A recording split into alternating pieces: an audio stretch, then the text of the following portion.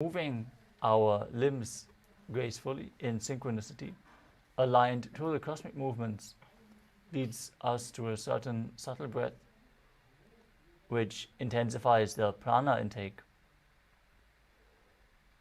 The visualization, holding the visualization which is projected on the screen.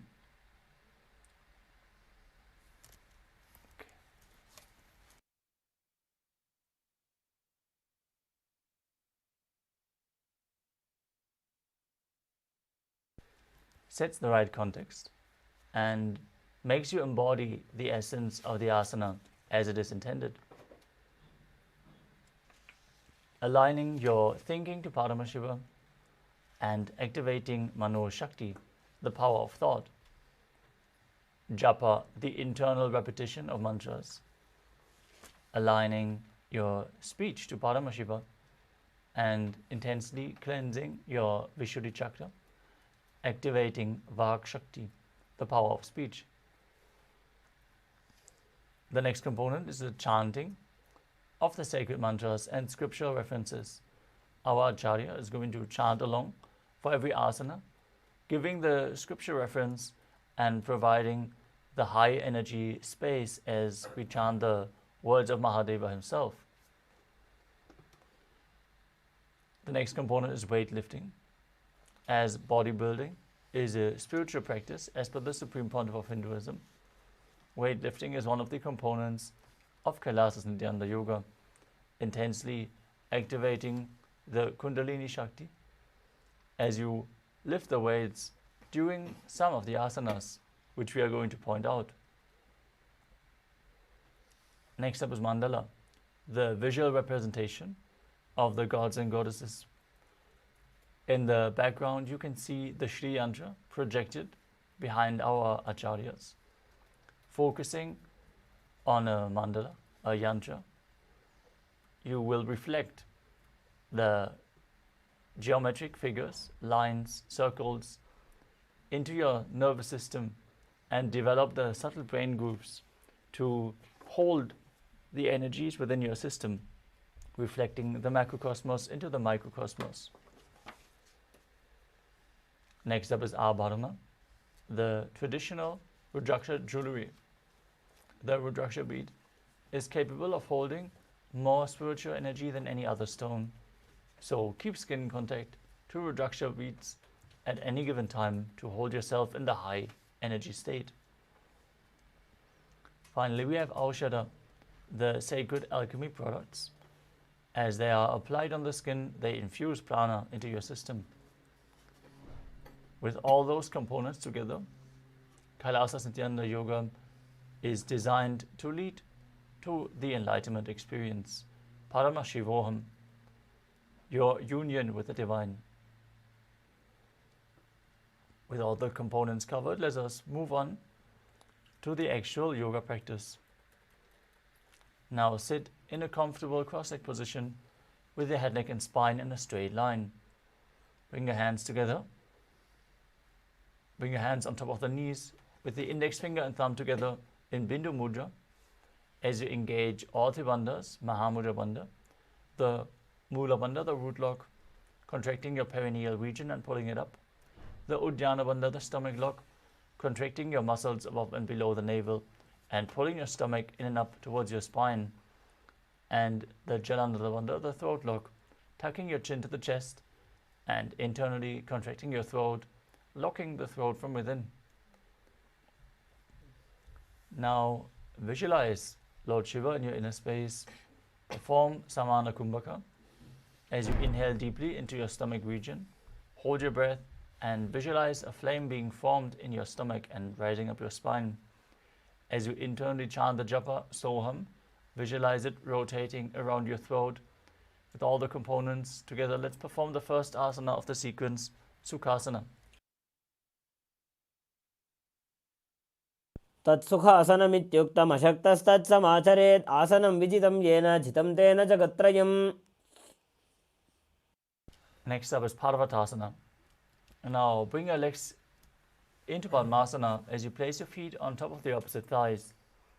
Bring your palms together in Anjali Mudra and raise them up above your head, keeping the elbows straight as you engage all three bandhas, Mahamudra Bandha. Visualize yourself as Mount Kailash. अथ वक्षे Mahadev पर्वतासनमङ्गलम्. Now bring the soles of the feet together in front of your body, slightly extended away, as you hold your hands behind your back and lean forward and down, placing your forehead on the ground behind the heels. Gaze towards your nose, engage all three bandhas as you visualize Swamiji in your inner space in Halipavasana. पूर्वविधियाहु मे जानो उभयपकदली सम्पुटठानो. Next up is Nagi Pavasana. From the same position, cup your palms and extend them in front of the feet, placing them on the ground as you place your forehead on the ground behind the heels. Engage all three bandhas, gaze to your nose and visualize yourself as a snake. पूर्वविधिपर्यागाने नीचौहौ वीकहु निफनास्यो लगाई. The next asana is Kukilasana. Now hold on to the big toes in Prana Mudra. Extend your legs forward and up as you then cross them into Padmasana. Lean forward and down onto your elbows. Engage all three bandhas and visualize yourself as a bird. अथान्यदासनं वक्षे न सिद्धो भवेन्दरः. Next up is Nityasana. Now place one ankle on top of the opposite knee and hold on to opposite elbows. Engage all three bandhas as you start rotating your arms in a circle. Gaze to your nose. Visualize Swamiji in your inner space and after some time change the direction of the movement. वामापादकी आशमाहिली सोजे दक्षचर्णकोबार्लौता परिकुल्भसमोज.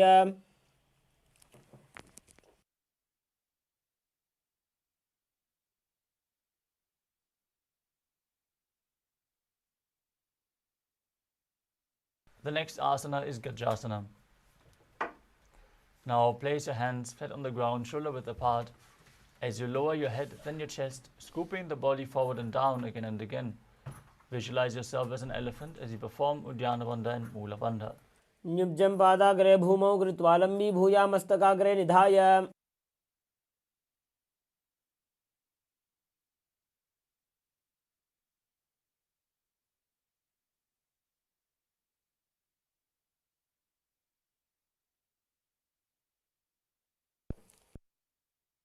The next asana is Rikshasana. From the same position, alternate pressing the heel of one foot into the ground while lifting the other heel up. Repeat this movement again and again as you visualize yourself as a bear and perform Uddiyana Bandha and Mula Bandha. एकैकं पादमाकुञ्च गजासनं कुर्यात् रक्षासनं भवति. Next up is Vaishyasana. Now stand tall on the tips of the big toes with all other toes raised off the ground if you can. Keep your head, neck and spine in a straight line and bring your middle index and ring fingers to the heart center in Hridaya Mudra. As you visualize Swamiji in your inner space, perform Uddiyana Bandha and Mula Bandha. केशेन पादयुगलं बद्ध्वा तिष्ठेत् अधोमुखः.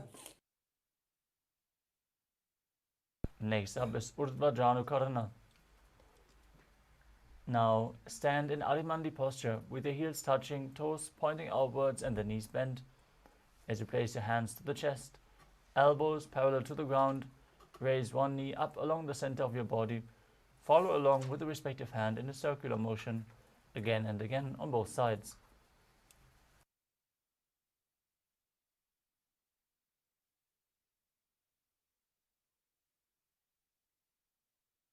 Next up is Bala Lingasana. As you interlace your fingers from the outside in Sarva Shankari Mudra, hold on to one knee and pull it up towards your chest. Keep your head, neck and spine in a straight line. Perform all three bandhas and visualize yourself holding a baby. एकं जानोरसि आलिङ्ग्य स्थातव्यं बाललिङ्गनं भवति. Next up is Padapidanasana. As you take one foot and pull it behind towards your buttocks, holding it with both hands, engage all three bandhas and visualize Swamiji in your inner space. एकस्मिन् पादतले कराभ्यां वेष्टयेत्. Next up is Natarajasana. With the respective hand, hold onto the sole of one foot from the inside and extend it back and up while you lean forward with the opposite hand extended forward. Hand in Bindu Mudra, index and thumb together. Visualize yourself as Lord Nataraja as you perform the Mula Bandha. उत्तानपादं क्रौञ्चं च मरीचिं वीरभद्रकम्.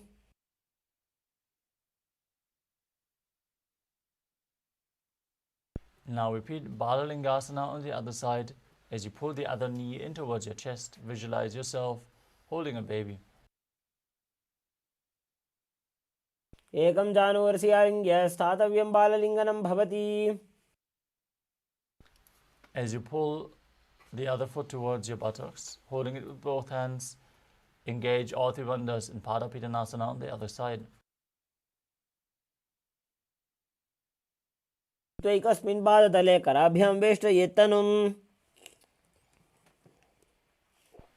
As you hold the sole of the foot from the inside, lean forward with the opposite arm extended in Bindu Mudra, visualizing Lord Nataraja in Natarajasana on the other side.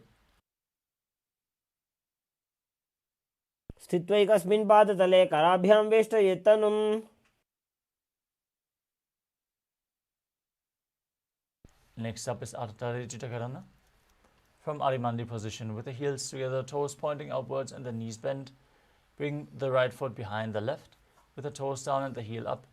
Keep the left hand at the chest and swing the right arm back and forth like a pendulum. Gracefully move your fingers one by one.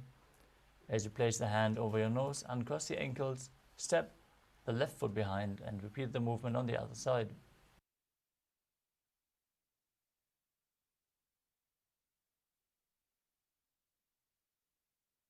Next up is the skeleton dance. Now visualize yourself as a skeleton as you shake your body intensely. Hold the visualization of your bone structure and shake your body wildly.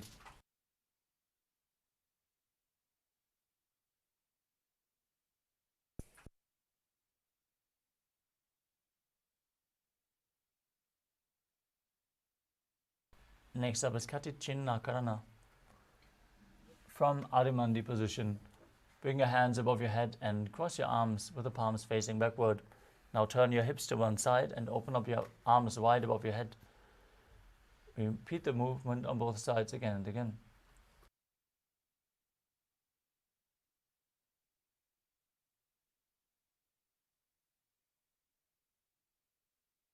The next asana is Tadasana.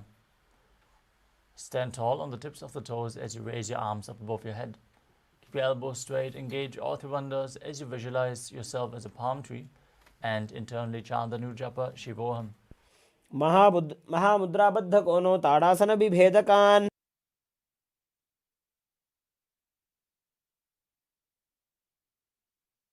The next asana is Uttanasana.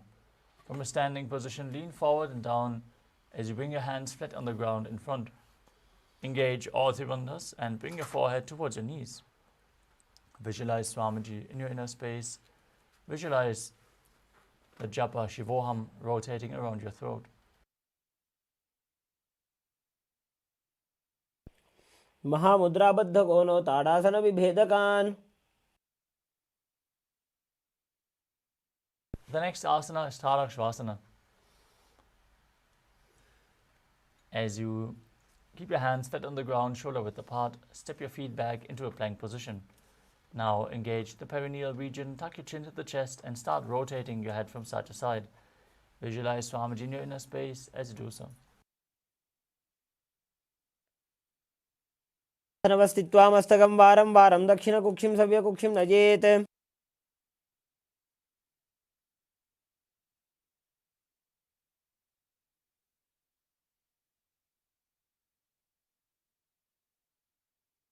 The next asana is Bhujangasana. Now lay down flat on your stomach as you keep the toes pointing backwards and the hands flat next to your chest. Now raise your head by the strength of your lower back. Open your mouth wide and inhale through the hollow of your throat in Bhujangani Mudra as you visualize yourself as a cobra.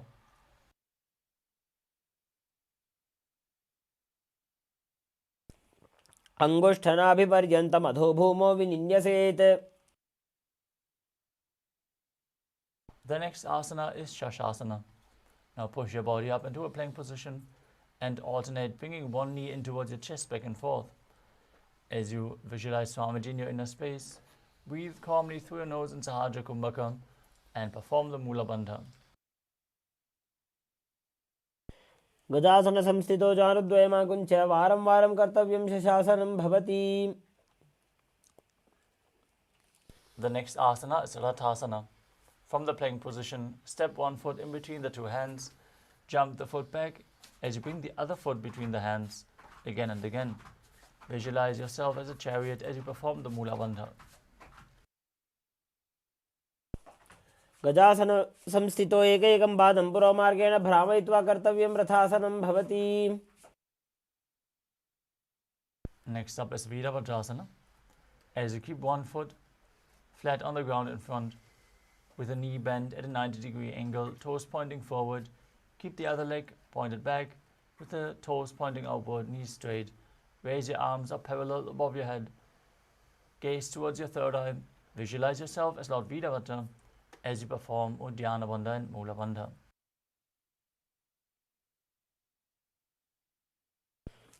वासिष्ठमथ कौण्डिन्यम् ऊर्ध्वकुक्कुटमेव च.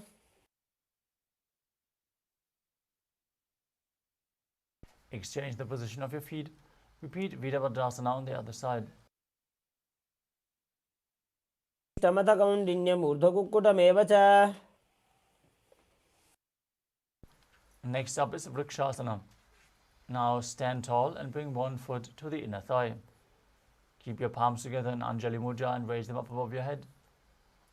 As you pull your stomach in and up, contract the perineal region and visualize yourself as a tree. वामोरुमूलदेशे च जाम्यं पादं निधायतु. Next up is Garudasana.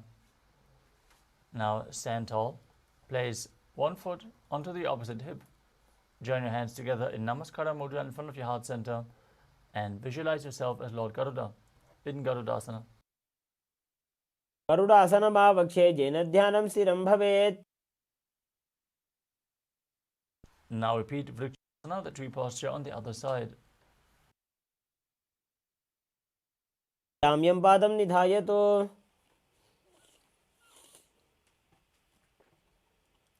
Now bring the raised foot to the opposite hip as you visualize yourself as Lord Garuda in Garudasana on the other side. गरुडासनमावक्षे येन ध्यानं स्थिरं भवेत्. The next asana is Trikonasana. As you step one foot forward and the other one far back, with the front toes pointing forwards and the back toes facing sideways. Extend your arms parallel to the ground, lean forward and down as you gaze up along the arm and visualize yourself as a triangle. उत्तानपादं क्रौञ्चं च मरीचिं वीरभद्रकम्. Now exchange the position of your feet and repeat Trikonasana on the other side. उत्तानपादं क्रौञ्चं च मरीचिं वीरभद्रकम्.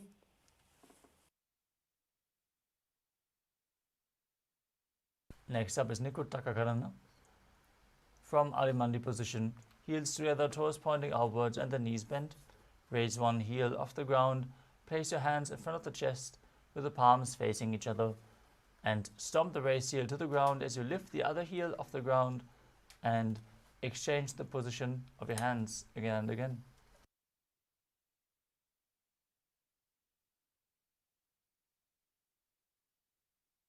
Next up is Angushtasana.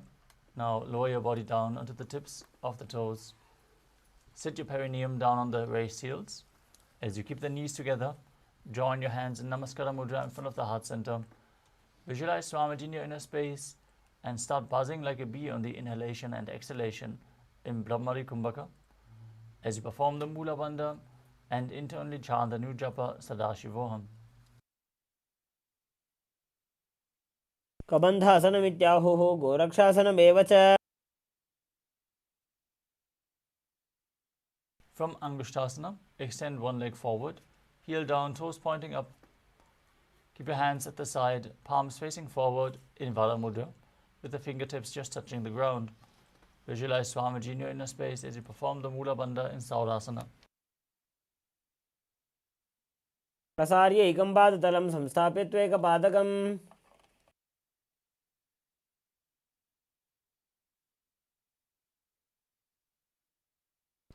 The next asana is Virunanasana. From Saurasana, lean forward and down. Hold onto the big toe of the front foot in Prana Mudra with index and middle fingers. As you lean forward, hold onto the heel of the back foot with the other hand. Visualize Swamiji in your inner space and perform the Mula Bandha. गुल्फस्थितो पादमेकं प्रसार्य तत्पादाग्रं संस्पृशेत् तत्करेण Now exchange the position of your feet and repeat Saurasana on the other side. प्रसार्य एकं पादतलं संस्थाप्य त्वेकपादकम्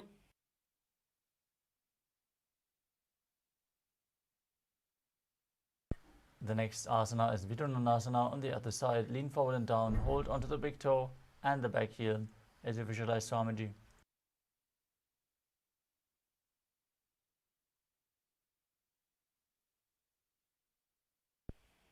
गुल्फस्थितो पादमेकं प्रसार्य तत्पादाग्रं संस्पृशेत् तत्करेण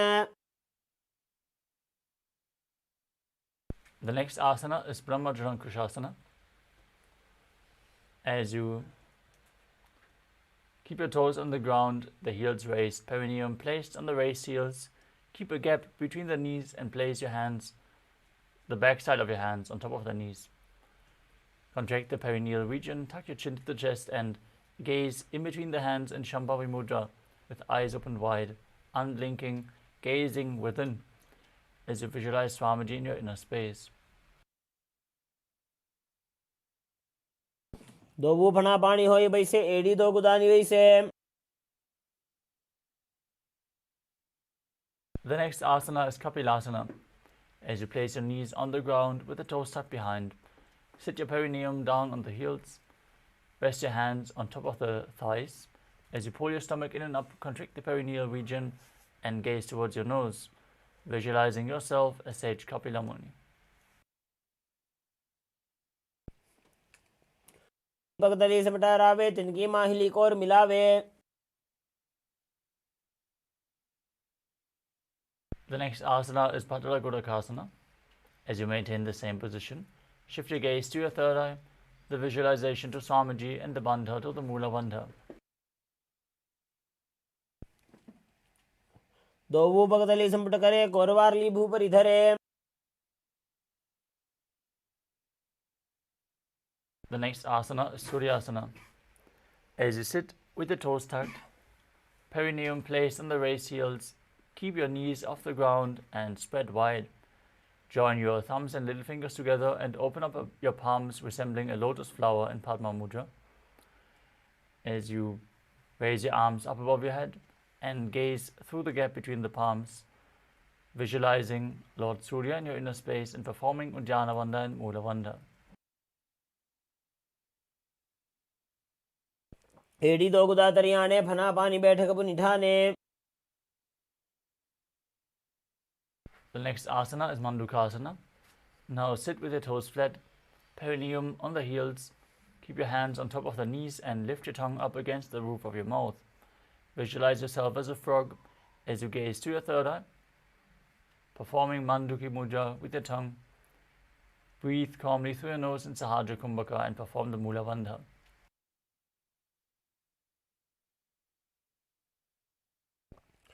पादतलौ पृष्ठदेशे अंगुष्ठे द्वे च संस्पृशेत्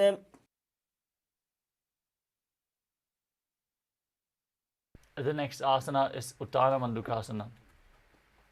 As you maintain the same position as in Mandukasana, bring your hands behind your back and hold on to opposite shoulders, keeping your elbows close to your head.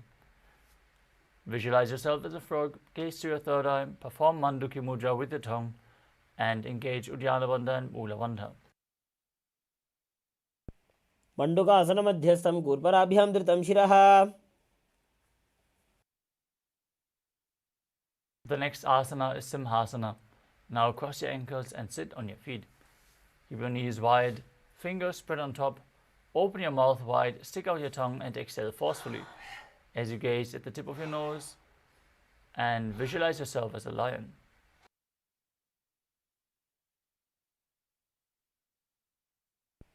दक्षिणं सव्यगुल्फेन दक्षिणेन ततेतरम्.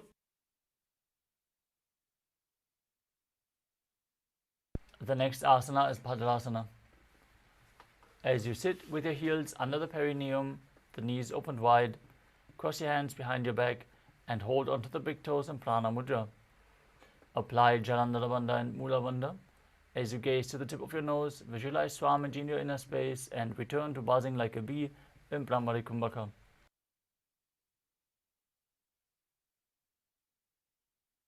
गुल्भौ च वृषणस्याधो व्युत्क्रमेण समाहितः.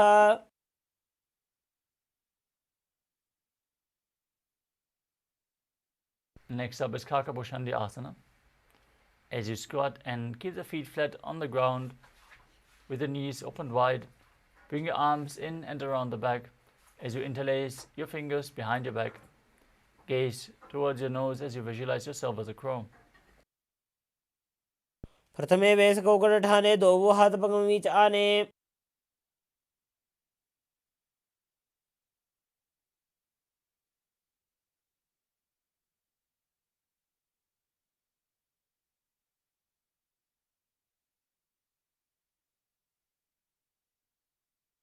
The next asana is Karnivavasana. As you place your palms on the floor, shoulder width apart, bring your knees onto the back of your arms towards your armpits. Lean your chin forward and down as you lift the feet off the ground and visualize Swamiji in your inner space. आसन को गुण आशी दुष्टा होई तो आची होई. The next asana is Kapali Asana.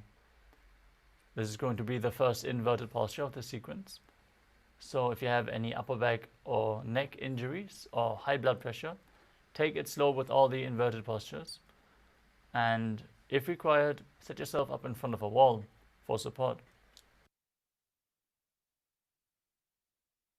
Now place your elbows onto your knees onto your elbows, your head onto the ground, forming a triangle between your hands and your head as you align your hips with the shoulders and raise your legs up straight. Visualize Swamiji in your inner space as you perform the Mula Bandha. शीश शीशा धरती टेकी पकदो भूमि लिवाऊ चाकू करे.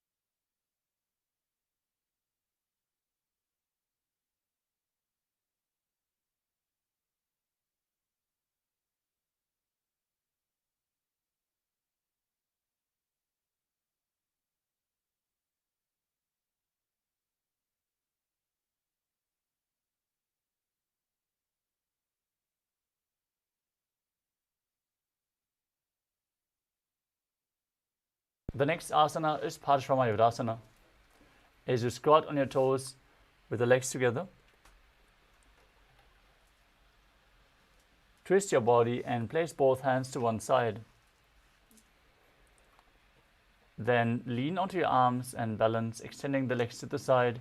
As you gaze to your third eye, visualize yourself as a peacock. Perform Rechaka Kumbhaka, exhaling deeply and holding your breath in Paramashivoham.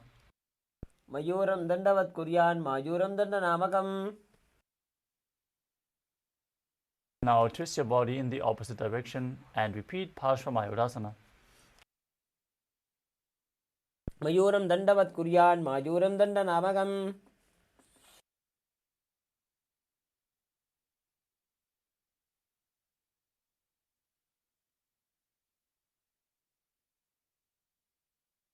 Now place your hands flat on the ground in front as you step your feet back into a plank position. Then step one foot outside the shoulder in between the two hands. As you push your hips forward, contract the perineal region, gaze to your third eye and visualize yourself as Lord Kala Bhairava in Bhairaganathasana. आसन को गुण पीती जाई. Now step the front foot back and bring the other foot outside the shoulder in between the hands. As you visualize yourself as Lord Kala Bhairava in Bhairaganathasana on the other side. आसन को गुण पीती जाई. Step the front foot back and from the plank position, bring your forearms on the ground and slightly walk your feet forward to raise your hips in Unmukha Pitasana as you gaze towards your third eye and visualize Swamiji in your inner space. भून्यस्तो जानुनी हस्तो चतुष्पदम वाङ्मुखम्. Next up is Vashishthasana. From Tadakshvasana, rotate your body onto one arm as you extend the other arm up towards the sky. Keep your body straight, the core engaged as you perform the Mula Bandha.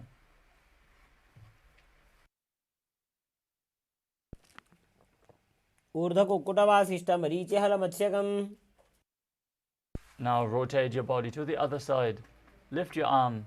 Visualize yourself as H Vashishta and Vashishthasana on the other side. ऊर्ध्व कुक्कुटवासिष्ठ मरीचिहल मत्स्यकम्.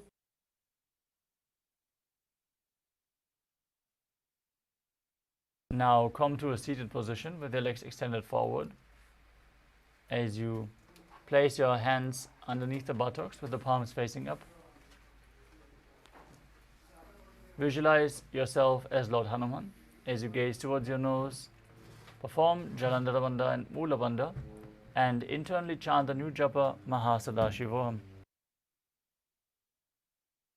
की उभय हथेली कोरवारली मैले भेली.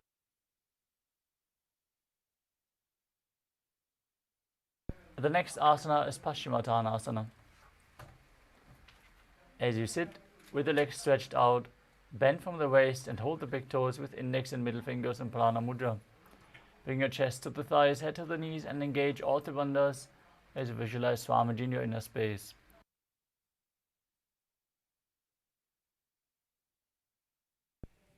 स्वबानिभ्यां दृढं दत्वा जानोपरि शिरोऽन्यसेत्. The next asana is Ugrasana. From the same position, interlace your fingers behind your head in Parashur Mudra. Lean forward and down. Bring your head towards the knees, in between the knees if you can, as you bring your elbows outside the knees. Engage your core. Perform all three bandhas as you visualize Kali in your inner space. स्वबानिभ्यां दृढं धृत्वा जानोपरि शिरोऽन्यसेत्. Next up is Marichi Asana. As you sit with the legs extended, bring one heel against the groin with the knee raised. Bring your arm in and around the raised knee, interlock both hands behind the back. As you lean forward and down, bring your head towards the knee and visualize yourself as H Marichi. उत्तानपादं क्रौञ्चं च मरीचिं Virbhadra. From Marichi Asana, drop the raised knee to the ground, keep the heel against the perineum, lean forward and down and hold the front foot with both hands. As you engage all three bandhas, Mahamudra Bandha, gaze towards your nose and visualize Swamiji in Mahamudrasana.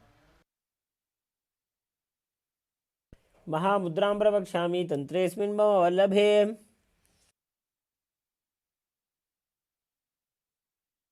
Now extend both legs, bring the other heel against the groin as you repeat Marichi Asana on the other side. उत्तानपादं क्रौञ्चं च मरीचिं वीरभद्रकम्. Now drop the knee to the side, lean forward and down, perform Mahamudra Bandha in Mahamudrasana on the other side. उत्तानपादं क्रौञ्चं च मरीचिं वीरभद्रकम्.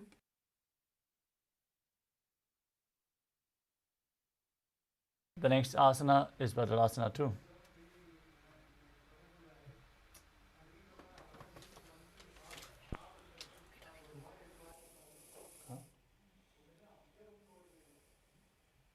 Now sit and bring the soles of the feet together in front with the heels close to your perineum. Keep your knees wide. Hold onto your feet firmly with both hands as you push your knees down to the ground by the strength of your groin. Gaze to your third eye and visualize Swamiji in your inner space as you perform the Mula Bandha. गुल्फौ च वृषणस्याधो सीवन्त्याः पार्श्वयोः क्षिपेत्.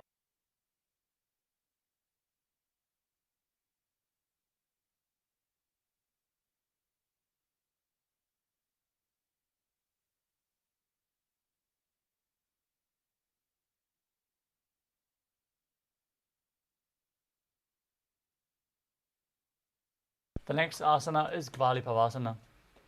From Bhadrasana, extend your feet away from the body slightly. As you keep the toes together and the heels apart, your knees wide open. Place your hands on the respective knees, tuck your chin to the chest and gaze towards your nose as you visualize Swamiji in your inner space.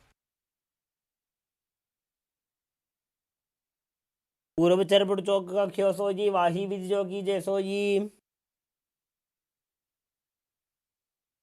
Next up is Joni Asana.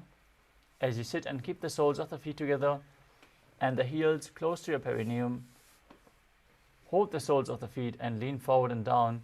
Bring your forehead to the feet as you gaze to your nose and visualize Yoni Mandala, the visual representation of Devi Paramashiva Shakti.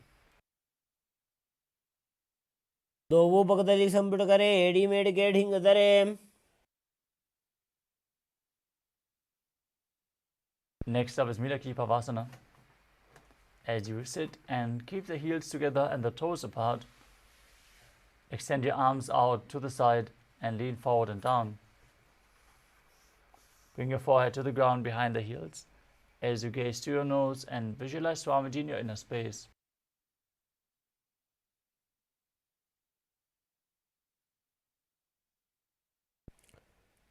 पूर्व विधि परिपकदली संपुट शोर एडी मिली राशे. Next up is Siddha Samadhi Asana. As you sit and keep the toes together, heels apart, bring your arms below the shins and extend them out with the palms facing up. Bring your forehead to the ground in front of the feet as you bring your toes towards your throat if you can. Gaze towards your nose, visualize Lord Surya in your inner space as you perform the Mula Bandha.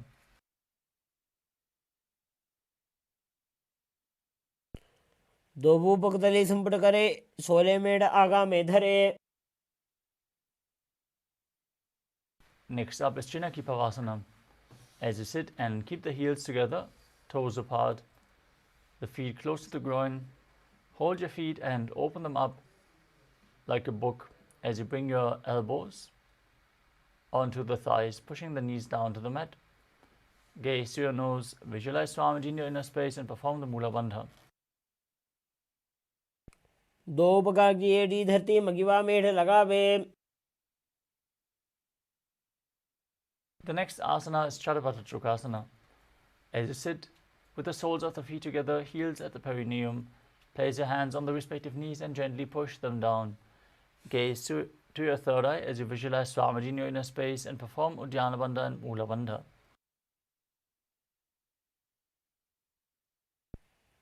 दोवो पगदली संपुट धारे आगाने कर जारे पसारे. Next up is Bhairavasana. As you sit and bring the soles of the feet together with the knees opened wide, lift your heels up off the ground and bring the toes down to the ground. Use the support of your hands if needed in this intense stretch.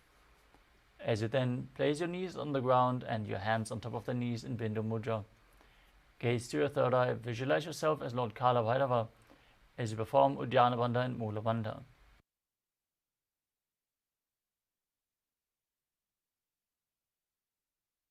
गुल्फो संपीड जान्योन्यं विक्रमेणोथि तं शनैः.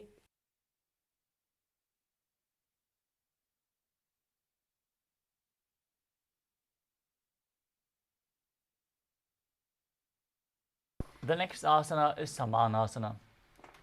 As you sit with one heel at the perineum, lift and hold the other foot towards your chest. Gaze to your third eye and visualize Swamiji as you perform the Mula Bandha. समानासनमावक्षे सिद्धमन्त्रादिसाधनात्. The next asana is Apanasana. Now place one leg over top of the respective shoulder as you extend the other leg forward and up. Keep your hands at the side of your body as you gaze to your third eye and visualize Swamiji in your inner space. केवलं पादमेकं च स्कन्धे चारोपयेत् ततः. Now repeat Samanasana on the other side. Place the other heel against the groin and lift the opposite foot towards your chest with the sole onto your chest. आसनमावक्षे सिद्धमन्त्रादिसाधनात्.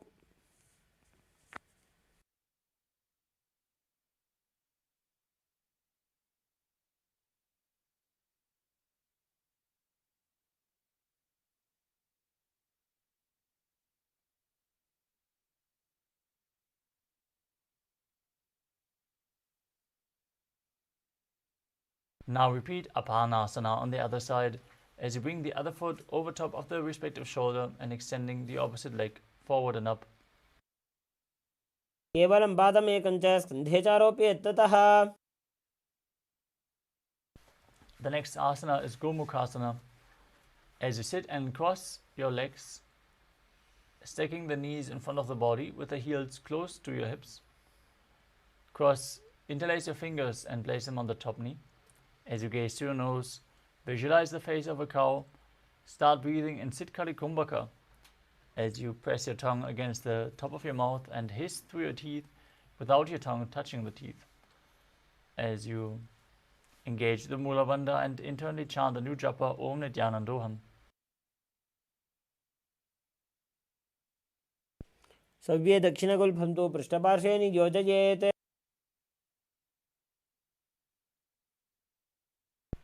The next asana is Anasuyasana. From Gomukhasana, hold onto the big toes in Prana Mudra. Gaze towards your nose as you visualize yourself as Rishika Anasuya and perform Uddiyana Bandha and Mula Bandha.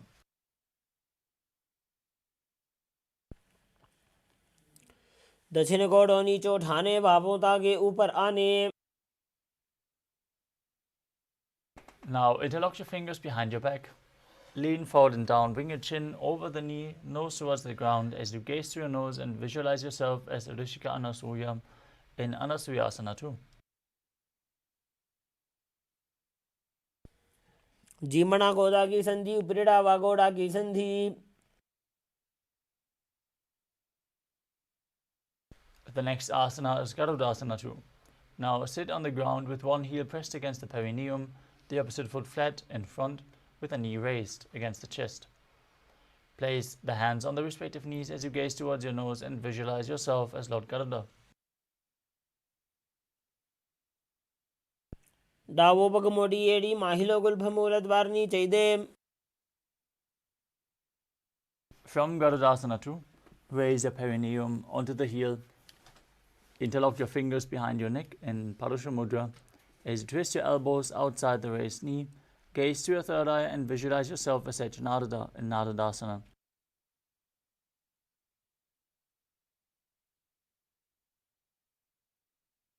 पिष्टि जो वाम पगदली केरी भूपरिता ही लगावे फेरी.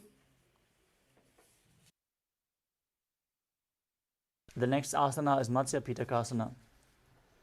As you place one foot on top of the opposite thigh and wrap the respective arm around the knee, hold on to the shin, extend the other arm down and hold on to the big toe in Prana Mudra. Gaze towards your nose and visualize Matsya, the fish avatar of Lord Vishnu. वामे नवामांगुष्ठन्तो गृहीतं मत्स्यपीठकम्. Now repeat Gomukhasana on the other side as you stack your knees again with the other knee on top. Interlace your hands on top. Visualize the face of a cow and don't forget to breathe in Siddhkari Kumbhaka, hissing through your teeth without the tongue touching the teeth.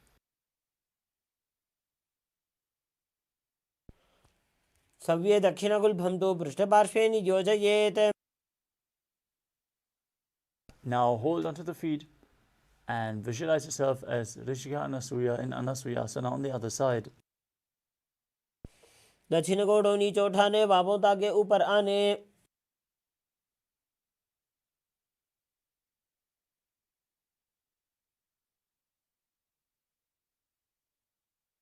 Now lean forward and down as you interlock your fingers behind your back. Repeat Anasayasana 2 on the other side.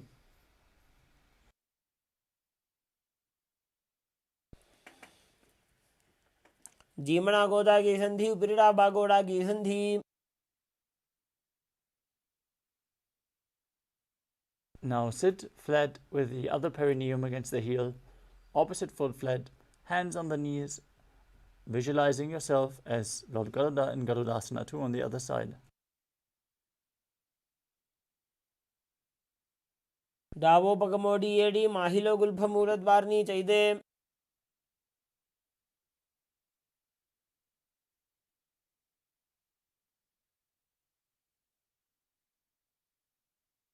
Now interlace your fingers behind your back, raise your perineum onto the heel, twist the elbows outside the raised knee as you repeat Naradasana on the other side. बिष्टिज वाम पगदली केरी भूपरिता ही लगा वे फेरी.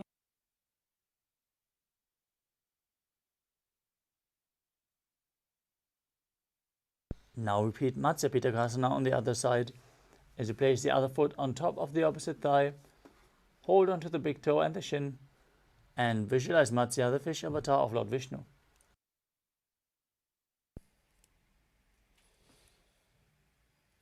Women वामाङ्गुष्ठन्तो गृहीतं मत्स्यपीठकम्.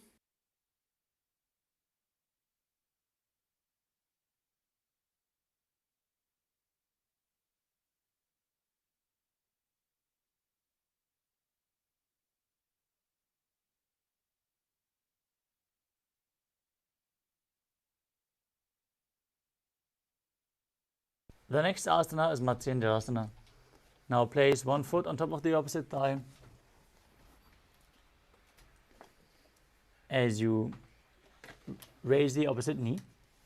Keep your foot flat and twist one elbow outside the raised knee. Place the raised hand at the neck, gaze back and up as you place the back hand on the ground behind you.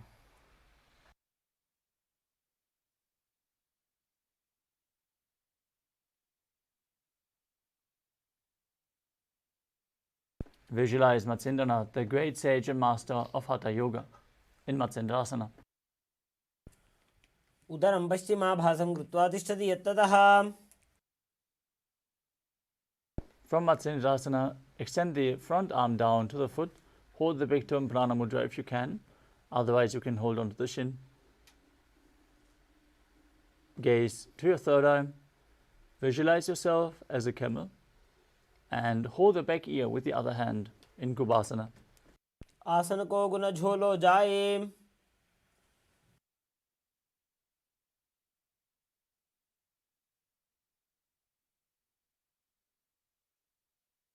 From Kubasana, drop the hand from your ear to the ground behind you. Gaze to your third eye and visualize Sage Matsyendranath in Matsyendrasana 2. मत्स्येन्द्रपीठं जठर प्रदीप्तिं प्रचण्ड रुक्मण्डलखण्डनास्त्रम्.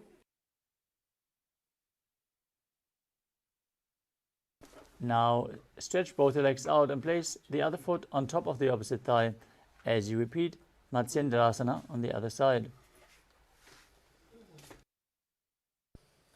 उदरं पश्चिमाभासं कृत्वा तिष्ठति यत्ततः.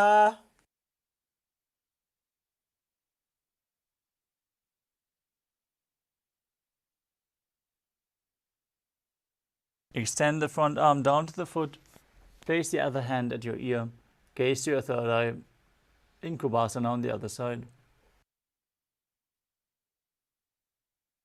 आसन को गुण झोलो जाए.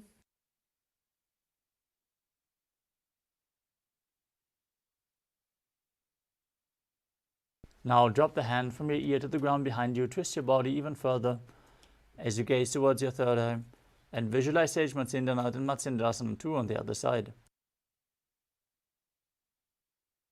मत्स्येन्द्रपीठं जठर प्रदीप्तिं प्रचण्ड रुक्मण्डलखण्डनास्त्रम्. Now place your feet on top of opposite thighs in Padmasana. As you keep your hands on top of the knees, gaze towards your nose, visualize yourself as Lord Shiva. Breathe in Sitali Kumbhaka as you press your tongue against the back of your teeth and hiss through the teeth while inhaling. Perform Mahamudra Bandha and internally chant the new japa Om Nithyananda Paramashivam. आसनं द्विधं प्रोक्तं पद्मं वज्रासनं तथा. Now maintain Padmasana. Cross your arms in front of your body. Hold onto the big toes in Prana Mudra. As you gaze towards your nose, visualize yourself as Goddess Parvati, the consort of Lord Shiva. Keep breathing in Sitali Kumbhaka and engage the Mula Bandha in Padmasana too. उत्तानौ चरणौ कृत्वा ऊरु संस्थौ प्रयत्नतः. Next up is Kukutasana.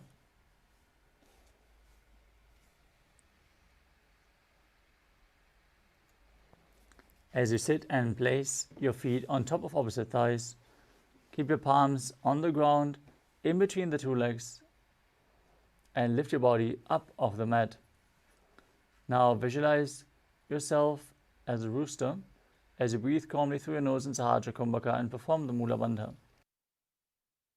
पद्मासनं संस्थाप्य नान्वोरन्तरे करौ. Next up is Baddha Keki Asana.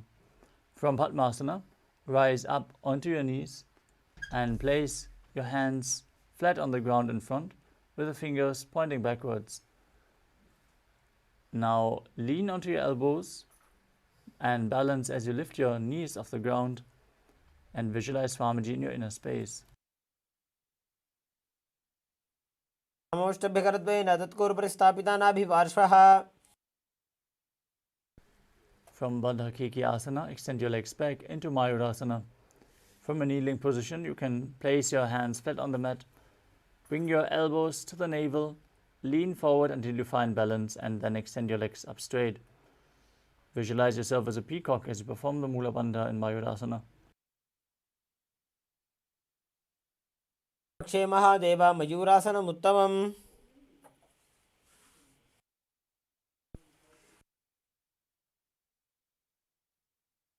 Now lower your body down onto your stomach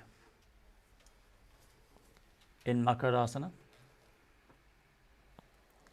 As you interlock your fingers behind your neck and keep the toes pointing outwards, placing the forehead on the ground, visualize yourself as a crocodile.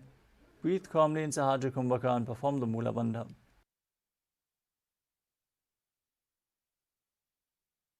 अध्यासचेते हृदयं निधाय भूमौ च पादौ च प्रसार्यमानौ. Next up is Shalabhasana.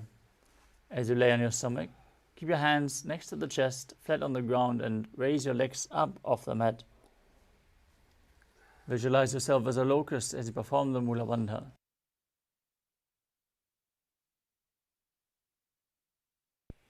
अध्यासचेते करयुग्मवक्षौ भूमिमष्टभ्यकरयोः स्थलाभ्याम्. Next up is Ushtrasana. As you lay on your stomach, hold onto your feet. As you pull them down outside the hips, close to the ground, as low as possible. As you visualize yourself as a camel in Ushtrasana.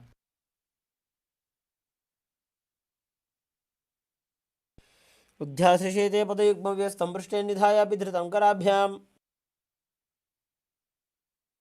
The next asana is Dhanurasana.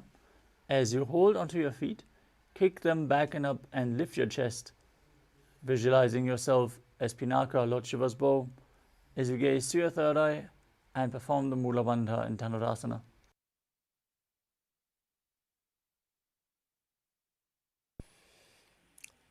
प्रसार्य पादौ भूयदण्डरूपौ करौ च पृष्ठे धृतपादयुग्मम्. The next asana is Bhagasana. Now sit in a kneeling posture with your heels outside the hips, the toes touching behind. Place your hands on the thighs, gaze to your third eye. Visualize Swamiji in your inner space as you perform the Mula Bandha and internally chant the new japa Om Nithyananda Paramashivoham.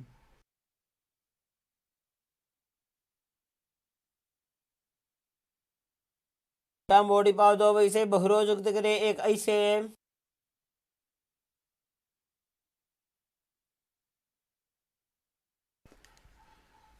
The next asana is Gohi asana. We are setting up for another inverted posture. So place yourself in front of a wall if you need the support. Now place your forearms on the ground, elbows shoulder width apart. Interlock your fingers.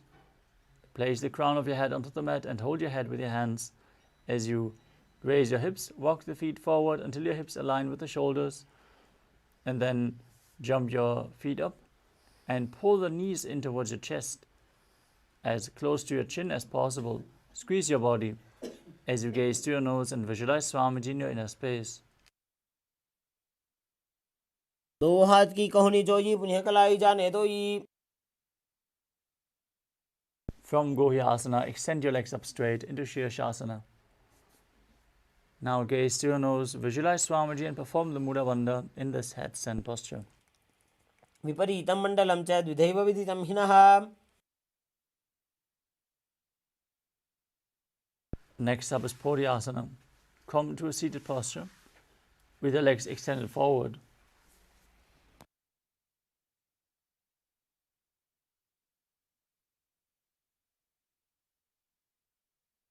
Start breathing in Bhastika Kumbhaka, rapidly exhaling from your diaphragm, pushing the air out again and again like the bellows of a blacksmith as you hold your calves from behind and raise your legs up vertical, bringing your head towards your knees. Visualize Swamiji and perform the Mula Bandha. हर आने घोड़ा तरे कागसी ठाने.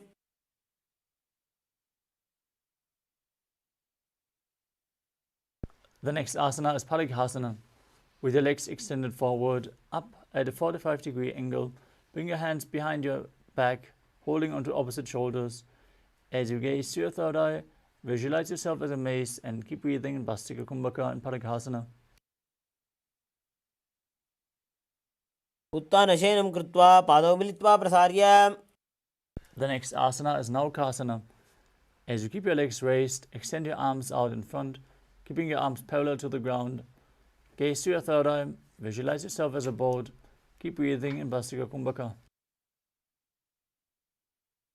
उत्तानशयनं कूर्पराभ्यां भूमिवष्टभ्य. Next up is Udrasana. As you sit and lift your feet up, scoop your hands under the heels and pull your feet towards your chest. Keep your spine upright, gaze towards your nose, and visualize yourself as Lord Rudra as you keep breathing in Bhastika Kumbhaka. पगतली संपूट करी हाथस्य उपग उचाजी. Now breathe calmly through your nose as you lay down on your back with the feet flat, knees raised, hands flat on the ground behind your heels with the palms facing down. Now push your hips up, engage the perineal region, and perform the Jalandhara Bandha as you breathe in Mudra Kumbhaka, exhaling while the throat lock is still engaged. Gaze towards your nose and visualize Swamiji in your inner space in Unmukha Pitasana too. ऊर्ध्वे च जानूनि कृत्वा शवेत्वोर्ध्वमुखं तथा. The next asana is Shivasana. As you lay down on your back with the hands next to your hip, palms facing up, perform Shakti Chalan Mudra. Pull the Kundalini Shakti up along the spine forcefully. Then relax. Unclutch from any micro movements of the body and mind as you visualize that your body is dead and Swamiji, the Supreme Pontiff of Hinduism, is liberating you. Internally chant the Mahavakya, Om Nithyananda Paramashivoham. उत्तानं शववद्भूमौ शयनं तु शवासनं. शवासनं श्रान्तिहरं चित्तविश्रान्तिकारणम्.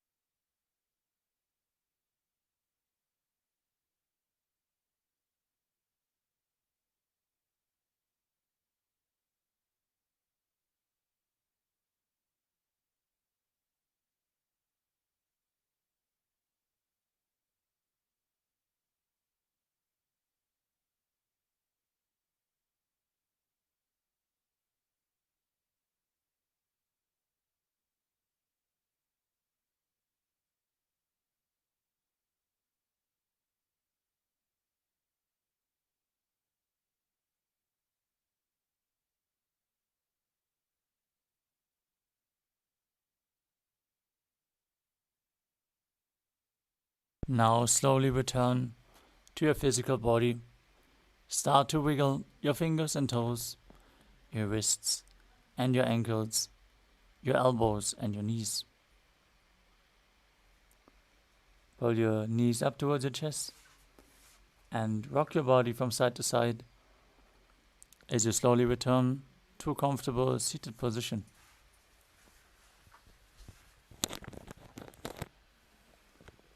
Congratulations, you completed the first 108 asanas of the sequence, which form the Pratama Vinyasa Karma. We are now going to move on to the next asana of the sequence, Yathasana Ishtasana. Now sit in a position that brings ease to your physical and mental space. Any posture is fine. Just place your hands on top of the knees in Bindu Mudra. Visualize Swamiji as you perform the Mula Bandha in Yathasana Ishtasana. पर्यङ्कं तत्समाख्यातं जितसंस्थं यथा स्थितिः.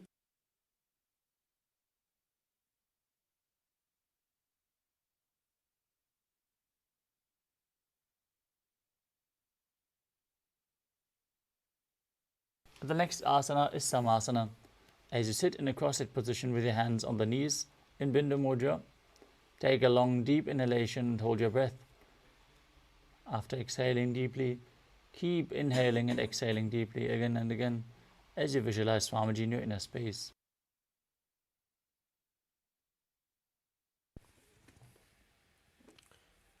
इदानीं गर्भिणीनां योगाभ्यासो यथा लघु. The next asana is Muktasana. As you place the left foot against the genital region, place the right foot over top of the left. Keep your hands facing down on top of the knees as you gaze towards your nose and visualize yourself as a sage liberated by the supreme pontiff of Hinduism.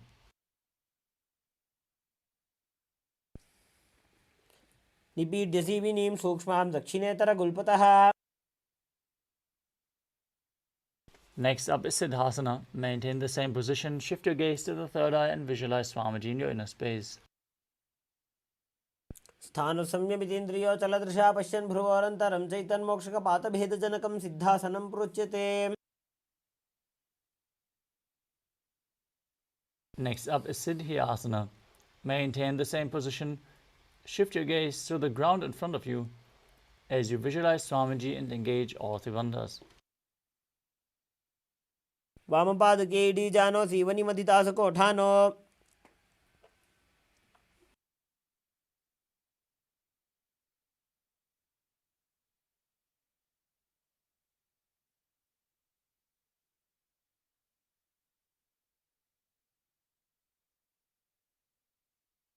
The next asana is Rudrasana 2. As you keep your legs in the same position, rotate your hands back into Bindu Mudra, shift your gaze to the third eye and visualize yourself as Lord Rudra.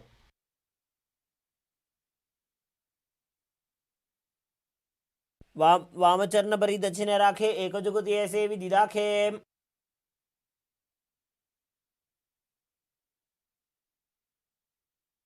The next asana is Santadunasana.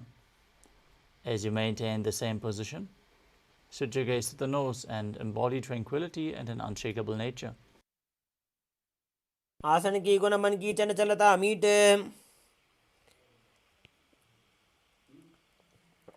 Next up is Siddhasana 2. Maintain one heel on top of the other as you bring your hands to the navel, cupping one palm over the other, resembling a lotus flower in Samputa Mudra. Visualize Swamiji in your inner space as you do so. ऋजुकाय समासीना सिद्धासनमुदीरितम्.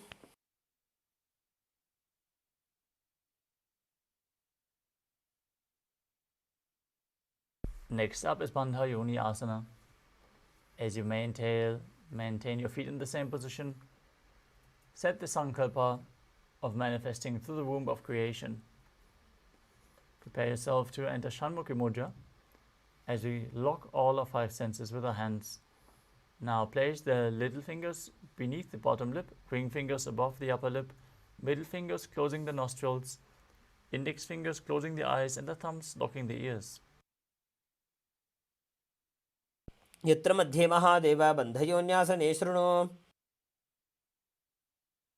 The next asana is Virasana. Now place one foot on top of the opposite thigh and the other foot below the opposite thigh. Place your hands on the knees in Bindu Mudra and visualize the state, embody the state and space of bravery.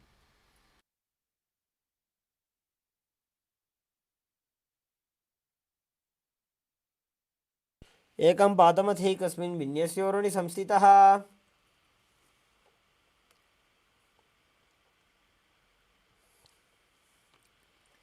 Next up is Valmikasana. As you keep your feet in the same position, hands on the knees in Bindu Mudra, gaze to your third eye and visualize Sage Valmiki, the great poet and author of Ramayana. डाबा पगगी पगधली पुनि AD है जो या.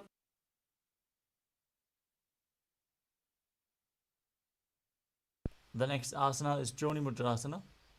Maintain your feet in the same position, rotate your hands on top of the knees, flat onto the knees. As you gaze through your nose and visualize Yoni Mandala, the visual representation of Devi Paramashiva Shakti. वामपादगी पगदली जाहि माहिली core.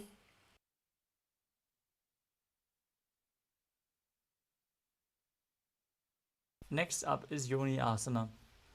As you keep your feet and hands in the same position, switch your gaze to your third eye, your visualization to Yoni Mandala, and perform the Mula Bandha.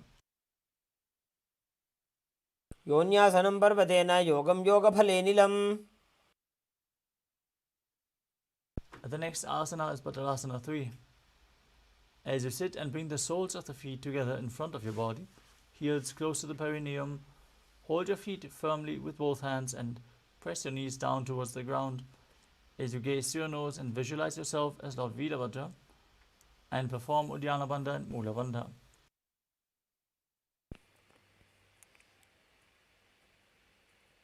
गुल्फौ च वृषणस्यादः सीवन्त्याः पार्श्वयोः क्षिपेत्.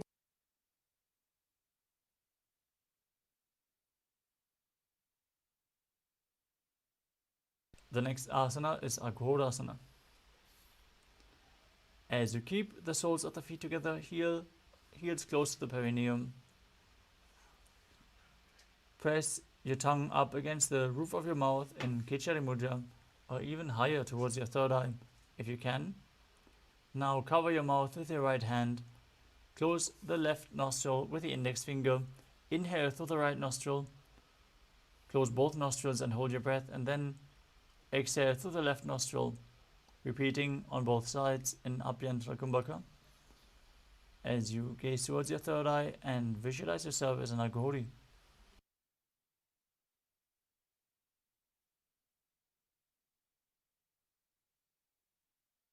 पूर्व कहो भिश्रिका जोई वाही विधि जोगी जैसो जी. Next up is Kanadi Pavasana. As you bring your feet together in front, the toes together and the heels apart, place your elbows on the heels and rest your chin on the palms. Gaze towards your nose, engage Uddiyana Bandha and Mula Bandha as you breathe in the Rechaka Kumbhaka, exhaling and holding your breath while visualizing yourself as a female elephant drinking water. ग्वाली पावा आसन का क्यों है जैसे Yahoo में जाने विधि तैसे. The next asana is Padasana. Sit with your knees raised, arms between the thighs and calves. Interlace your fingers and raise your feet off the mat. As you gaze towards your nose and visualize Swamiji in your inner space. ततोर्ध्वम्रे च येत् वायुं मृदुनिश्वास संयुतम्.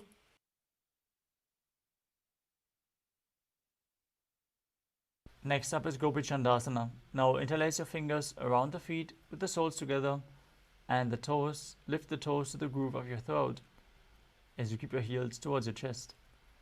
Place your chin on your hands, gaze through your nose, and embody the state and space of a king. पूर्व विधिपगा का अंगूठा कंठ को पराशे.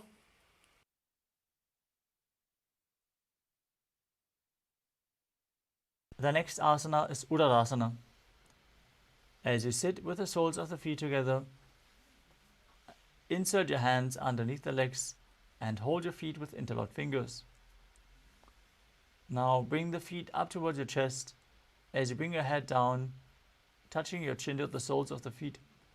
Gaze through your nose and visualize your body free from any defects. ದೋಬೂಪಕದಲ್ಲಿ ಸಂಪುಟಟಾನೆ ಉಭಯಹಸ್ತಕರಿವರದ ಹಿತಾನೆ. From the same position, raise your feet even higher in front of your face, with your interlocked fingers above your forehead.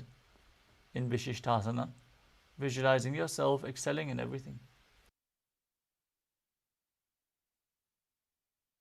ದೋಬೂಪಕದಲ್ಲಿ ಜೋಡಿ ಸಂಪುಟ ಕರೆ. Next up is Bhujasana. From a seated position, lift both legs over top of the respective shoulders. Bring your arms underneath the legs and up, interlacing your fingers around the back of your neck. Visualize yourself as a cobra as you perform the Mula Bandha. ಶಿರಾಸನಂ ತು ವಿಜ್ಞೇಯಂ ಕಕ್ಷಾಸನಮತಃ ಪರಂ. Next up is Kalyanasana. As you maintain a seated posture, raise your legs up, bring your elbows under the knees and wrap your arms around the back. Clasp your palms behind your back if you can. Gaze towards your nose and visualize yourself as a beautiful, auspicious goddess.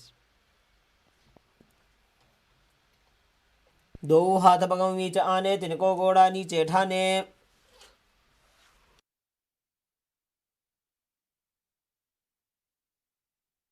The next asana is Sankatasana. Now place the top of the left foot flat on the mat and sit your perineum down on the left heel. Stack the right knee over top, heel close to the hip.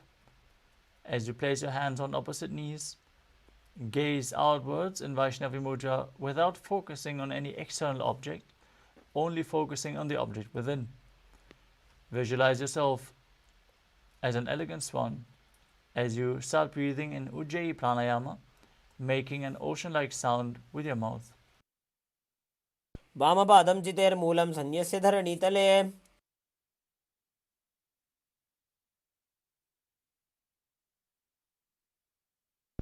Now slide the left heel outside the hip, sit on the ground as you place both hands on the top knee. Visualize a cow in your inner space. Perform Uddiyana Bandha and Mula Bandha in Dhenukasana. अनुषागी Nagar पंचडं वृषीलिन्दगल्यम्नी. Now place the right foot on the left thigh and the left foot on the right knee. Bring the left arm behind your back. Twist your body to hold on to the opposite thighs with your hands. Once you catch hold, twist your body even further. Gaze towards your third eye and visualize Swamiji in your inner space in Machandrasana. वामजङ्गप्रदक्षिणटाने वामहस्तपिष्टे दिशाने. Now untwist your body, hold onto the feet. As you maintain your legs in the same position, lean forward and down, place your forehead on the ground and visualize Swamiji in Machandrasana too. प्रथमजी मनो चरणजुजोजी वामजङ्गपरिराखेसोजी.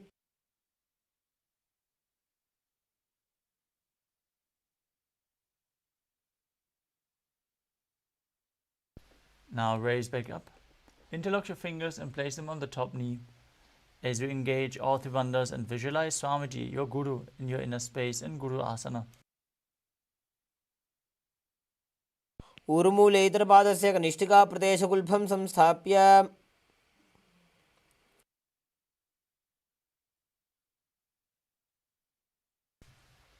Now stack your knees again, this time keeping your right foot flat, sitting on the right heel. As you keep your hands on opposite knees, visualize yourself as an elegant swan in Sankatasana on the other side. वामपादं चितेर्मूलं सन्यस्य धरणीतले. Now slide the right foot outside the hip and sit on the ground as you visualize a cow in Dhenukasana on the other side. अनुषागी Nagar पंचडं वृषीलिन्दगल्यम्नी.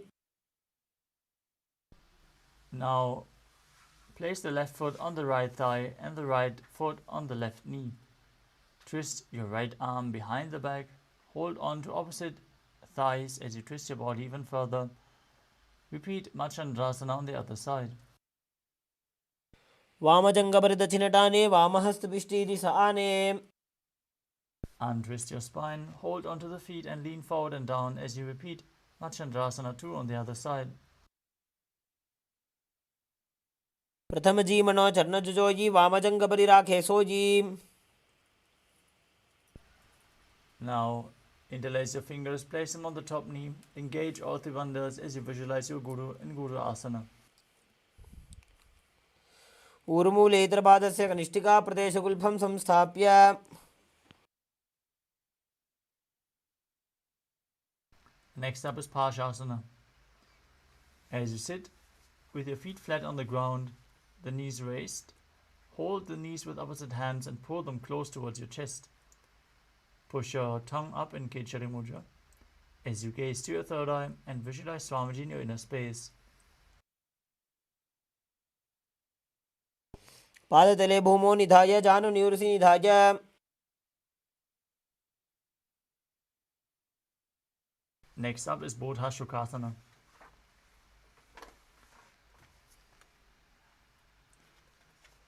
From the same position, hold onto your wrists and place your chin on the knees. Gaze towards your nose and visualize being in an abode of bliss.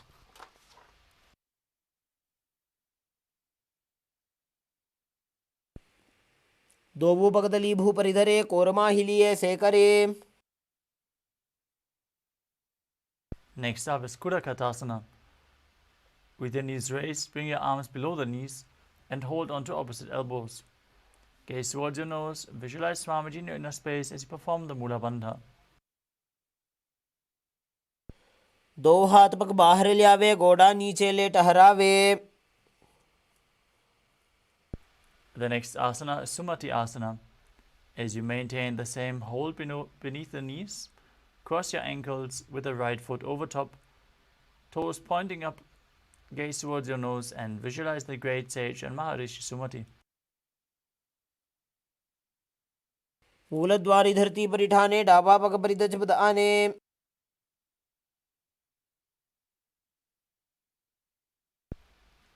Next up is Dandasana. As you extend your legs out straight, raise your arms straight above the head, interlacing the fingers with the wrists pointing outwards. Gaze towards your nose as you visualize Swamiji in your inner space and perform all three bandhas, Mahamudra Bandha. इदानीं गर्भिणीनां योगाभ्यासो यथा लघो सुखप्रसवलाभाय प्रोच्यते प्राक्तनेपथि. Next up is Arambhasana. From the same position, lean forward and down. Hold onto the big toes in Prana Mudra. As you bring your chest down, head towards the knees. Inhale through the left nostril and exhale through the right, and then change the direction of the prana flow in Nadi Shodhana without using the support of your hands. Visualize Swamiji in your inner space. दोवो पग मिलिवा पसारी पका का अंगूठा पकड़ी लीलाट गोड़ा लगावे.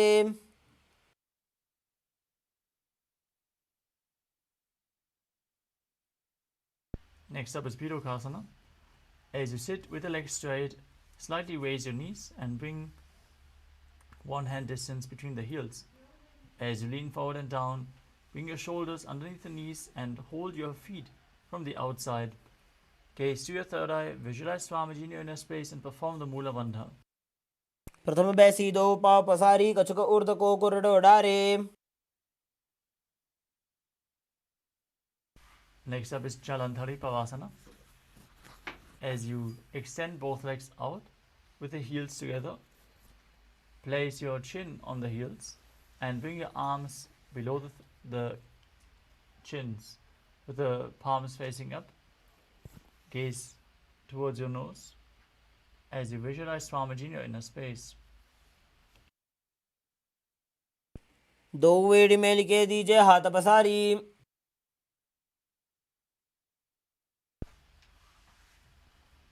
The next asana is Urdhva Paschimottanasana. As you sit and extend both legs out, lift one foot behind the neck, lean forward and down and hold on to the front foot with both hands as in Paschimottanasana.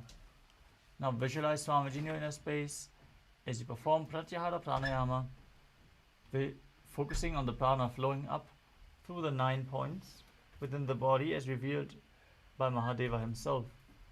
Those 9 points are the soles of the feet, the regenerative organs, the navel, the heart, the throat, the uvula, the center of the eyebrows, the top of the forehead, and the crown of the head, the Brahmaranda. Perform the Mula Bandha and internally chant the Mahavakya, Om Nithyananda Paramashivoham. पश्चिमतानवत्संस्थितिं कृत्वा एकं पादं ग्रीवायां धृत्वा तिष्ठेत्. From Urdhva Paschimottanasana, lean back, straighten your spine, hold onto the foot which is still behind your neck with the opposite hand. Gaze to your nose and visualize yourself as infinite, endless, eternal, Ananta. उत्तानशयनी एकैकं Pai ग्रीवायां विन्यस्य. Next up is Ankushasana. From Anantasana, rest onto the elbow of the hand holding the foot. Concentrate on the prana flowing upwards as you gaze to your nose and feel in complete control. उत्तानशयित एकैकं पादं ग्रीवायां कुर्वन्. The next asana is Durushasana. As you lay on your back, hold your knees with opposite hands and pull them close as you rock your body from side to side. Visualize Swamiji in your inner space. उत्तानशयनं जानुनी हृदये वष्टम्भ जङ्घासहितो उरोनि करद्वये बद्ध्वा.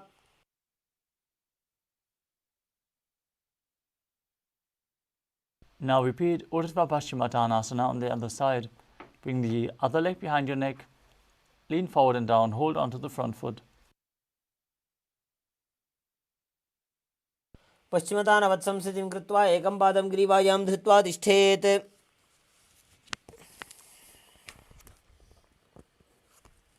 Now lean back into Anantasana.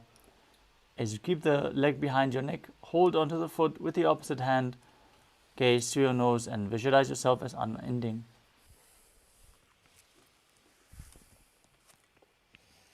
उत्तानशयनी एकैकं Pai ग्रीवायां विन्यस्य. Now roll onto the side of the hand, holding onto the foot, as you gaze to your nose and feel in complete control in Ankushasana.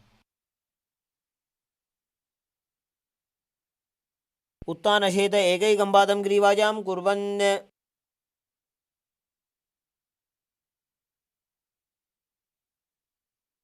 The next asana is Yoga Nidrasana. As you lie on your back, lift your legs one by one up behind your head. Hold your hands behind your back and gaze to your nose as you visualize Swamiji in your inner space. पादाभ्यां वेष्टयेत् कण्ठं हस्ताभ्यां पृष्ठबन्धनम्.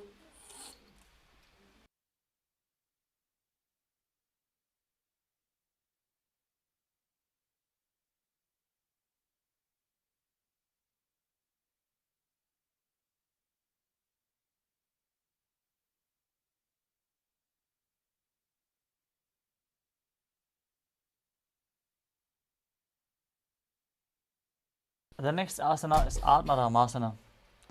While laying on your back, raise your legs towards your head. Wrap your hands around the legs and interlace your fingers behind your neck.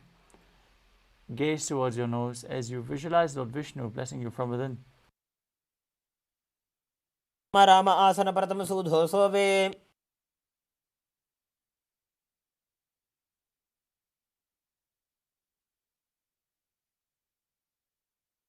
Next up is Kuchikasana. As you lay on your back, with the knees towards the chest, the soles facing up, extend your arms sideways, gaze to your third eye, and visualize Swamiji in your inner space. दोवो हाथ सीधा सा करे तिनसो ube Sapa करे. Next up is Jatara Parivritti. This asana consists of 3 steps. We're going to perform all 3 steps and then repeat them on the other side. Let us first enter a neutral position where you pull your knees in towards your chest and extend your arms out to the side at shoulder level. Visualize Swamiji and perform the Mula Bandha as you drop one knee to the side and extend the other leg down. This is the first step. Now bend both knees to the same side. Second step.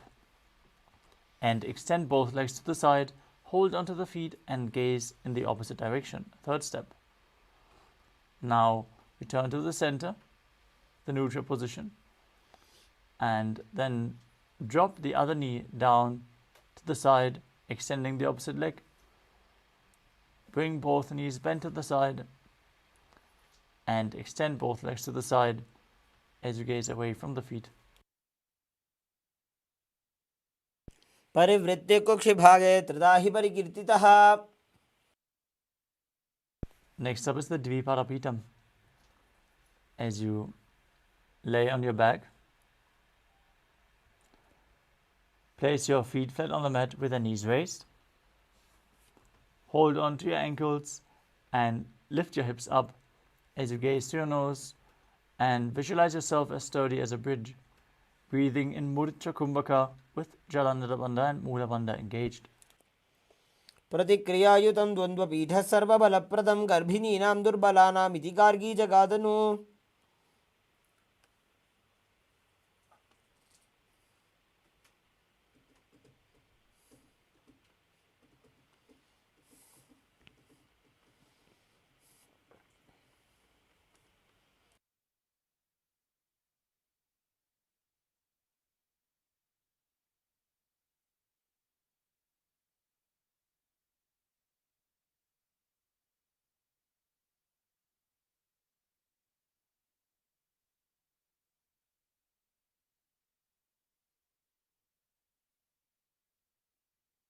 The next asana is Paryankasana. As you lay on your back and place your feet flat on the mat, bring your arms over your head, place your hands flat on the mat as well, with the fingers pointing towards your feet, and then lift your entire body off the ground as you visualize yourself as sturdy as stone furniture. Breathe calmly through your nose in Sahajra Kumbhaka as you perform the Mula Bandha. उत्तानशयनं हस्ततलाभ्यां भूमिं वष्टभ्य पादतलाभ्यां भूमिं धृत्वा.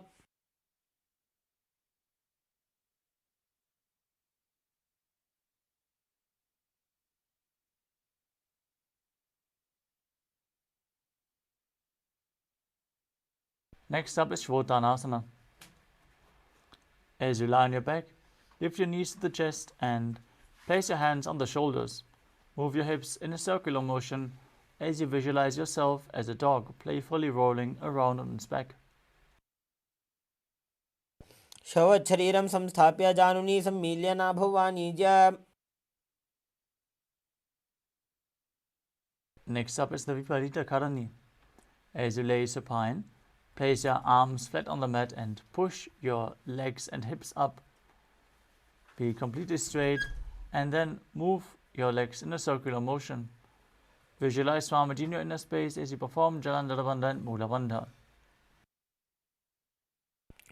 भूतले सशिरो दत्वा खेनये चरणद्वयम्.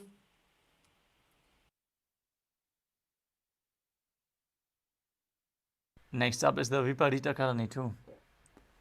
From the same position, stop the movement of your legs. Keep visualizing Swamiji in your inner space. करणी विपरीताख्या सर्वाधिव्याधिनाशिनी नित्यमभ्यासयुक्तस्य जाठराग्निविवर्धनी.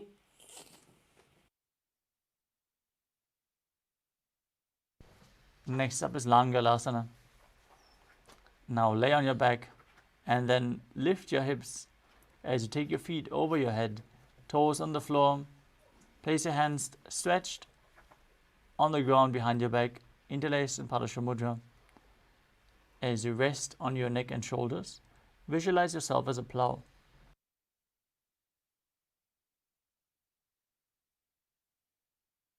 नरकासने स्थित्वा नासिकाप्रदेशे भूमौ पादपृष्ठे स्थाप्य.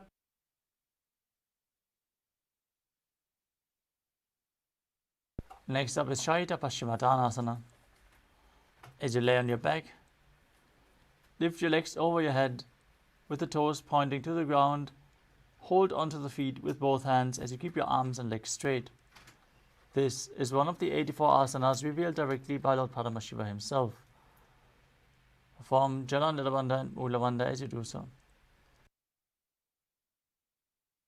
शयित्वात् कुर्वीत शयितपश्चिमतानकम्.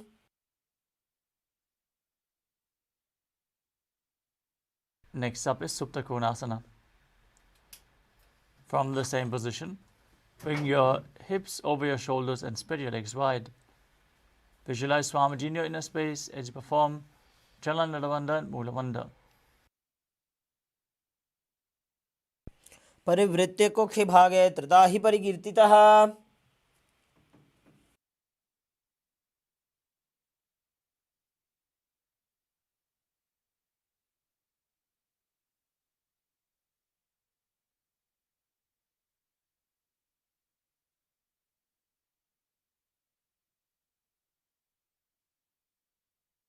The next asana is Chakrasana. As you hold the ankles of the feet with the feet joined above your head, roll onto your back as you visualize yourself as a chakra, keeping the arms and legs straight. शवासनस्थद्वौ पादौ कुर्यान्मस्तकतः परो व्युत्क्रमेण ततः शीघ्रमेतत्सर्वस्य साधनम्. The next asana is Supta Prasarita Parangushtasana. As you lay on your back with your legs vertical, hold onto the big toes in Prana Mudra, and then open your legs wide to the side as you visualize Swamiji and perform Ujjayi Pranayama. उत्तानपादं क्रौञ्चं च मरीचिं वीरभद्रकं नटराजं त्रिकोणं च सुप्ताङ्गुष्ठप्रसारणे.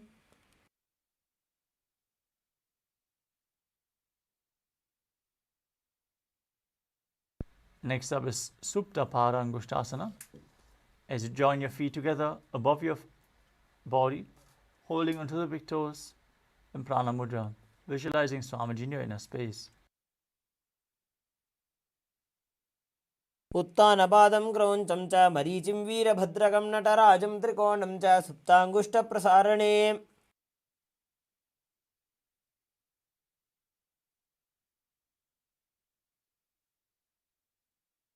The next asana is Matsyasana. From Supta Parangushtasana, cross your legs into Padmasana. Lay on your back and hold opposite elbows over your head. As you gaze to your nose, visualize Matsya, the fish avatar of Lord Vishnu in Matsyasana. मुक्तपद्मासनं कृत्वा उत्तानशयनं चरेत् कूर्पराभ्यां शिरो वेष्ट्या मत्स्यासनं तु रोगः.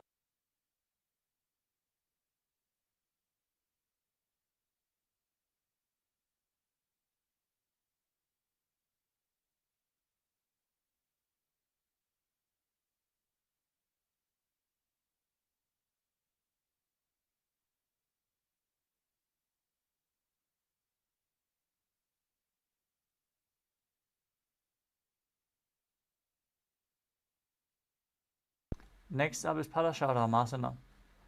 As you lay on your back in Padmasana, place the back side of your right hand onto the left palm. Gaze to your nose as you visualize Lord Rama in your inner space. प्रथमकरे पद्मासन आछे सूधो सोवे भूपरिपाछे.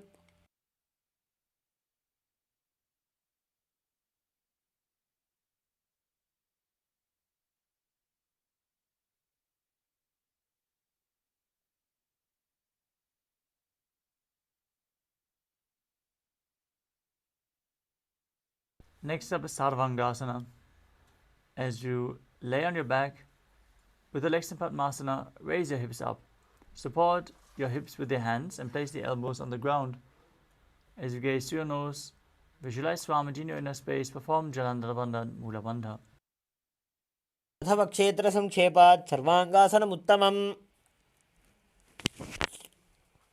Next up is Vrishchikasana. As you lay on your back, place one foot on top of the opposite thigh and pull the opposite knee towards your chest as you extend your arms up above your head, hooking the fingers forward, gazing to your third eye and visualizing yourself as a scorpion. प्रथमशेन सूधो शीशिकेशिकी सन्धि सुदाखे. Now exchange the position of your feet. Repeat Vrishchikasana on the other side. प्रथमशेन सूधो शीशिकेशिकी सन्धि सुदाखे.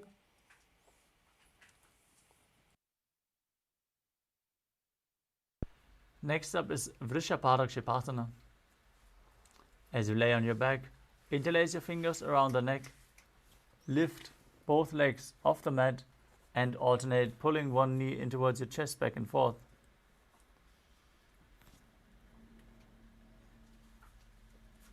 उत्तानशयनं कृत्वा अङ्गुलिभिः कन्द्रां बद्ध्वा.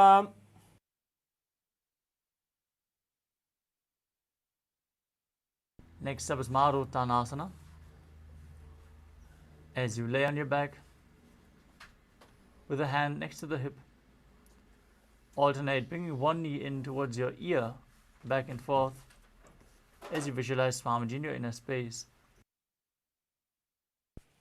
श्वोत्तानवत् संस्थितिः कृत्वा जानुद्वयं पर्यायेन कर्णयोः संस्पृशेत्.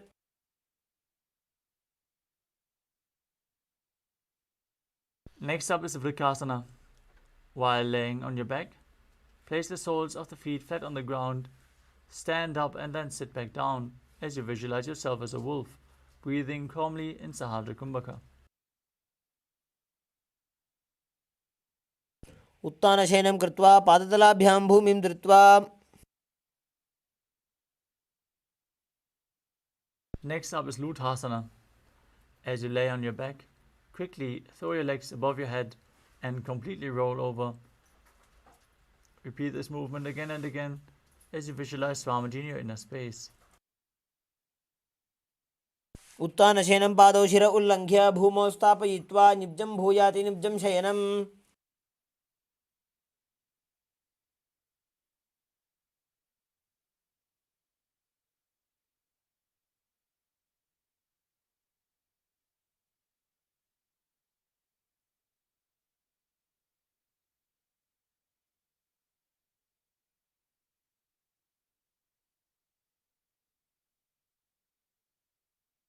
The next asana is Saradhasana.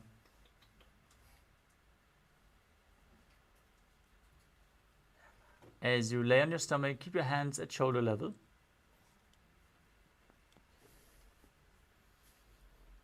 Keep your toes pointing back and visualize yourself as a chariot, carrying warriors into a battle for Dharma on your chariot back as you contract your lips and make a hissing sound while inhaling like a flute. Perform the Mula Bandha as you do so. निब्जशयनं कृत्वा नाभिं भूमौ निधाय स्तम्भध्यस्ताभ्यां भूमिमष्टभ्य.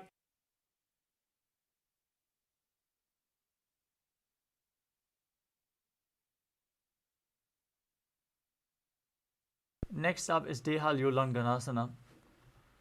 Now place your palms on the ground, push your body up into a plank position and jump your feet back and forth in between your arms as you visualize yourself transcend body and mind in Dehalyulanganasana. हस्तद्वयं बद्ध्वा तन्मध्यचरणद्वयम् उड्डानैव बहिरानीय.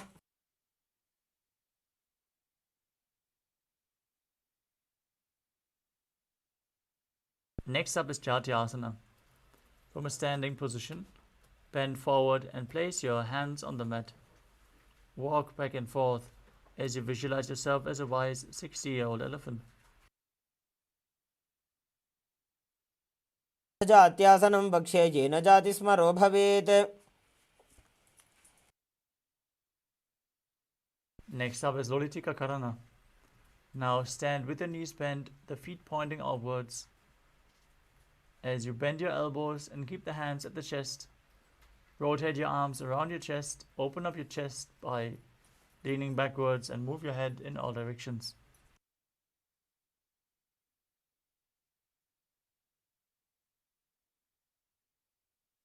The next asana is Sarpasana. Now tie your feet with a rope if you have one available, and then stand erect on the mat like a rod. Keep your arms at the side of your body with the elbows close to the body, hands on the respective thighs. Visualize your Kundalini Devi is raising, curling upwards around your body. अथ सर्पासनं वक्षे वायुपाणाय केवलं शरीरं दण्डवत् तिष्ठेत् रज्जुबन्धस्तु पादयोः. The next asana is Ushtra Sadhanasana. While standing, place all fingers on the mat and then stand on your hands. Hold the toes from the front as you start walking around on the mat, visualizing yourself as a camel. मुष्टिकनिष्ठिकाप्रदेशेन भूमौ निधाय उपरि पादतले संस्थाप्य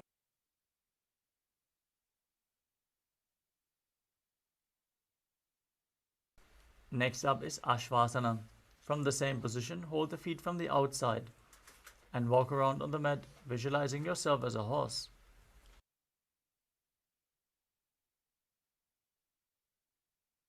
मुष्टिकनिष्ठिकाप्रदेशेन भूमौ निधाय उपरि पादतले संस्थाप्य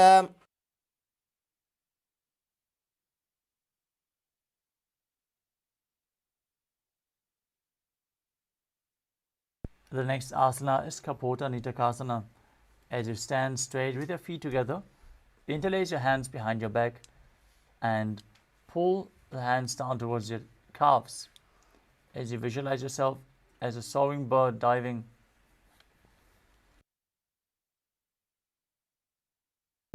पादतले भूमौ निधाय पृष्ठभागेन हस्तौ जङ्घापर्यन्तं नीत्वा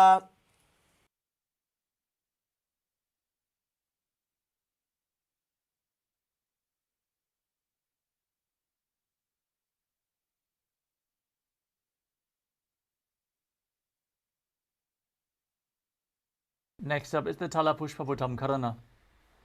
As you stand tall with the palms together in Namaskara Mudra, gently bend the knees and keep the toes pointing outwards. Bow down to one side as you open up your palms and raise the heel of the respective side as you visualize yourself holding a bouquet of flowers and offering it to Paramashiva.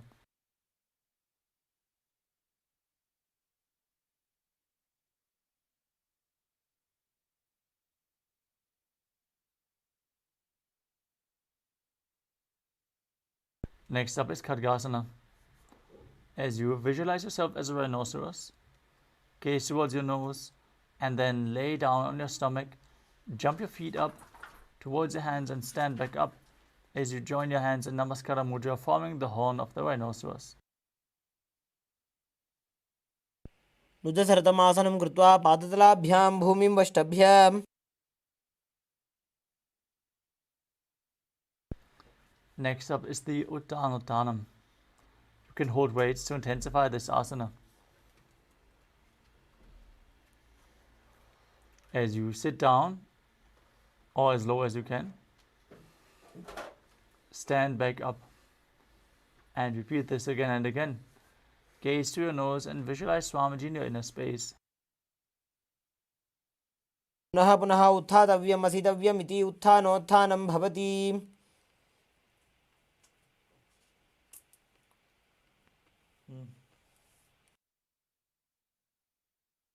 Next up is Musalasana. As you stand up straight, raise your arms above your head and jump repeatedly as you visualize yourself as a mace. सरलं स्थित्वा ऊर्ध्वं बाहुं नयेत् वारं वारम् उड्डानं कृत्वा Next up is Utsheshakasana. From a standing position, pull one sole of one foot towards your chest. With the other leg, sit down and stand back up, alternating on both sides again and again as you gaze to your nose and visualize Swamiji in your inner space. एकैकं पादतलं कुक्षौ निधाय तिष्ठेत् उच्छीर्षकं भवति.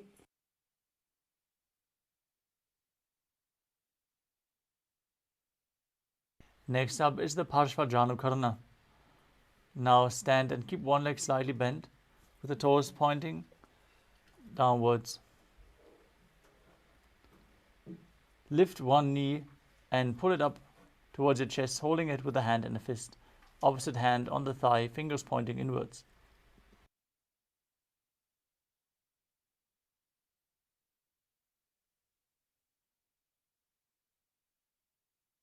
The next asana is Tandavasana. As you stand on one leg, you can hold weights if you want to intensify this asana. Extend your arms in front and the raised leg in front as well. As you visualize yourself fiercely dancing as Lord Shiva, sit down and stand back up on one leg. एकेन पादेन स्थातव्यं ताण्डवासनं भवति. Next up is Brahmanasana.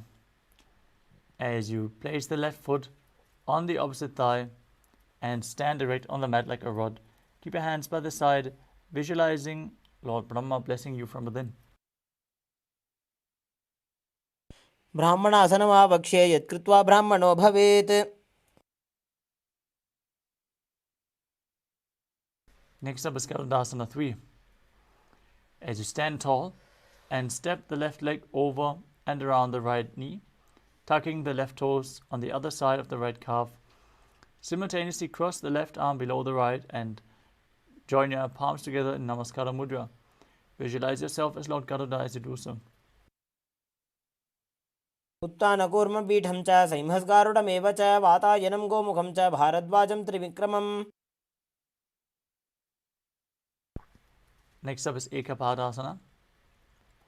As you stand straight on the right leg, lift the left foot on the opposite thigh, keep your hands relaxed by the knees, and visualize Swamiji in your inner space as you perform the Mula Bandha.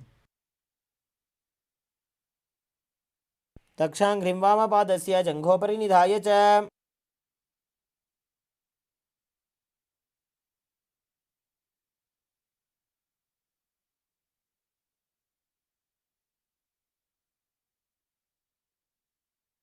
The next asana is Dhuruvasana, the pole-star posture.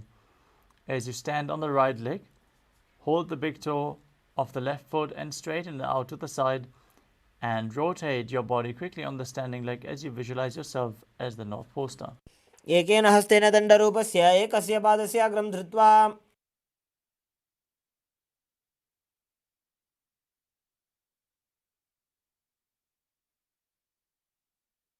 Next up is Trivikramasana.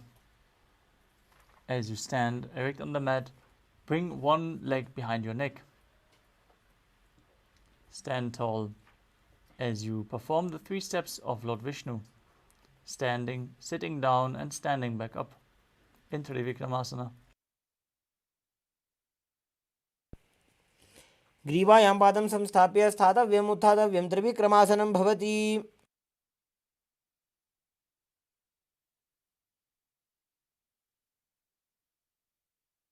Now repeat Parshva on the other side. Pull the other knee in towards your chest with the hand in a fist.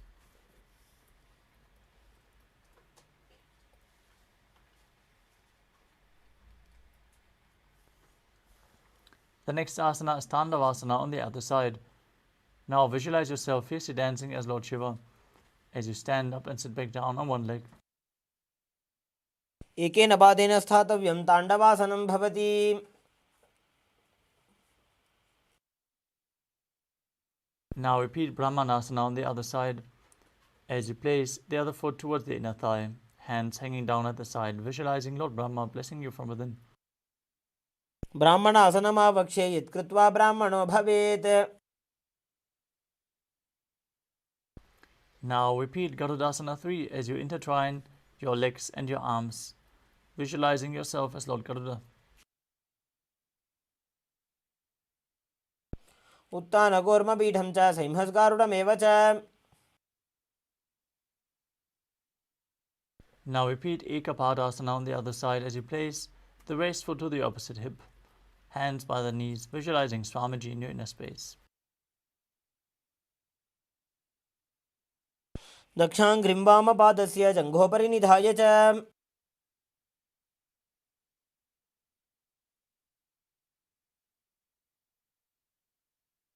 Now repeat Dhuruvasana, the pole-star posture on the other side, as you extend the opposite leg out and rotate on the standing leg. एकेन हस्तेन दण्डरूपस्य एकस्य पादस्य अग्रं धृत्वा.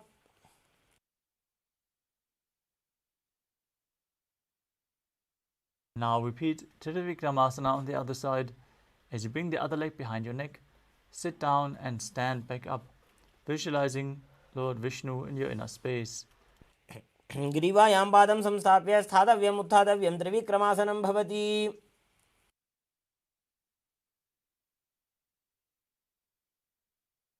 Next up is Samanaka Karana. As you stand with the feet together, toes pointed slightly outwards, keep both hands to the side of the body with the fingers pointing one by one in this natural position. Calm down after this intense sequence of asanas.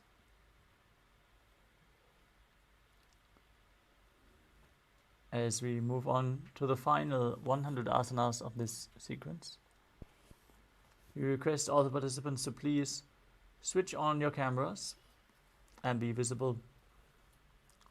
Make sure your room is properly lit and your camera is adjusted properly so you're visible. Please follow the security guidelines. Let us move on to Gorak Anjali Asana. As you stand erect and then bend forward, bring both hands underneath the knees and interlock the fingers in Padasha Mudra. Sit in a squatting posture and then let the finger lock touch your navel. Visualize the great sage Goraknath, founder of the Natha Yoga Hindu Sampradaya. Perform the Jivachala Kumbhaka. Inhale deeply, hold your breath, and forcefully move the prana up and down and through your limbs, along with your mind, as you perform the Mula Bandha. प्रथमहि उभौ होये बाहुरी नीचौ पुनिहोवे. Next up is Kanchi Asana. As you insert your hands between the thighs and calves, wrap them around behind your butt, interlacing the fingers in Padasha Mudra. Keep your spine and chest straight as you visualize Swamiji in your inner space. ऊर्मध्यात् हस्तौ निवेश्य नितम्बं धृत्वा.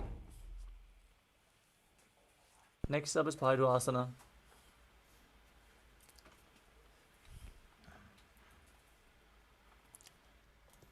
As you bring the feet together and sit in a squatting posture with the heels touching the perineum, hold your hands at the back and sit upright.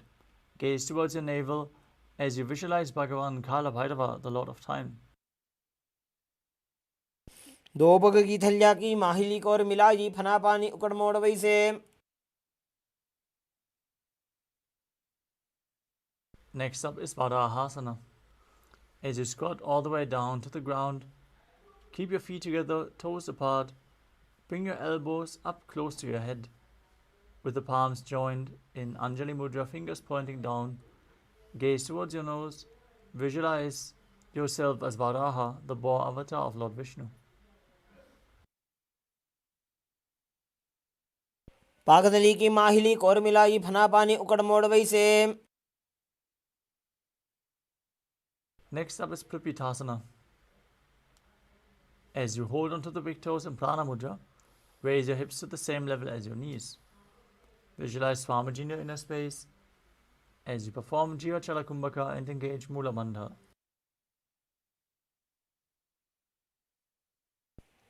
पार्श्वद्वय सम्मील्य स्थित्वा नितम्बं जानुप्रदेश आनीय.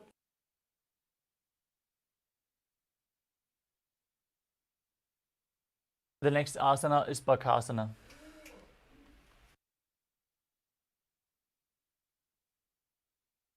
As you place both hands on the mat, shoulder width apart, with the fingers wide, place your knees onto the back of your arms and lift your feet off the ground, balancing on your arms as you visualize yourself as a crow.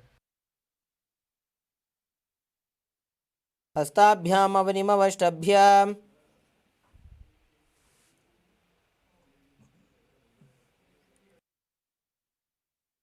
The next asana is Sushtanga Kapali Asana. As you kneel down, place your head on the ground and spread your palms for support. Raise your body onto your head and bring your legs into Padmasana as you gaze through the nose and visualize Swamiji in your inner space. आसन को गुण कपाल आछो होई.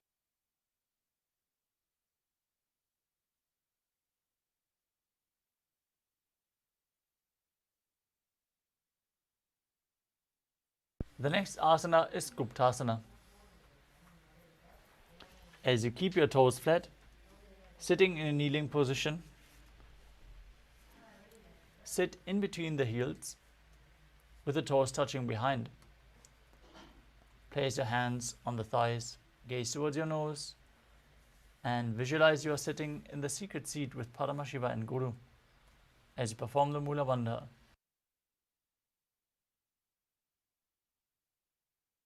जानुर्भोरन्तरे पादौ कृत्वा पादौ च गोपयेत्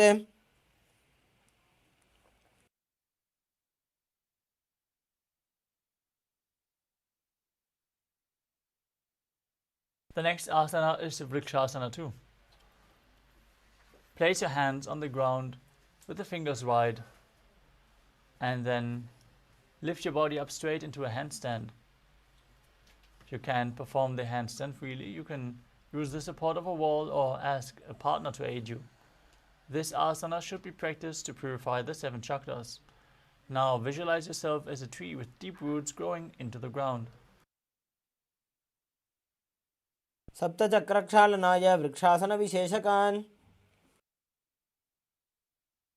Next up is Shibu Asana. In the handstand position, move your hands and feet close together and gaze to your third eye. Visualize Tejas energy is flowing to your third eye and rejuvenating your body. द्वौपकजोडी Mahi गुल्फमिलाये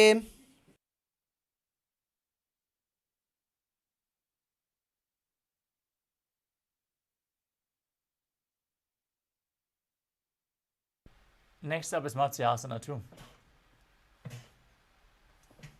From Bakasana, jump your legs back as you enter a plank position. Lower your body down and push your body back up again and again. Visualizing yourself as a fish in Matsyasana too. निब्जं शयनं कुर्परो पार्श्वभागायामूर्धकृत्या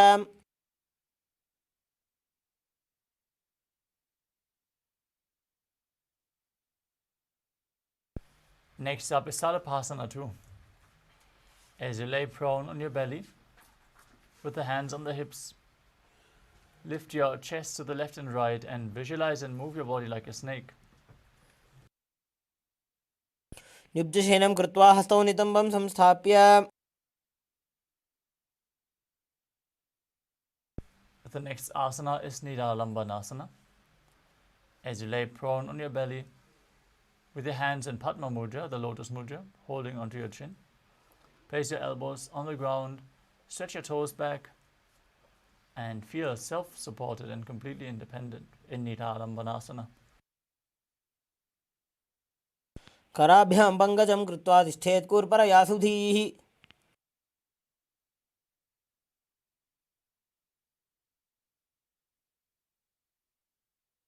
The next asana is Chakrasana. As you lay on your stomach, place your hands flat on the mat in front. Straighten your arms and bend your knees as you bring your feet up towards your upper back. Lift up your head and chest as you visualize yourself as an umbrella protecting your guru from the sun rays. अध्यासनमस्थित्वा हस्ततलाभ्यां भूमिं धृत्वा The next asana is Vajrasana. As you sit on your knees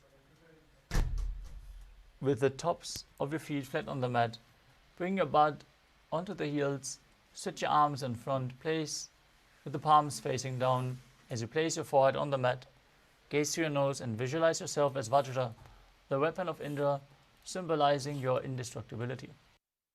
इदानीं गर्भिणीनां योगाभ्यासो यथा लघु The next asana is Meshasana. Now place your hands on the ground, shoulder width apart, and lift your body up into Gajasana as you alternate striking the ground with one hand. Visualize yourself as powerful as a ram. गजासनसंस्थितो एकैकं बाहुं भूमौ ताडयेत्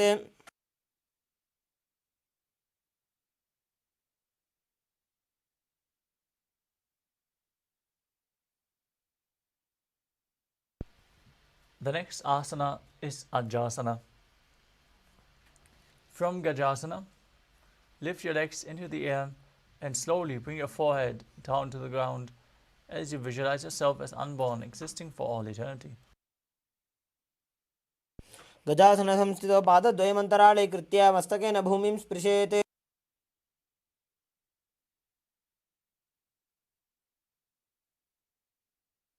Next up is Dhanantarasana.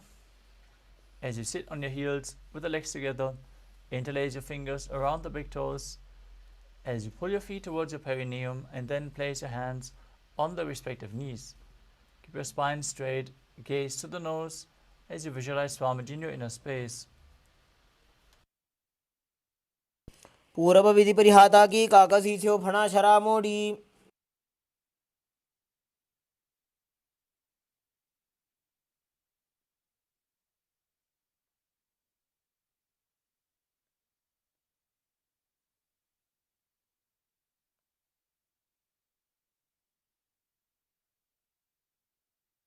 Next up is the Angamotanam.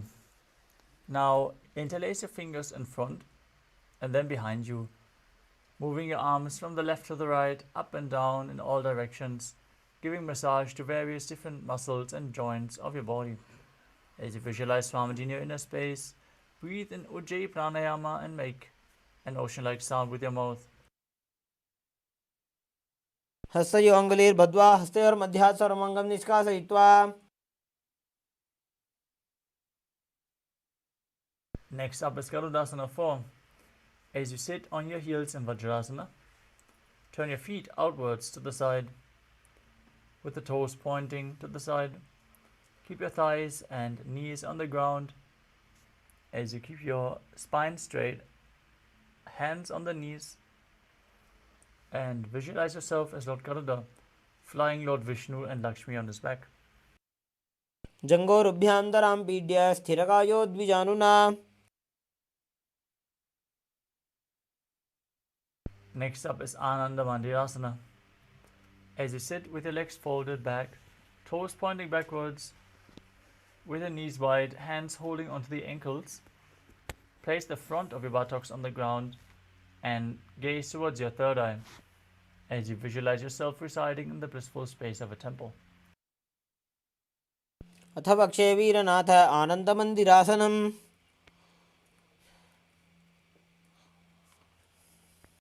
Next up is Mandukasana 2. Now sit with your knees wide, feet overlapping on your ankles as you place your hands underneath the knees. Gaze towards your nose as you visualize yourself as a frog and push your tongue up against the roof of your mouth in Mandukya Mudra. Engage Uddiyana Bandha and Mula Bandha as you do so. पृष्ठं सम्पीड्य गुल्फाभ्यां जान्वङ्गे सबलयाकृतिः.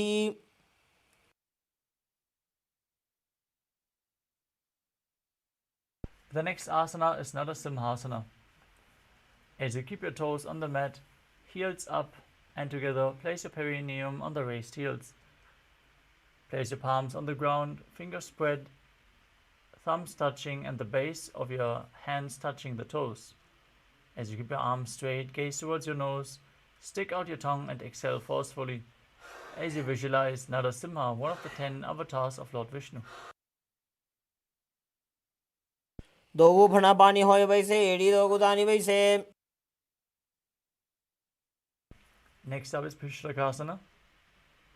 As you sit on your toes, place your perineum on the heels, separate the knees sidewards and place them on the ground. Make a hollow of your palms and place them over your mouth as you keep your thumbs under the teeth and close your lips. Gaze towards your nose as you inhale through the right nostril and exhale through the mouth in Bishlaka Pranayama. Visualize yourself as Devi, victorious over any fears you might have. दो पका की एड़ी जोजी गोड़ा फनोबान अपनी होई.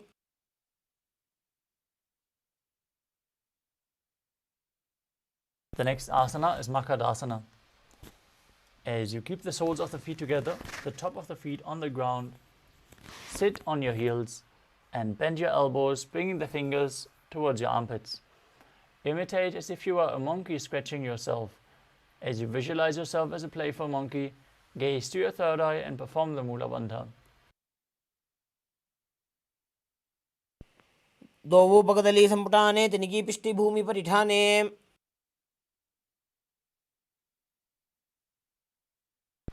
Next up is Vajrasangarasana. As you stand on your toes with the soles of the feet together, sit on your heels with the knees wide and off the floor. Keep your hands behind your back, hold on to opposite elbows as you gaze to the nose and embody diamond-like strength for you and your Sangha, your spiritual community. प्रथम बना पाणी होए बैसे दो वेड़ी गुदानी वैसे.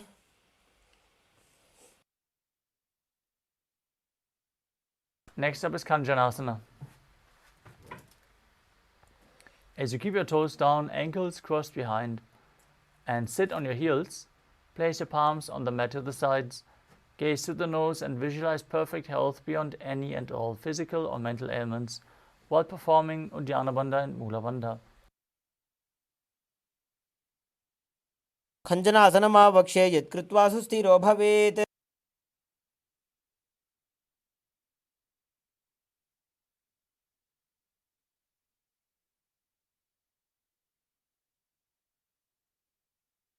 Next up is Kurmasana. With the toes flat, cross your feet and place your perineum onto the back of the heels. Keep your knees wide, hands on the knees, make your upper back and neck stiff like the shell of a turtle. As you gaze towards your nose and visualize yourself as a turtle with a stable body and mind to live for centuries. गुल्फौ च वृषणस्याधो व्युत्क्रमेण समाहितौ.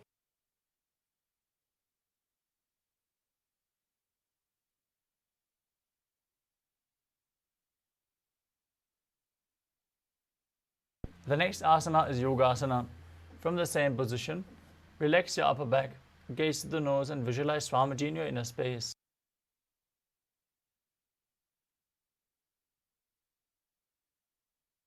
गुदं नियम्य गुल्फाभ्यां व्युत्क्रमेण समाहितः. Next up is Vijogasana. As you stand on your knees, cross your ankles behind the feet, near the opposite knees. Hold your calves with your fingers inside and the thumbs outside. As you gaze to your third eye and visualize a space of eternal oneness, Advaita, with your Guru. गोड़ा वामो उबो होई गोड़ा आड़ा राखे दोई.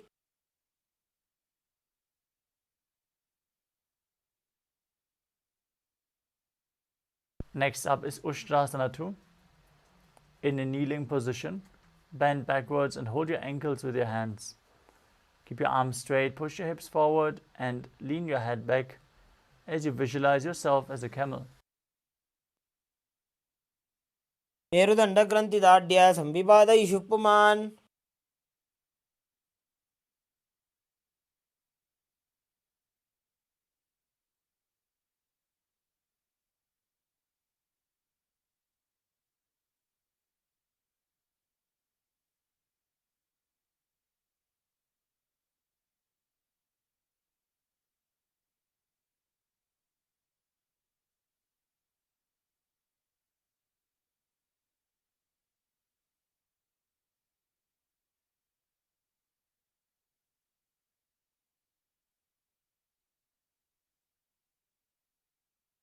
The next asana is Jati Asana 2. With your heels together and the hands on the soles of the feet, slowly lean back. Bring your elbows down to the mat and place the back of your head onto the mat as well. As you gaze through your nose, experience yourself as a lotus blooming. दो वेड़ी संपुट करे 16 मूलद्वार इधर इधरे. Next up is Viratasana.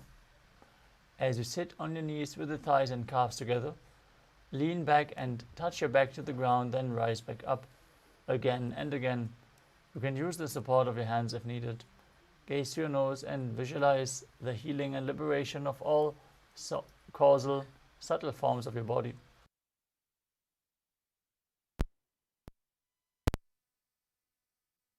जंगा पृष्ठभूमो निधाय जंगोदरयोः ऊरुनी संस्थाप्य. Next up is Kapotasana. From Vidatasana, raise your hips higher. Bring your forearms to the mat and hold the back of your heels. Bring your head in between the feet as you visualize yourself as a beautiful dove.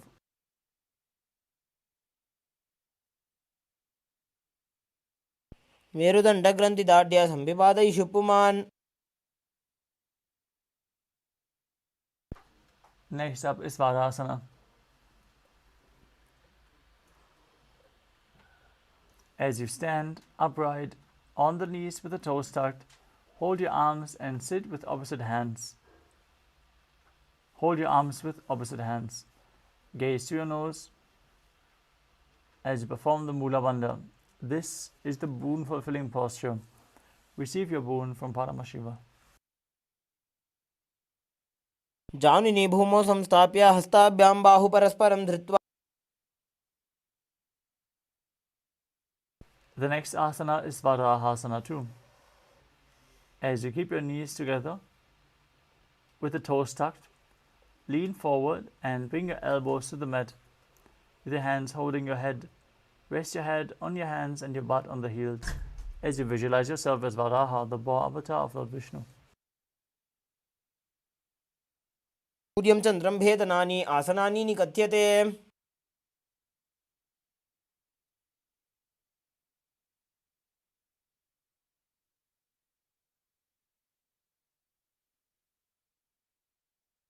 The next asana is Mundasana. Now place your forearms on the ground, shoulder width apart. Interlock your fingers, place the crown of your head onto the mat. Raise your hips and walk your feet forward and lift your legs up straight as you gaze to the nose and visualize yourself as a lopped tree. अधो मुण्डासनं वक्षे सर्वेषां प्राणिनां सुखम्. Gently lower your legs down as you enter Andhasana. Now kneel down, place your head in between the knees. Hold your head with both hands and place the elbows outside of the knees. Gaze to your nose and visualize Swamiji in your inner space. प्रथमपकदली समटहरावे कोरमाहिली उभे मिलावे. The next asana is Viparita Shalabhasana. You can hold weights if you want to intensify this asana. Now lay down on your belly with the arms extended straight out. Lift your thighs, arms and chest off the ground as you visualize yourself as a locust. Calmly breathe in Sahadra Kumbhaka. प्रभासनभेदाश्च नटभेरुण्डनामके. Now place your forehead on the ground and your hands beside the hips with the palms facing down. As you lift your feet up together, visualize a skull representing the mind with purified thoughts and a strong will to attain enlightenment in KAILASA. कपालं भूमौ निधाय ऊर्ध्वं पादौ नयेत् कपालासनं भवति.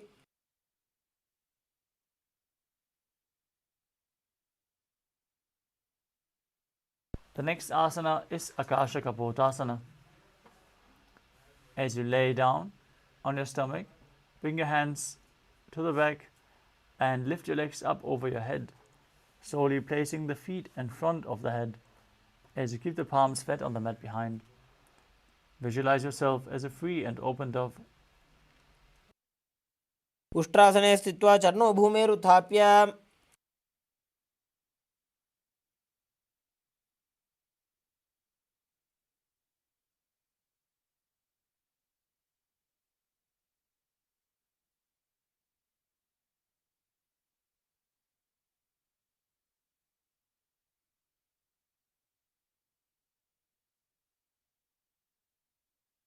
Next up is Chatakasana. As you sit on the knees, bring your chest down so your navel touches the knees. Keep your hands flat on the mat, forearms on the ground. As you are sturdy and visualize yourself as a sparrow in Chatakasana.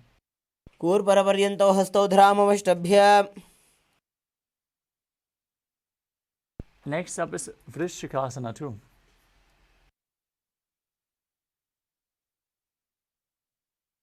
As you kneel down with your hands and elbows on the mat, raise your legs and bend your back to touch your feet onto your head. Lift your chin as you visualize yourself as a scorpion. विच्छेव पुच्छ प्रतिमाङ्ग्रिपा श्रीधृत्वा स्वशीर्षे चिबुकं विधार्यकौ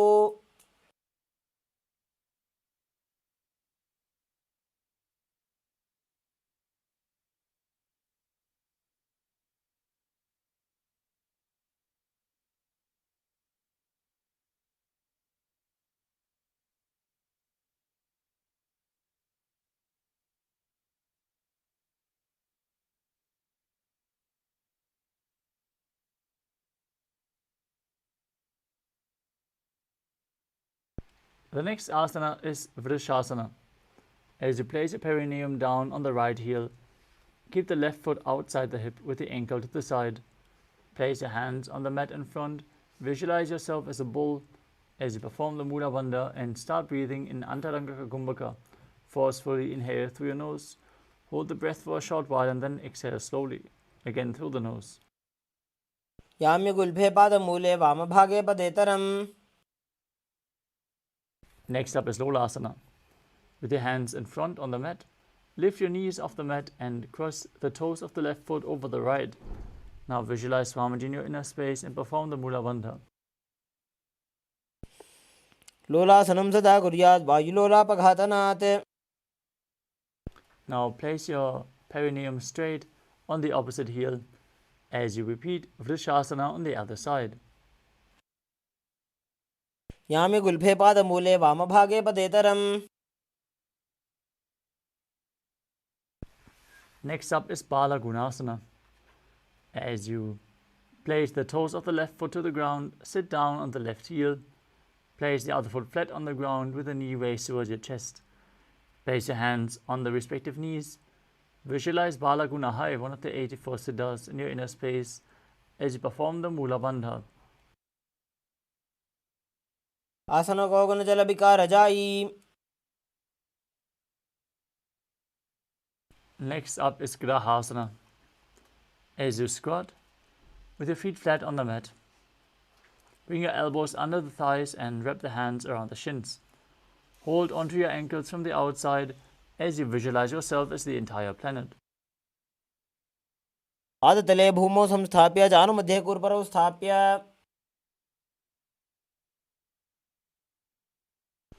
Next up is Balagunasana on the other side.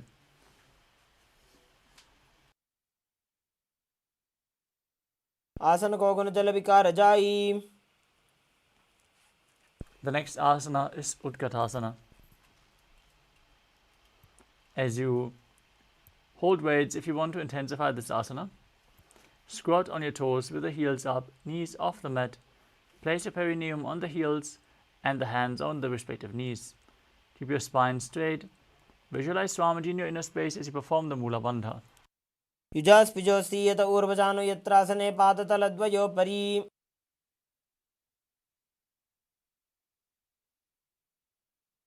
Next up is Vajrasanghadasana 2. As you sit on the toes with the perineum on the raised heels, keep the soles of the feet together, knees spread, and hold your elbows behind your back. Visualize Swamiji in your inner space as you perform the Mula Bandha. प्रथम पणापाणि होय जैसे दो वेड़ी गुदानी वैसे The next asana is Anilasana.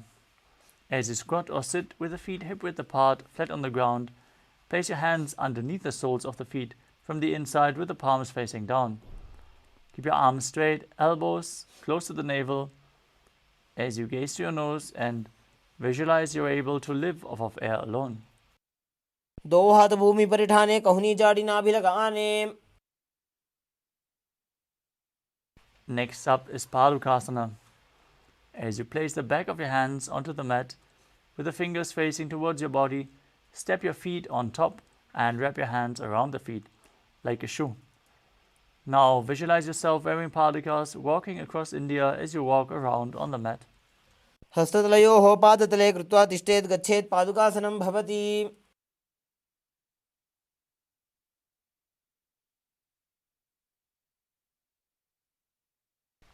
Next up is Kukuranasana.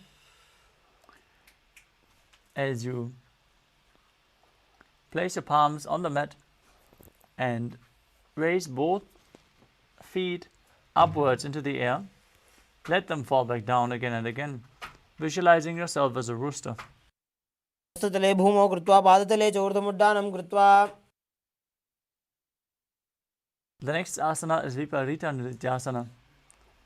As you place your hands on the mat shoulder width apart, raise your legs upwards into a handstand and move around on two hands dancing. As you feel yourself become free of all inhibitions. हस्ततलाभ्यां भूमिं वष्टभ्य ऊर्ध्वपादाग्रे कुर्वन्.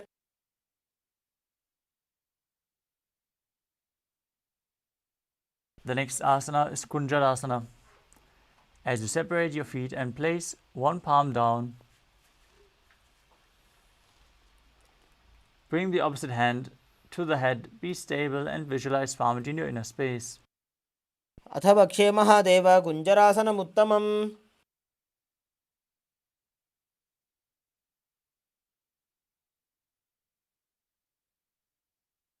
Now exchange the position of your hands and repeat Kunjarasana on the other side. अथ वक्षे Mahadev कुञ्जरासनमुत्तमम्. The next asana is Karambasana. As you sit on the ground with your feet flat and the heels close to your body, hold the respective ankles with your hands and lift your feet off the mat. As you visualize yourself as a Kadamba tree, a pious tree that promotes a long life. पार्श्वभ्यां भूमिं वष्टभ्य हस्तद्वयेन गुल्फौ धृत्वा.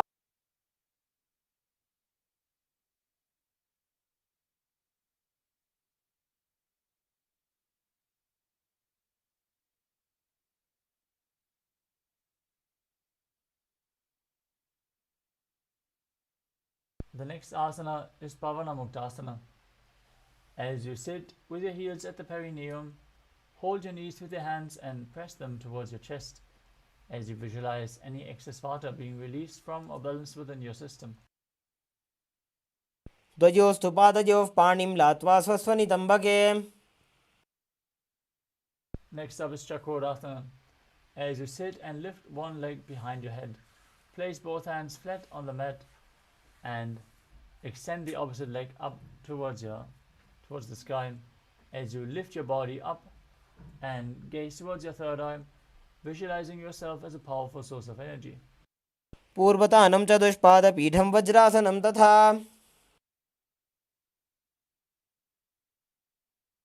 Next up is Dhanurasana 2. As you hold onto the big toes of the respective feet in Prana Mudra, extend one leg and pull the other foot towards your ear. Now visualize yourself as a bow as you perform Mula Bandha in Dhanurasana 2. पादाङ्गुष्ठोदपाणिभ्यां गृहीत्वा श्रवणावधि. Next up is Ashtavakrasana. As you sit and lift the left leg over top of the left shoulder, bring the right foot across and hook it on top of the left foot. Lean forward and down while extending the legs to the side. Balance on your arm as you visualize yourself as a flying crane. वासिष्ठमथ कौण्डिन्यमूर्धकुक्कुटमेव च. The next asana is Pranasana. As you place the right foot onto the left thigh and bring the left foot flat on the ground, bring the left shoulder underneath the raised knee and push the other knee down to the mat. As you gaze to your third eye and visualize you're immortal and able to exist solely from prana. एतत् प्रभेदं वक्ष्यामि करोति यस्य चामरः. Next up is Parshvamatsendrasana. As you place the right foot at the roof of the left thigh and then step the left foot over top of the right knee. Bring your arm underneath the raised leg and interlock your fingers behind your back. Twist your body as you gaze to your third eye and visualize Sage Matsyendranath, the master of Hatha Yoga. वामोरुमूलार्पितदक्षपादो जान्वो बहिर्वेष्टितदक्षदोष्णा. Now repeat Chakrasana on the other side. As you lift your entire body off the mat with one leg behind your neck, the opposite leg extended, visualizing yourself as a powerful source of energy. पूर्वतानं चतुष्पादपीठं वज्रासनं तथा. Now repeat Dhanurasana 2 on the other side as you pull the other foot towards your ear, holding onto the big toes and prana mudra, visualizing yourself as a bow. पादाङ्गुष्ठौ तु पाणिभ्यां गृहीत्वा श्रवणावधि. Now repeat Ashtavakrasana on the other side as you hook the other foot over top of the respective shoulder and extend the legs to the side, balancing on your arms while visualizing yourself as a flying crane. वासिष्ठमथ कौण्डिन्यमूर्ध्वकुक्कुटमेव च.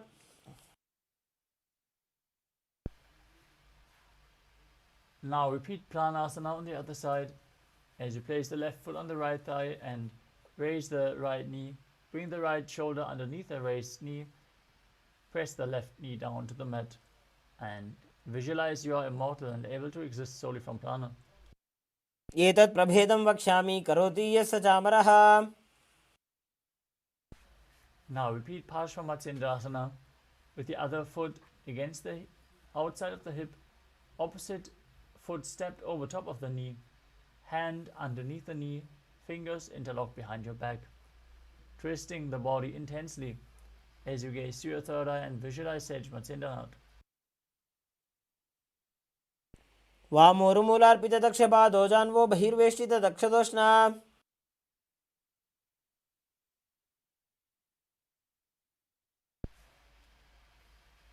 Next up is Ardha Paschimottanasana. As you keep one leg straight and press the perineum with the other heel, lean your chest forward and down and hold onto the front foot with both hands. Bring your head towards the knee. Visualize Swamiji in your inner space and perform the Jivachala Kumbhaka, holding the breath and moving the prana up and down and through your limbs by your will. एकं पादं प्रसार्य एकं पादस्य पार्श्वनासीवनी सम्पीड्य. The next asana is Kraunchasana. As you place your left ankle outside of the hip, hold the sole of the right foot and lift the leg upwards towards your forehead. Keep your knees straight, gaze to the nose and visualize yourself as a crane. वासिष्ठमथ कौण्डिन्यमूर्ध्वकुक्कुटमेव च.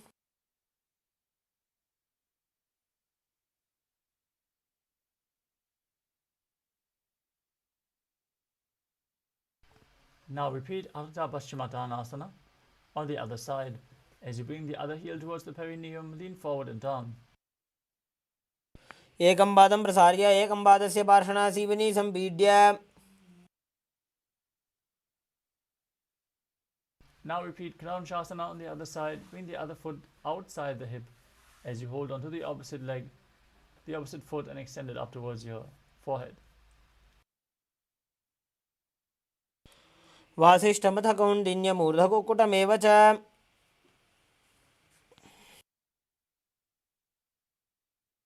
The next asana is Swastikasana. As you sit with the soles between the thighs and calves, keep your spine straight, palms resting on the knees.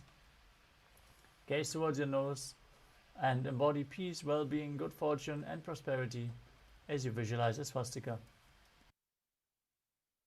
जानुर्वोरन्तरे सम्यक् कृत्वा पादतले उभे.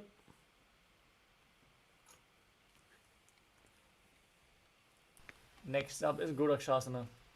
Keep your feet in the same position and cover your heels with the respective hands.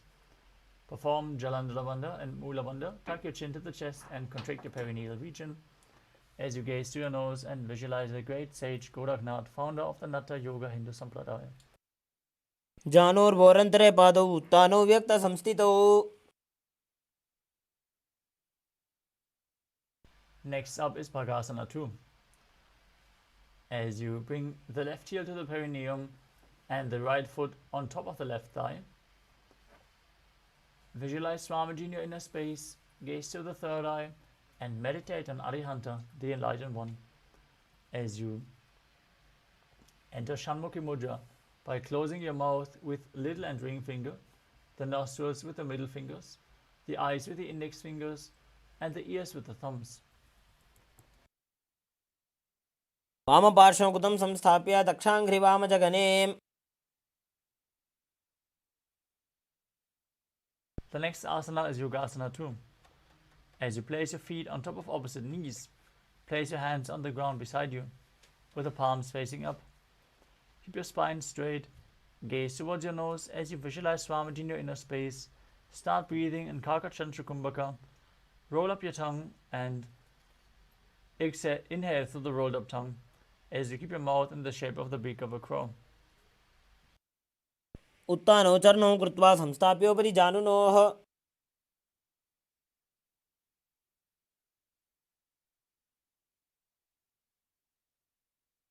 Next up is Urdhva Kukutasana. Rotate your hands at the side of your body and lift your entire body off the mat as you visualize yourself as a rooster. वासिष्ठमथ कौण्डिन्यम् ऊर्ध्वकुक्कुटमेव च.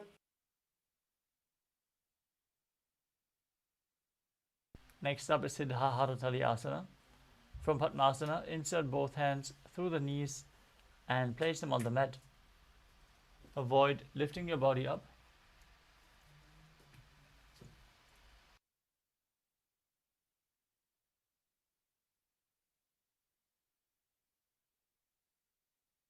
Stay seated on the mat and visualize Swamiji in your inner space. प्रथम पद्मासन को करे, हस्त दो गोड़ासन दिधरे.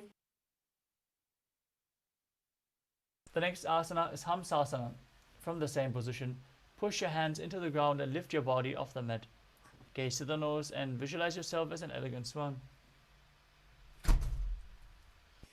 कुक्कुटासन स्थित्वा स्कन्धपर्यन्तं ऊरोनि नीत्वा.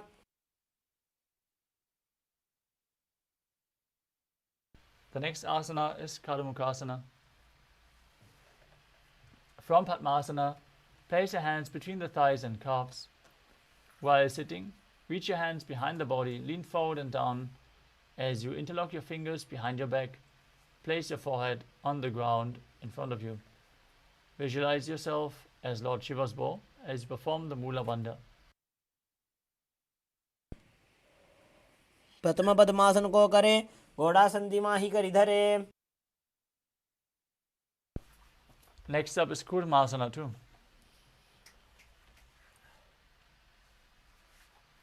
From Padmasana, insert both hands through the thighs and calves. Bend your elbows and hold the respective shoulders with your hands.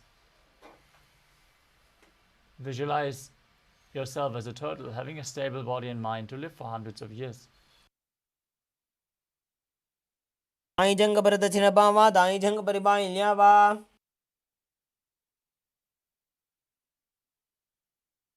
From the same position, tuck your chin to the chest and gaze towards your nose in Granthi Bhedasana as you rejoice knowing you are sitting in Shiva's secret mouth posture. अथ वक्षे नीलकण्ठ ग्रन्थिभेदासनं शुभम्. The next asana is Uttana Kurmasana. From the same position, with the hands in between the thighs and calves, roll onto your back and hold onto your shoulders with your hands as you gaze to the nose and embody a turtle laying on its back. Kukkutasana बन्धस्तं कराभ्यां धृतकन्धरम्. Now sit back up into Padmasana as you bring your hands in between the thighs and calves. Place the palm of one hand onto the mat as you hold its wrist with the other hand and lift your entire body off the ground as you visualize yourself as a rooster. Kukkutasana स्थित्वा एकेन हस्तेन अन्यस्य मणिबन्धं धृत्वा.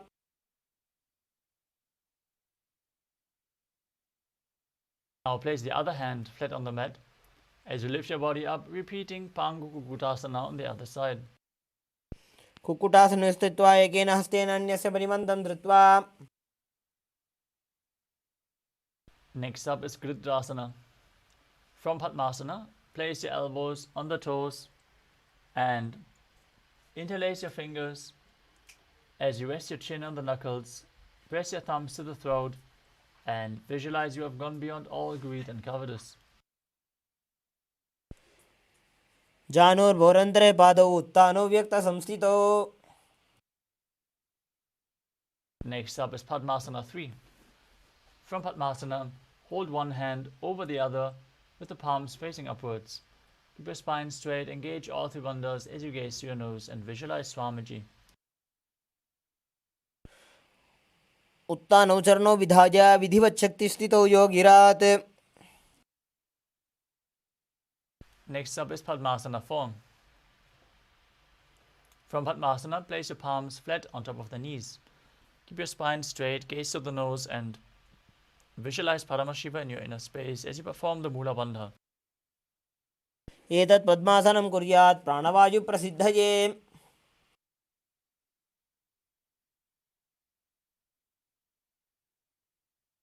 The next asana is Karmukasana 2. From Padmasana, hook the right hand, index and middle fingers around the big toe.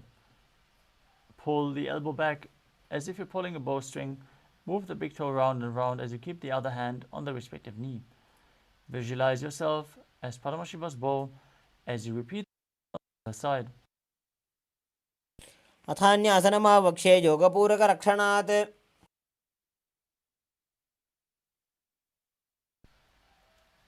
The next asana is Karmukasana 3. From Padmasana, cross your arms behind your back and hold onto the big toes in Prana Mudra. Inhale through the tongue, straight in like an arrow in Kakachantra Kumbhaka. As you engage all the bandhas, gaze to your nose and visualize yourself as Pinaka, Lord Shiva's bow. कार्मुकासनमाक्षित्य उदरे पूरयेत् सुखम्. Next up is Riddhasana. From the same position, lift your chest, shift your gaze to the third eye, and visualize yourself as the action of Paramashiva's third eye, destroying anything you come across. ऊरुभ्यामुपरि स्थाप्य पादयुग्मं प्रयत्नतः. Next up is Nagarasana. From the same position, lay down onto your back as you lay on crossed arms behind your back. Gaze to the nose and visualize yourself as a snake. Breathe calmly in Sahaja Kumbhaka. प्रथम पद्मासन कोठाने दो हाथ पाछाने आने. Now free your arms and legs. Pull your knees up towards your chest. Interlock your fingers and pull the knees close as you tuck your chin to the chest and squeeze your body into a ball.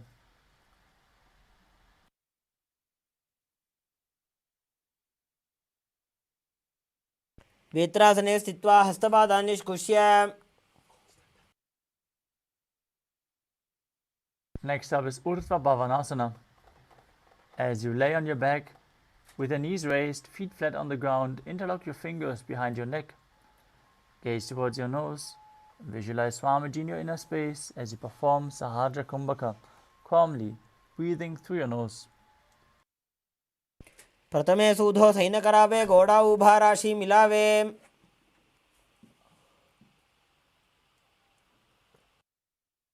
Next up is Madhukata Pitasana. As you lay on your back with the knees raised, place the upturned palms underneath your heels and push your hips up high as you engage Jalandhara Bandha and Mula Bandha, breathing in Mudra Kumbhaka. Visualize yourself as a powerful alpha ape. उत्तानशयनं पादतले उत्तानहस्तयोः स्थापयेत्. Next up is Uttana Shikhi Pitakasana.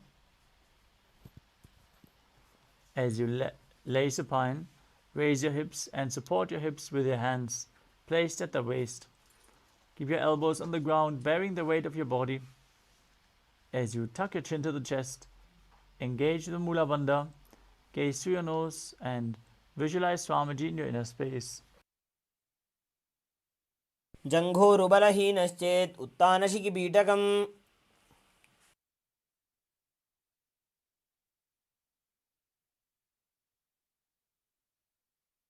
The next asana is Narakasana. As you lie supine, raise your hips and legs up and keep your arms flat on the mat.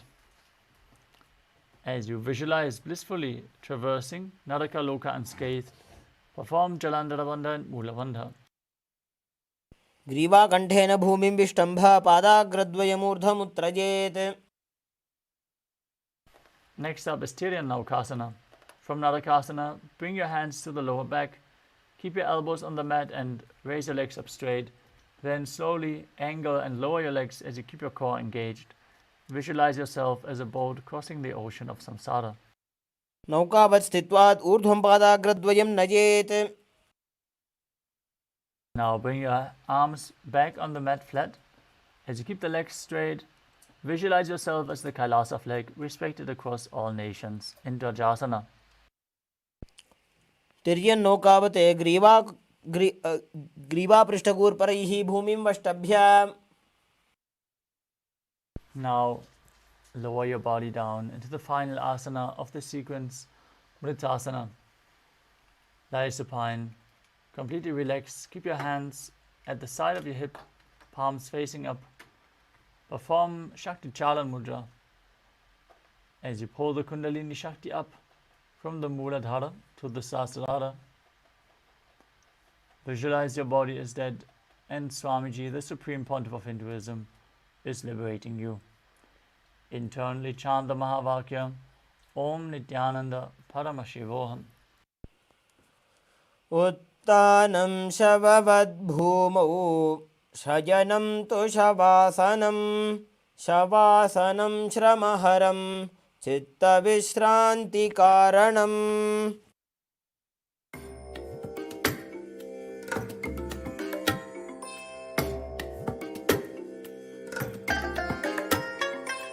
I bless you all. Let you all open all your three eyes and manifest the powers of Mahasadashiva. Om Nithyananda Paramashivoham. Om Nithyananda Paramashivoham. Om Nithyananda.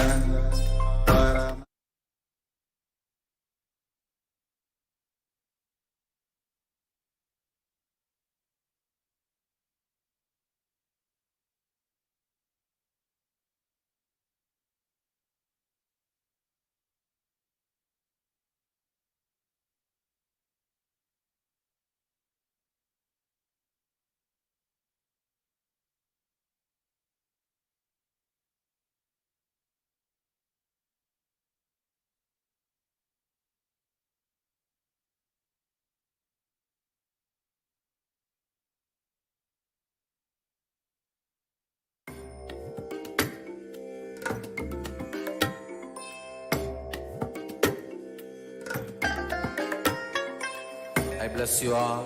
Let you all open all your three eyes and manifest the powers of Mahasadashiva. Om Nithyananda Paramashivoham. Om Nithyananda Paramashivoham. Om Nithyananda Paramashivoham. Om Nithyananda Paramashivoham. Om Nithyananda Paramashivoham.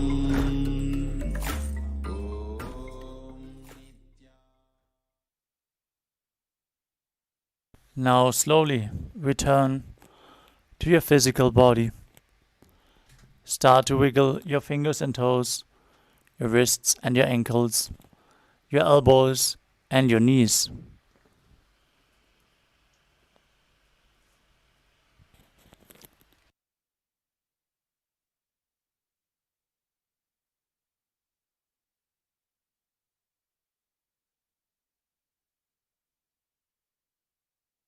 Encircle your knees with your arms and rock your body from side to side. As you get ready,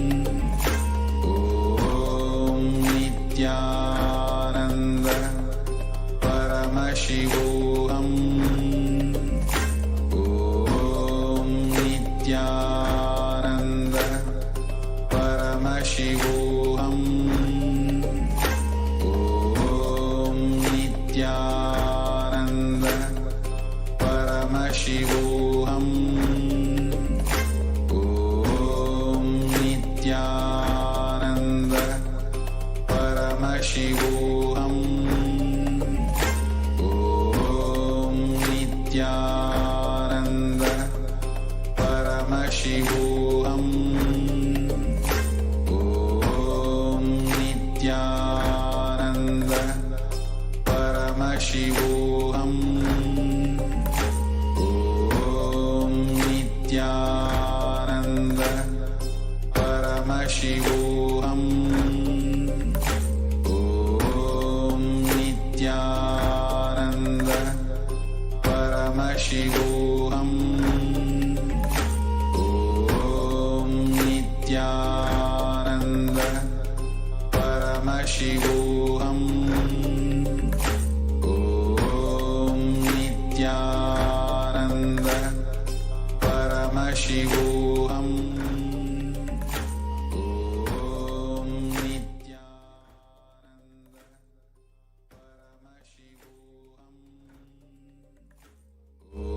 Om Nithyananda Paramashivoham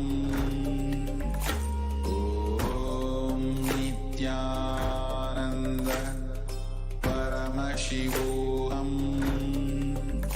Om Nithyananda Paramashivoham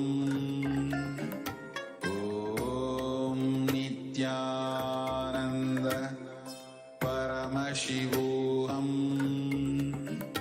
Om Nithyananda Paramashivoham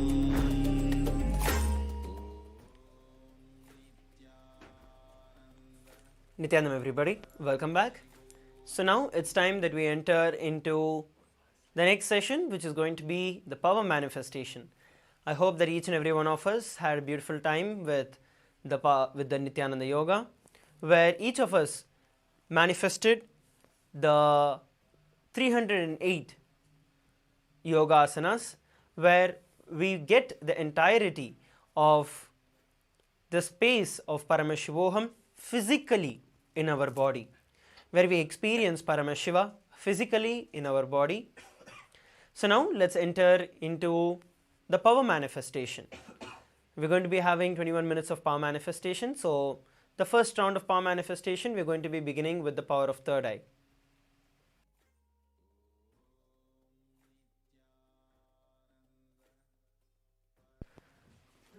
So now let's enter into the power manifestation. Please sit straight, please come and settle down. Some of you are missing from the camera. Please come and be seated.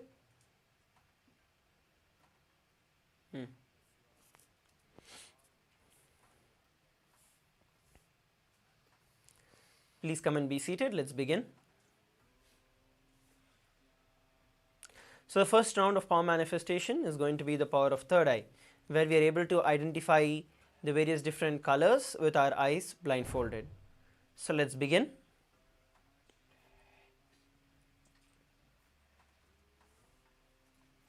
Please get yourself a pen and a paper. Please get yourself your eye bands and come and be seated.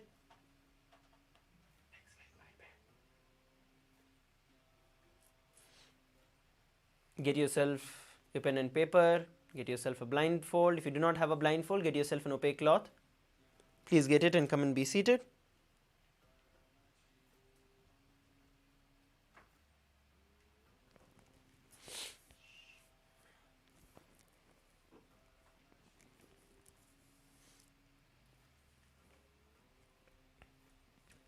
Yes, let's now enter into the power manifestation. We're going to be looking at the scriptural reference for this power of third eye. Paramashiva reveals about this power in the Vijnana Bhairava Tantra, Sutra 34, Dharana 11. Kapalantarmano nisya thishtanmilita lochanaha kramena manaso dadyat lakshaye lakshya uttamam. So this is the Shastra Pramana, the scriptural reference for this power of third eye, where Paramashiva himself reveals how this science of third eye reading can be manifested. So now let's enter into the power manifestation. Please get ready. We're going to be identifying the colors. I request every one of you to please put on your blindfolds. Please put on your blindfolds and be seated.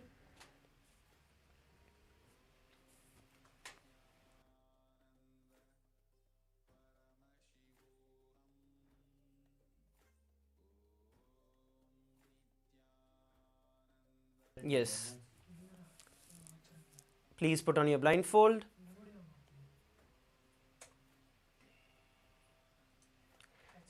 So what we are going to be doing is chanting the Mahavakya, Om Nithyananda Paramashivoham.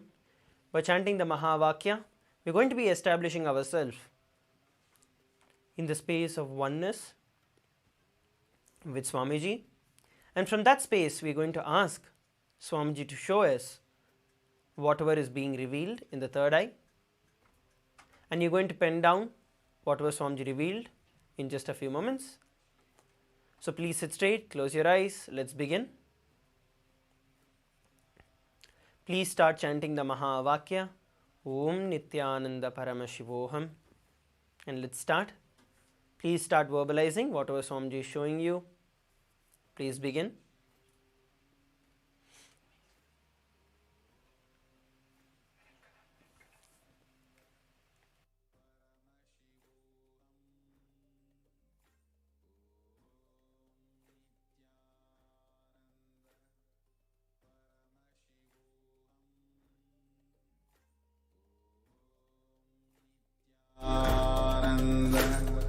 Paramashivoham Om Nithyananda Paramashivoham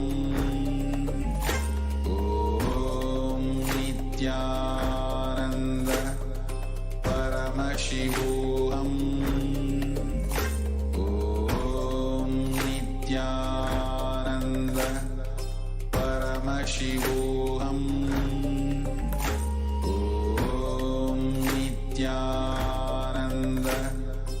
Paramashivoham Om Nithyananda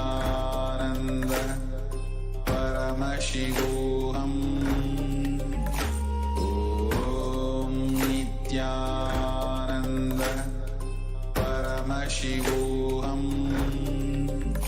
Om Nithyananda Paramashivoham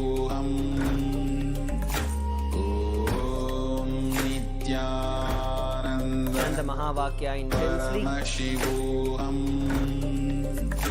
And verbalize whatever color you're able to see. We have a few more moments. Just ask Swamiji to show you.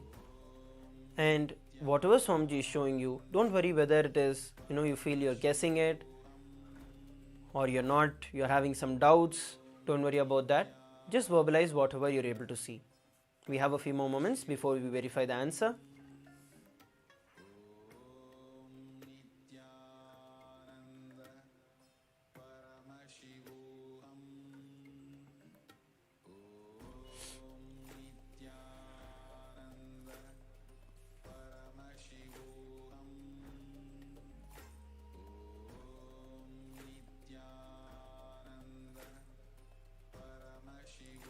Now, all of you can relax. Please relax and slowly open your eyes. All of you can slowly open your eyes.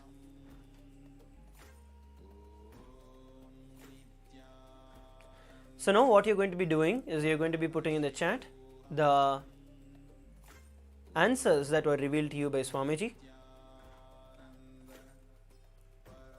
So please start posting in the chat.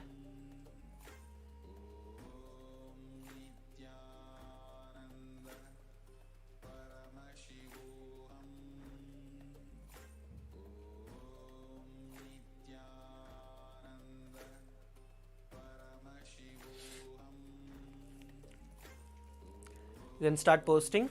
Please start posting. It can be multiple different things that Swamiji showed you. You do not have to restrict yourself to just one or two things. Whatever Swamiji showed you, just pen down as it is and post it. We're going to be verifying the answer in just a few moments from now. Yes, we have Daniel sharing purple. Let's keep going on. Rest of you can also share. Singaravelu is sharing blue color. Okay. Rest of you can also put. We're going to be verifying the answer shortly.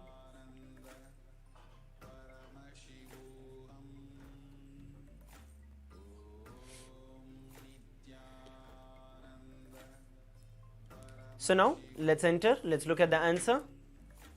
So the color that was projected for all of us was the color red. So this is the color that was projected for all of us with the widget. So this is the color red. So if you got the answers right, great. If you did not get it right, even then do not worry about it. The more we manifest the power, the more we are able to play with it, the more we start manifesting it the right way. It's more like identifying that sweet spot where we are able to click and identify, okay, this is where this power manifestation happening, and this is like the doubts that I have, this is the mind.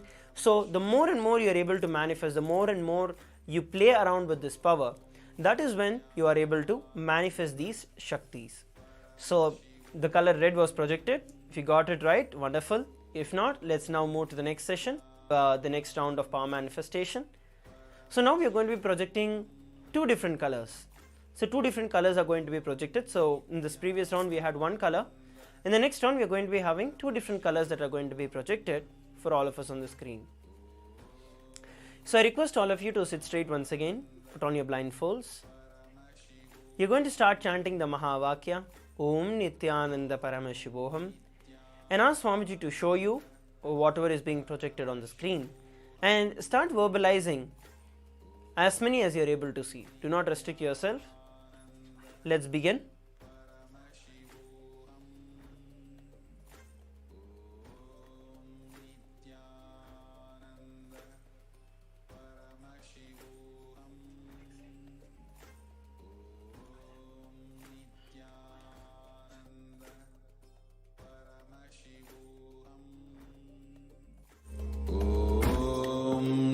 Nithyananda Paramashivoham. Om Nithyananda Paramashivoham. Om Nithyananda Paramashivoham. Om Nithyananda Paramashivoham. Om Nithyananda Paramashivoham. Om Nithyananda Paramashivoham. Om Nithyananda Paramashivoham.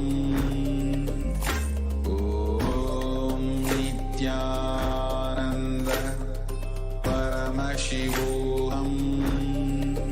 Om Nithyananda Paramashivoham. Om Nithyananda Paramashivoham.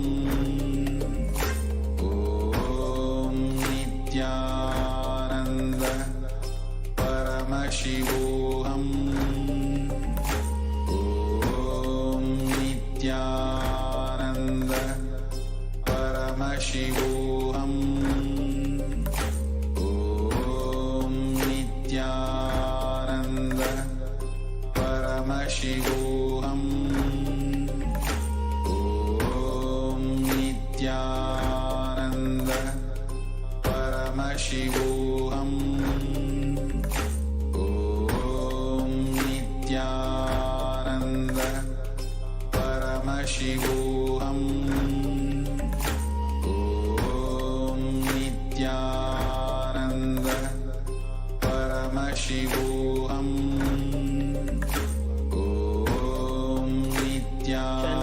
Mahavakya.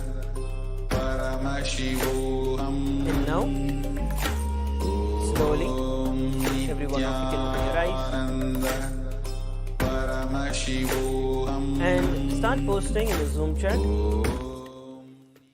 Whatever were the colors that Swamiji showed you, please start posting it in the Zoom chat. Please take a few moments to do it.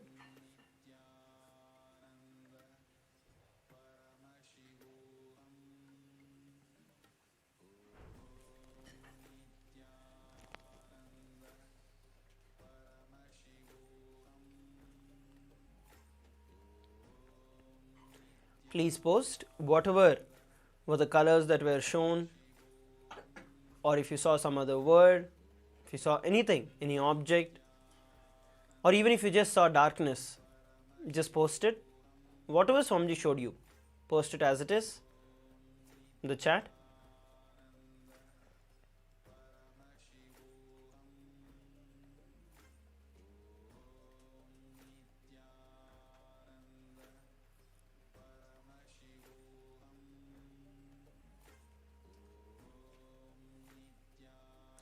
In just a few moments, we're going to be looking at the answer. So please take a few moments to post it. Daniel is sharing that he saw the word blue. Okay.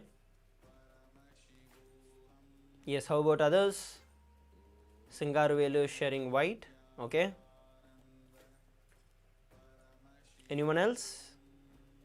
Please go ahead, you can post it.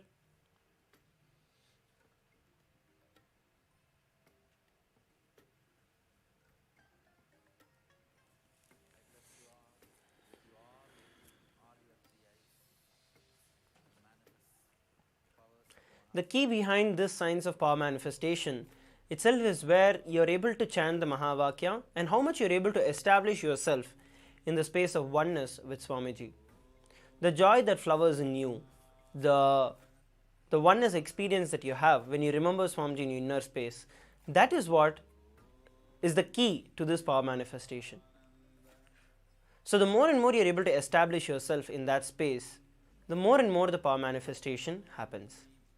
So now let's look at the answer. We're going to be looking at the answer. So we have the colors purple and pink. So the shades of blue, closer to blue I would say.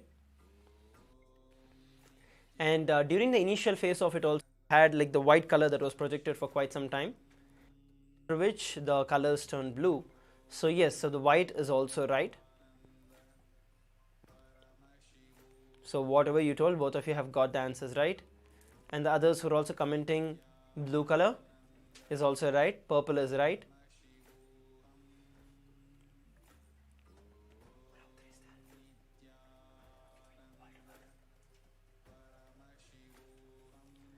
Yes. So now please take a few moments, go ahead, share your experience of this power manifestation on the Facebook, on other social media platforms. We are going to be having multiple rounds of power manifestation.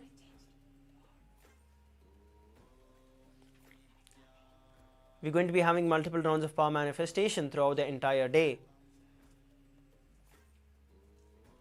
So now, please go ahead, share your experiences on the social media. And shortly, in just a few moments from now, we are going to be entering into the next session. For today, we are going to be blessed with the darshan of Mahakala Bhairava today. So we are going to be preparing ourselves throughout the entire day with the sacred truths, the secrets of death, of immortality, and the deeper science of life itself. So let us prepare ourselves to enter into that. Please take a few moments to share it, after which we are going to be entering into the next session.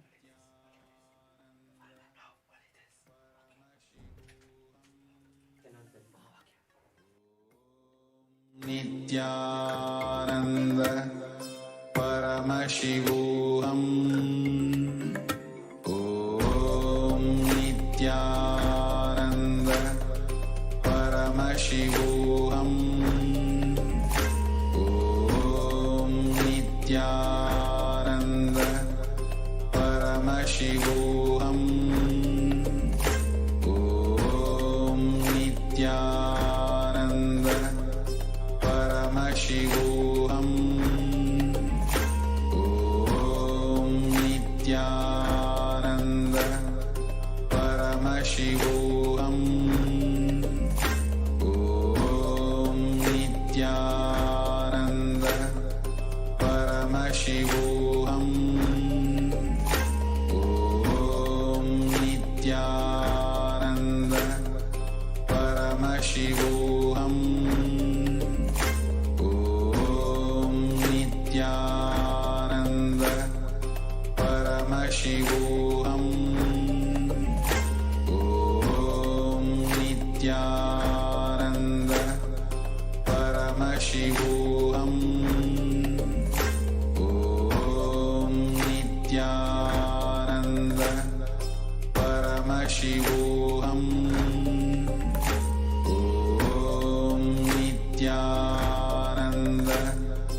Paramashivoham Om Nithyananda Paramashivoham Om Nithyananda Paramashivoham Om Nithyananda Paramashivoham Om Nithyananda Paramashivoham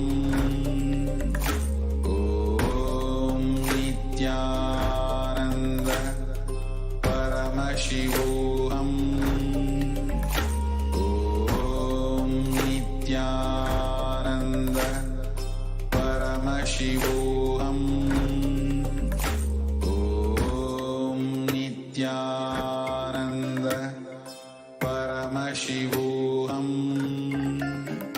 Om Nithyananda Paramashivoham Om Nithyananda Paramashivoham Om Nithyananda Paramashivoham Om Nithyananda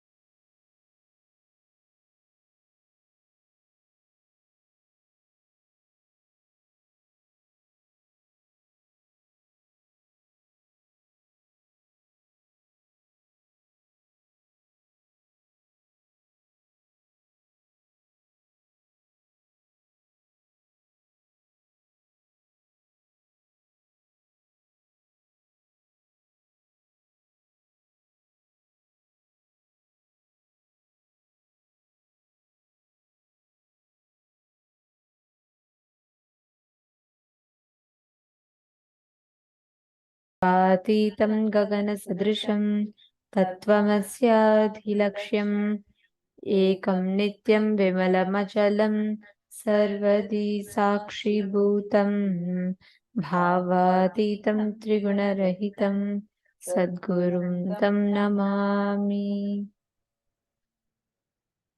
Nithyanandam, everyone. We welcome all the participants and every one of you here today for this very, very special day today. Today we're all having Bhagwan Kala Bhairava Murti as the deity. And we welcome every one of you for day 4 of Paramashivoham program. How are you all doing? Nithyanandam, Ma Donna, Ma Sandy, Ma Zanga, Ma Shangshui.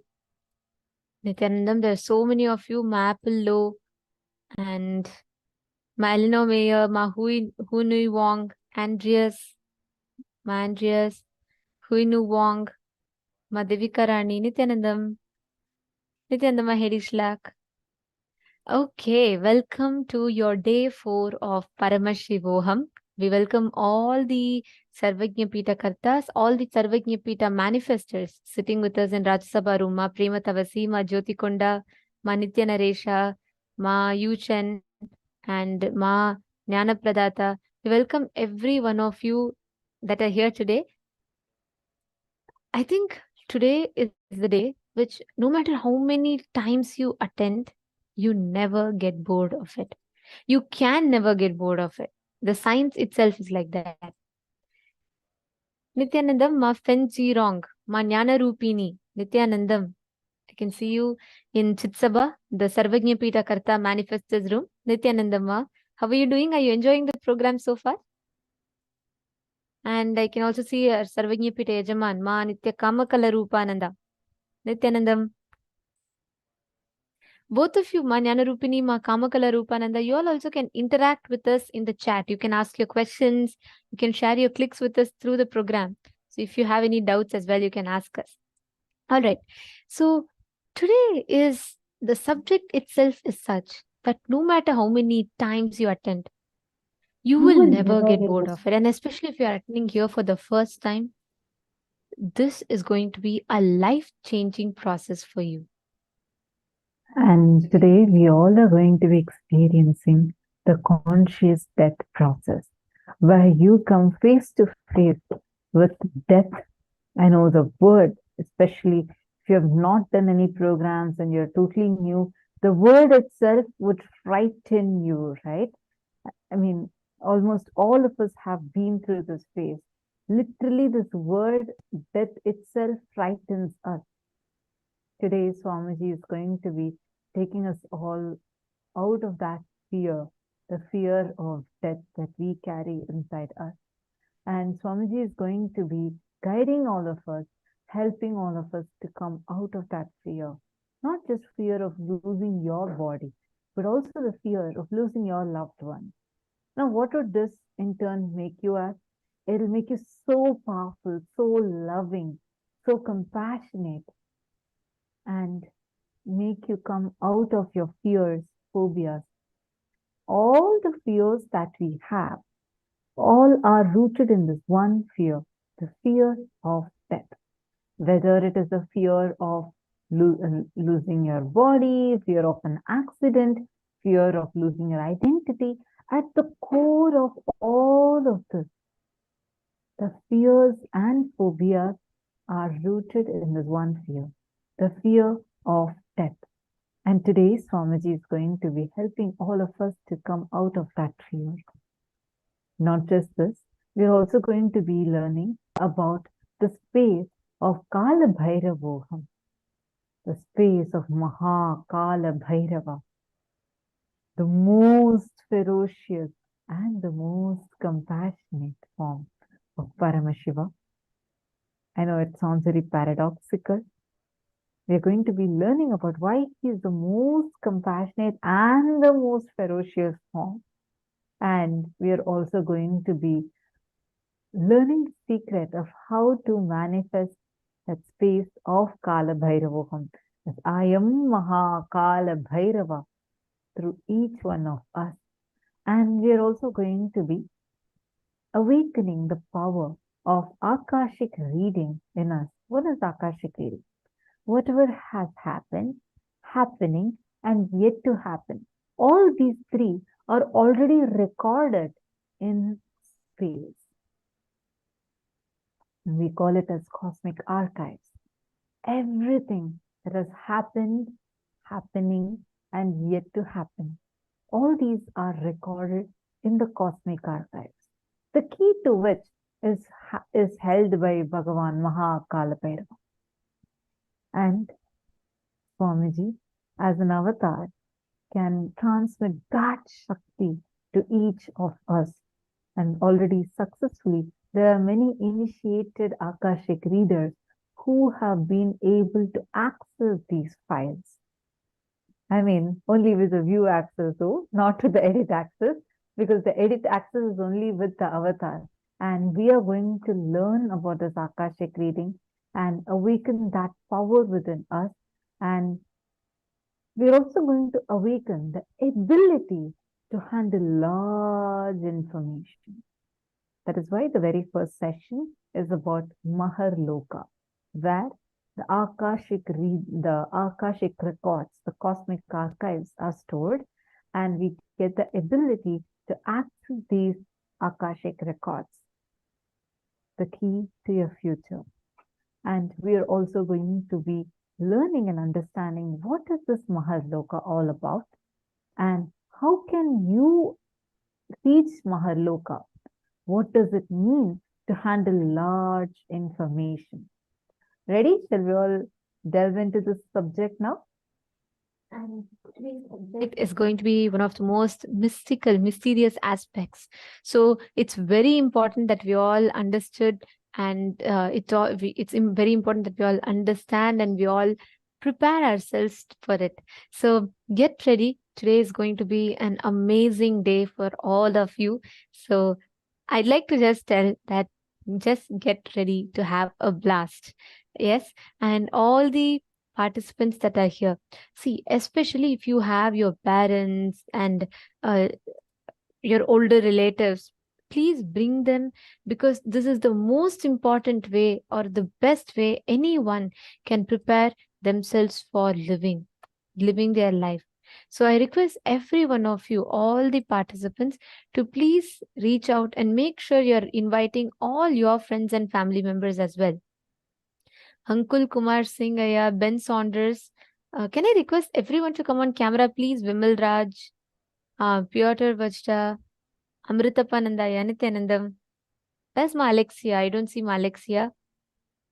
Nithyanandam, Sandeepaya, very nice to see you here. And you have a very beautiful setup.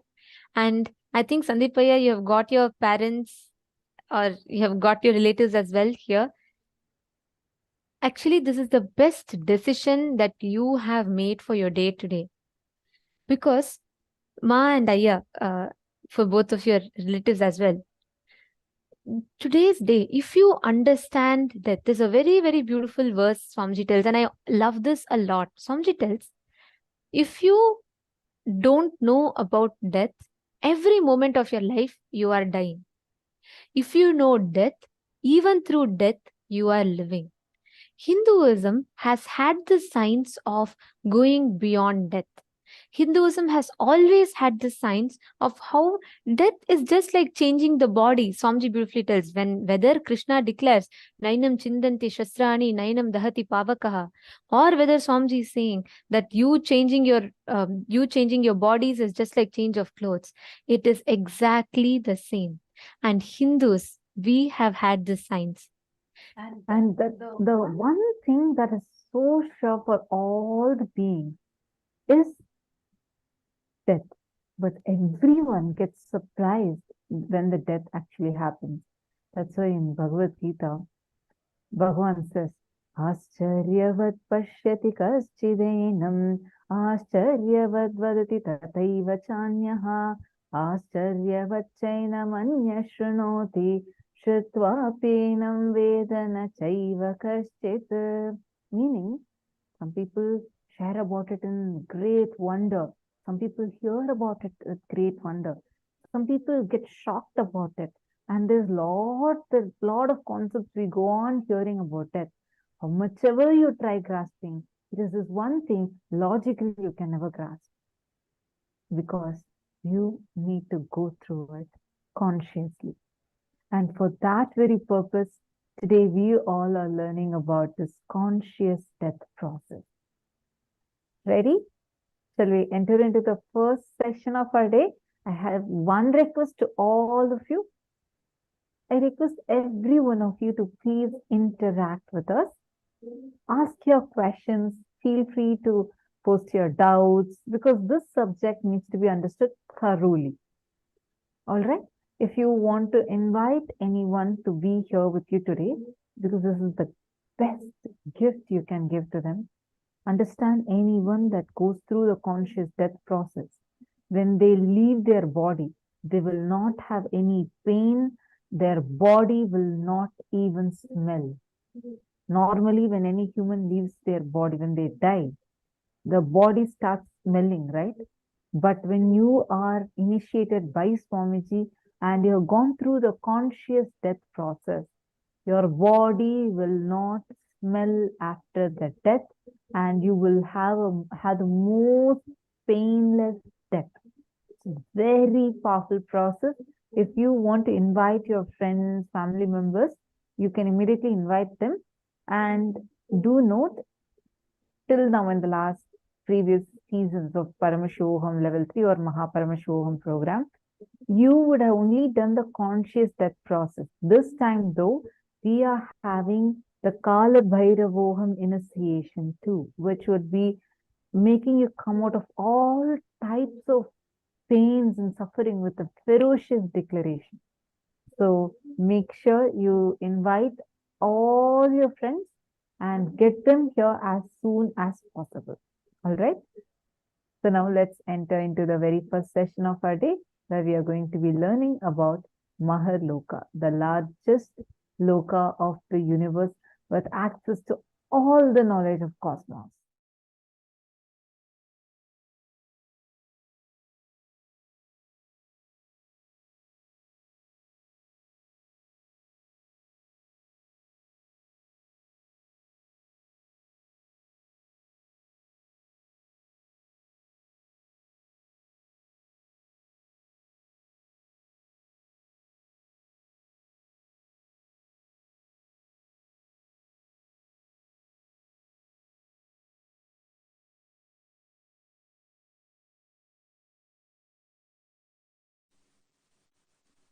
Suvarloka is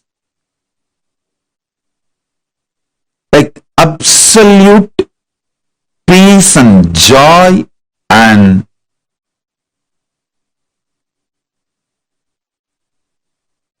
all upgraded life than planet Earth.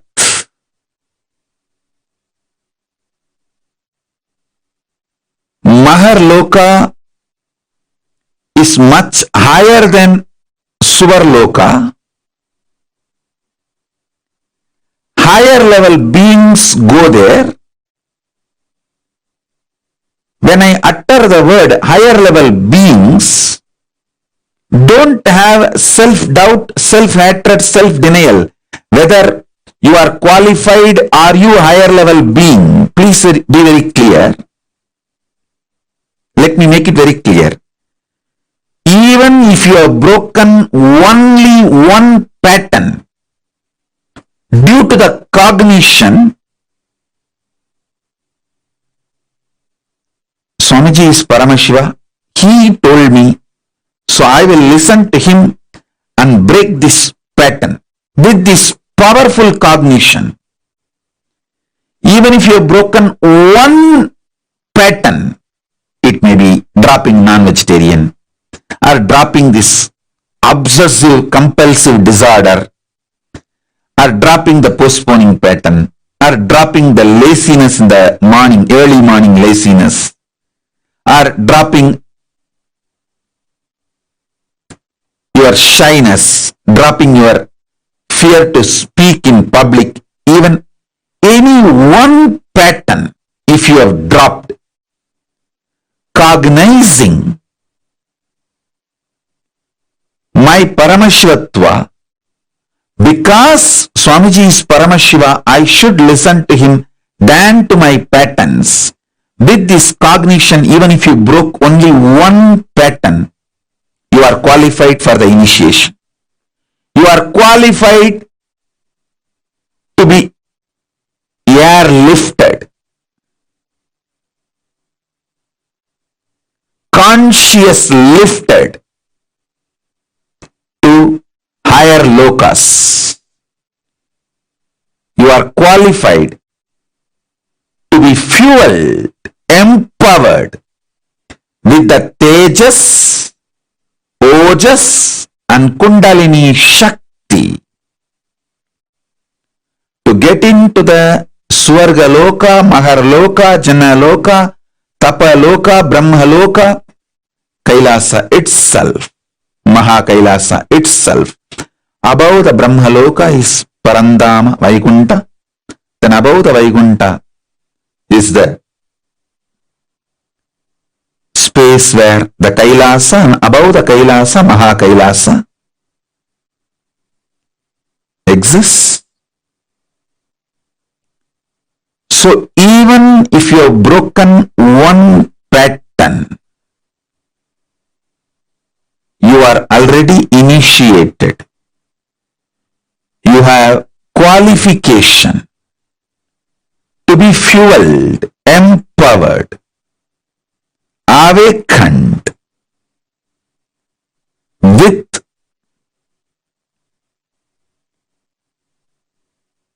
Tejas, Ojas, Kundalini, Shakti, entanglement, Shaktipada, Shaktinipada, initiation, and conscious lifted. Don't worry. Drop the self-doubt, self-hatred, self-denial.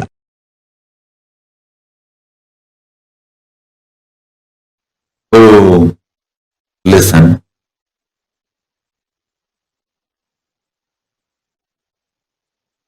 I'll tell you one small incident happened. Once in the energy session, one person came to me and said, Swamiji, give me my past life memory. He wanted to know what he was in the past life and the past life memory.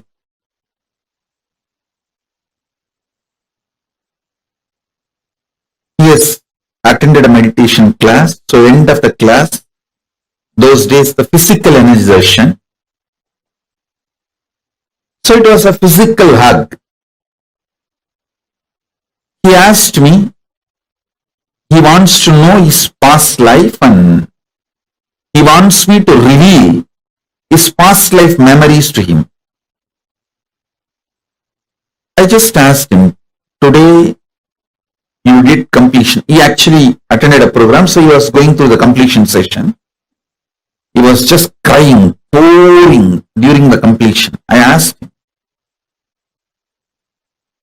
why were you crying? He said, all my memories from the young age, they were so heavy on me. I am not able to handle it. I laughed at him. He was maybe 40-year-old person, roughly 40. I told, just your 40 years of memory you are not able to handle. If I give you the past life memory, how will you handle? Don't you see you will go mad? He said, yes, Swamiji. And he just left saying, yes, yes, I don't want past life memory and all, you are right. And he left. I want all of you to know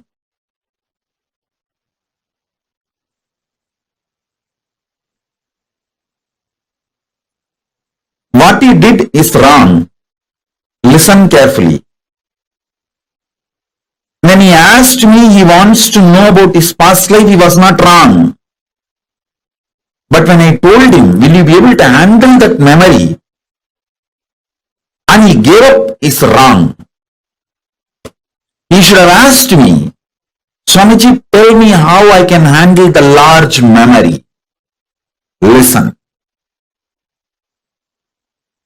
Ability to handle large information without getting personally attached to it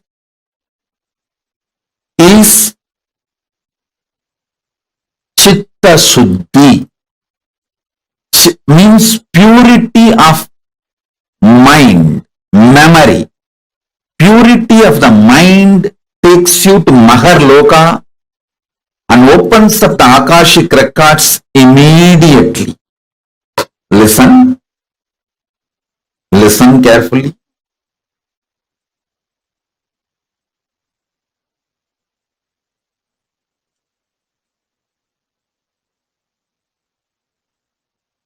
not teaching you any self-development shit. No, I don't believe in that. I'm teaching you method to connect with Maharloka.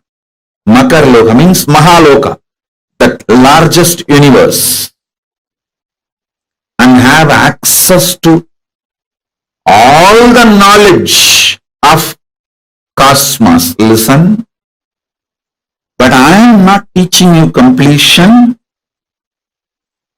for any frictionless existence. I am teaching you completion to connect with Mahaloka, Maharloka.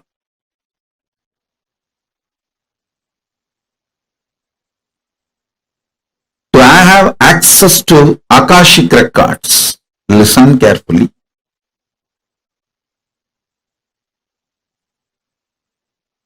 Understand?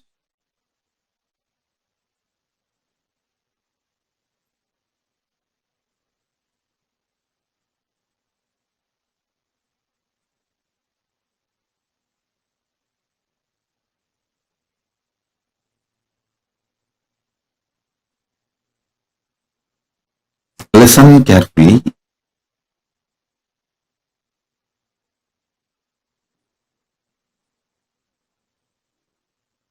Handling large amount of material information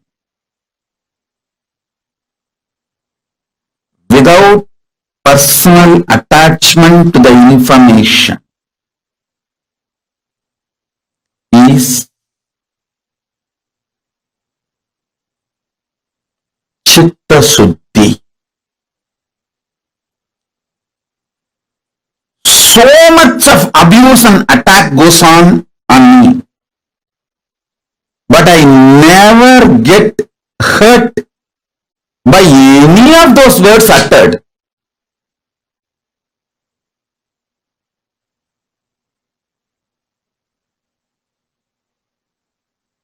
So much people praise me. Oh, you are Paramashiva, you are this, you are that. I never get attached or get elated by the words they utter. I simply see how each person can be helped from the level they are. Understand? How each person can be helped. My mission is very clear. Make your vision for life clear. Do not allow cheap people's strong words, good or bad. Listen carefully. Cheap people's strong words, whether good words towards you or bad words towards you, do not give respect for it. From right person, even if it's a good word or bad word, give complete attention to it.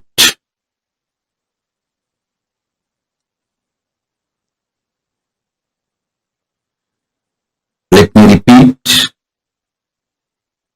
Ability to handle large memory. This comes by non-agitated, non-violent, non-reactionary, Paramashanta inner space. Listen carefully. Who wants you to expand and grow is a good person. Who wants you to fail is a cheap person. Anyone who has become successful will only want you also to be successful. Anyone who has wasted their life will not know how to become successful, and they will not expect you to be successful, and They do not know how to be successful. Listen.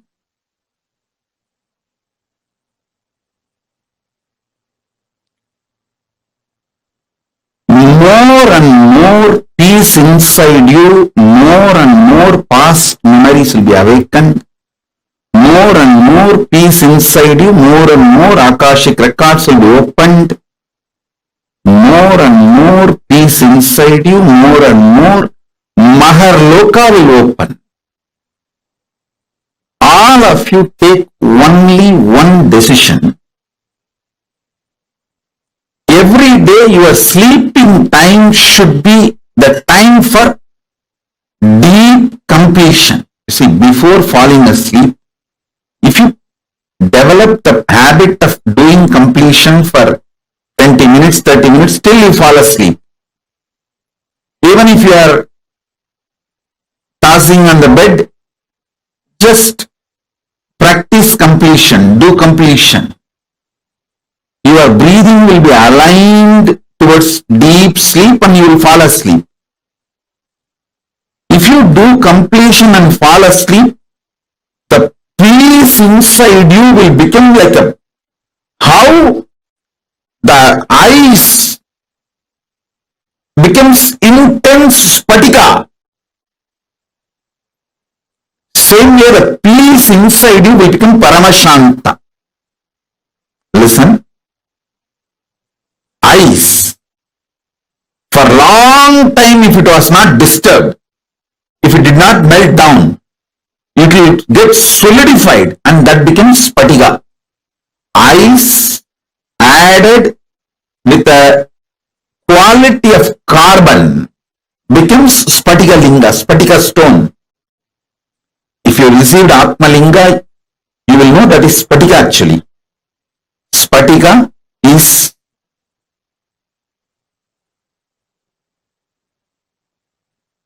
mix of ice and carbon. The right proportion of ice and carbon is spatika. Listen. Ice getting solidified becomes spatika. The peace getting solidified will become paramashanta.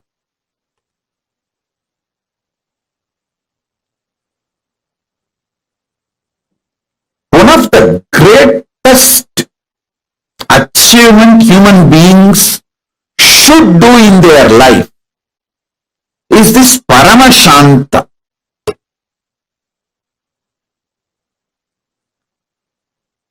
Nothing in this world can be equated to paramashanta. Other times you can do completion, but before going to sleep, it should be compulsory, so that the peace gets solidified inside you, like it becomes a rock of peace on which you can stand forever. Your being becomes like a spatika linga.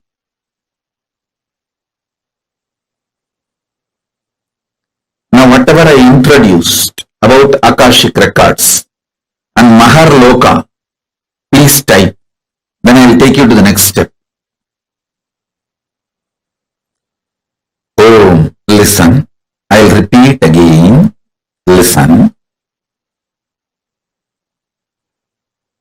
Whenever the memories come up in you, when you get personally attached to it,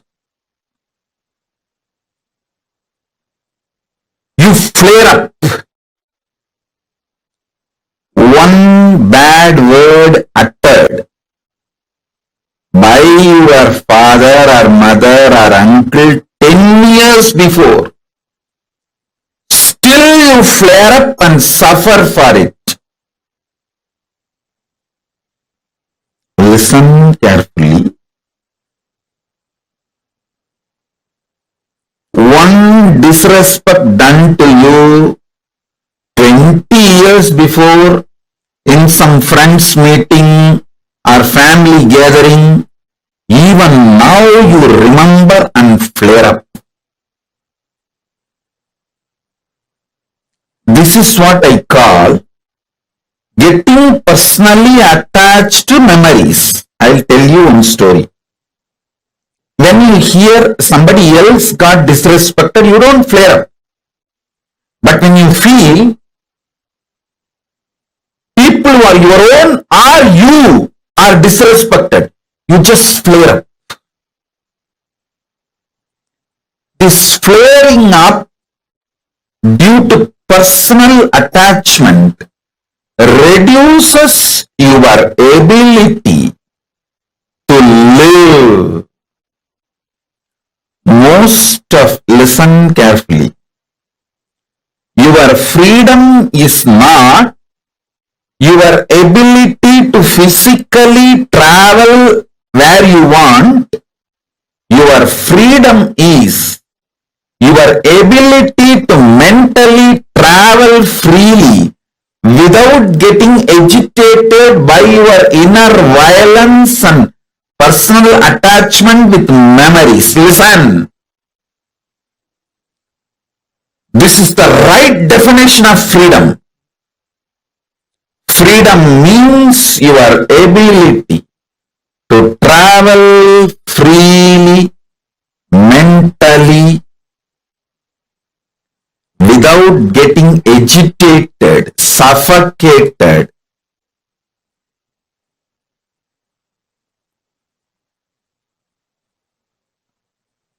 through the personal attachment with your memories. Many of you cannot travel peacefully mentally more than 60 seconds. 60 seconds only is your freedom, not more than that.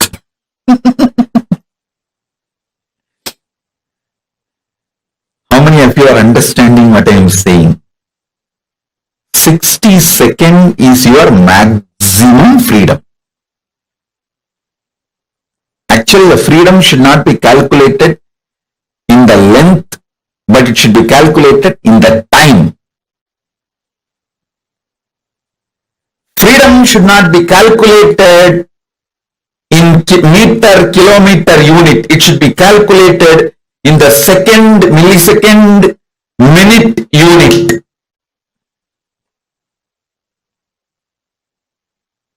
It should be calculated in time unit.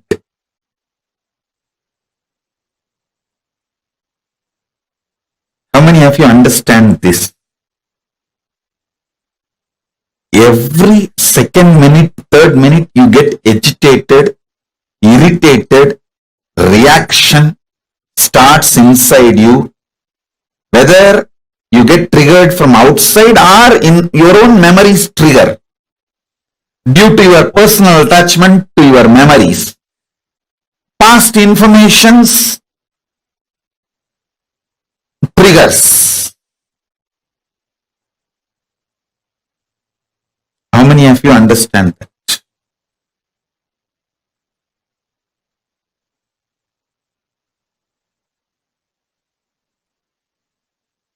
Now,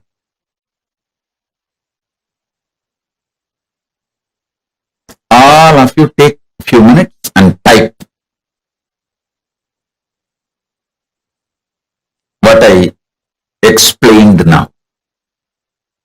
Your freedom should be measured on time, not on meter. It is not your ability to move around. It should not be measured by the ability to move around, number of meters, kilometers, all that. Your ability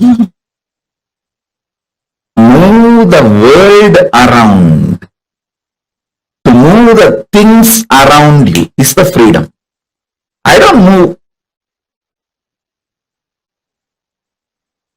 even out of the room I am staying, but I move the whole world.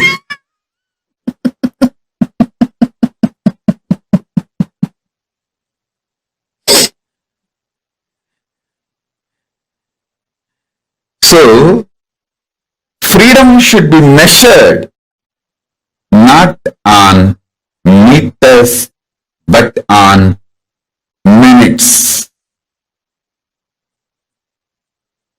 The whole shift needs to happen about measuring the freedom. The number of seconds you are able to freely handle your memories in the inner space without getting triggered, agitated, irritated, frustrated, suffocated, pained. That many seconds you are free. Freedom should be measured on seconds, not on meters. Not on meters, but on minutes. You are all measuring the freedom based on the meter. How many states you can travel, you are free to travel. How many countries you are free to travel. How you call that as a freedom.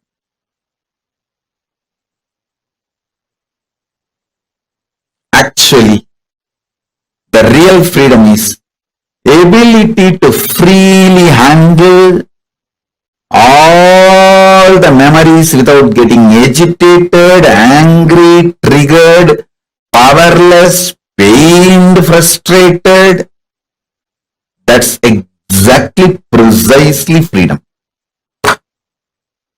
Listen. All of you now sit casually. See, actually switch on the timer. If you have watch or timer, switch it on. Sit casually and see how many seconds you are able to sit without getting irritated or agitated by some memory, something inside. Without getting powerless, powerlessness, pain, agitation, irritation, without having any of the trigger, reaction. How many seconds you are able to sit, just see.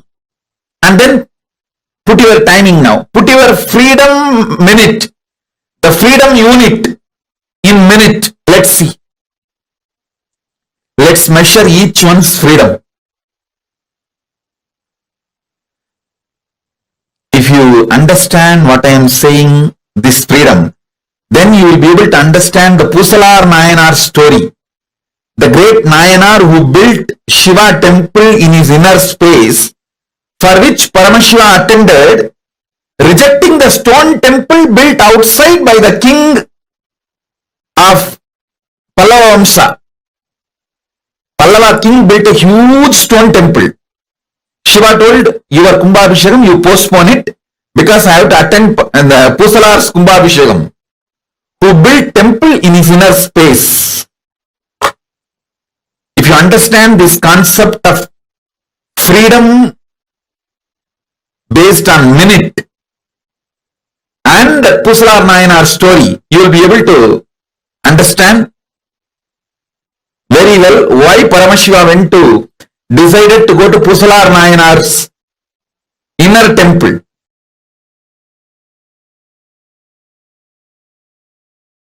See, sometimes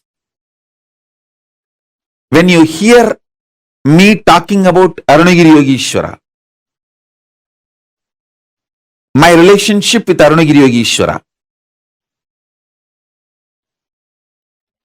how I had the initiation into Paramadvaita, even if you don't agree with all my lifestyle, theories, principles, you feel, I think this is possible. This is possible. Maybe this possibility is available even for me. Not only for him, even for me it is available. It is possible. That clicks. Anything which clicks with you as possible,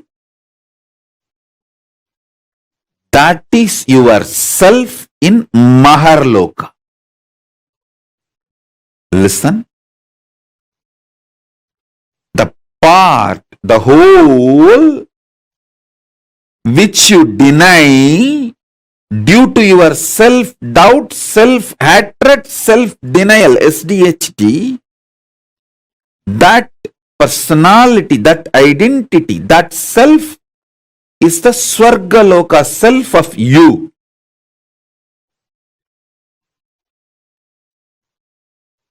When I describe my higher possibilities,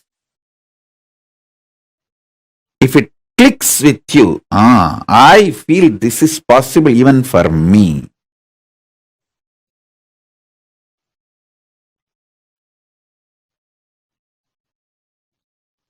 When I narrate about Arunagiri Yogeshwara or my death experience in Varanasi or my enlightenment experience in Arunachala or my experience of feeding Ganapati, how many of you feel, this is possible even for me? I don't think he is lying there. He may be doing many things which I may understand, may not understand, but he is not lying there and he is not telling lies. This possibility exists. Even I feel it is possible for me. How many of you click with those possibilities? Raise your hand. If it clicks with you, that personality, that self of you, which clicks with the higher possibility, is your identity, your self in Maharloka, Mahaloka.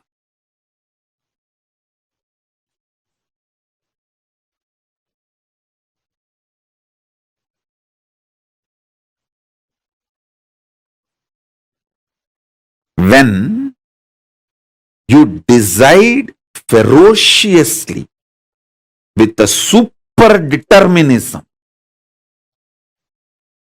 will persistence to face your highest possibility which is clicking with you, you manifest yourself, you face yourself spontaneously in Maharloka. I tell you, when I heard the story of Nambiyandar Nambi feeding Ganapati, I had the glimpse of my possibility of same. And I ferociously decided to face my possibility and manifested Maharloka here by facing my identity, myself in the Maharloka, and fed Ganapati. Ganapati ate. Ganapati ate from Nithyananda of Maharloka, not from Nithyananda of Bhuloka as you think. Finally, all 14 Loka Nithyananda merged into this Nithyananda as Paramashiva. But when Ganapati was eating, he was eating from the Nithyananda of Maharloka. Nithyananda, address, Makarloka, Maharloka.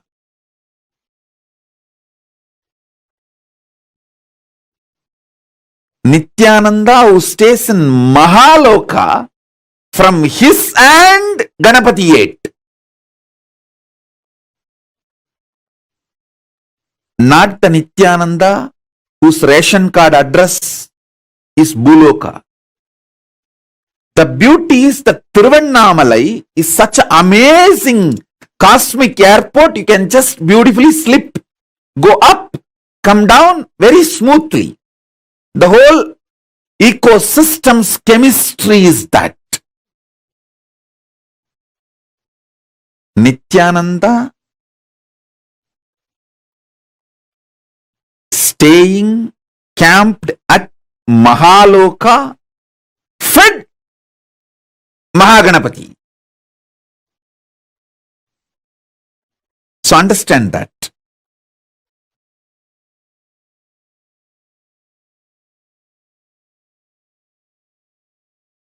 At the age of 3, when I tried to connect with him, I did not have a formal initiation. I heard the story of Ganapati eating food of Nambiyandar Nambi from one great Saiva Siddhanta preacher, Sri Selvakanapati. And one word which he uttered just got stuck in my inner space. That Nambiyandar Nambi calls Ganapati, Mahaganapati Paramburule.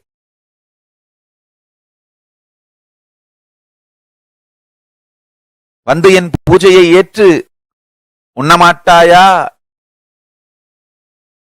That calling, the way Selvaganapati described, he is such an amazing teacher and preacher. The way he described, Mahaganapati Paramburule, that word just stuck in my heart. I came home and started doing the same. Of course, I did all my drama with Ganapati. I had many days playing with him, and it is not that day one he immediately ate.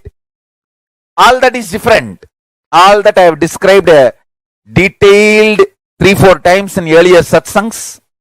Please watch those satsangs to know the whole story.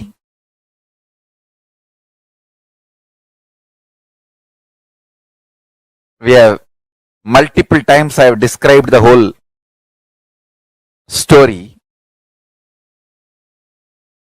One thing I did with all my sincerity, I called Mahaganapati Paramburule.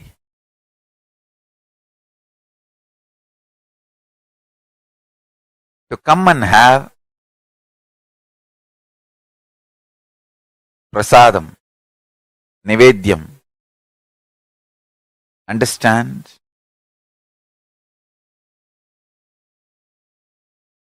As I described in the earlier satsangs, when he ate, not only he gave me the Savigalpa Samadhi experience,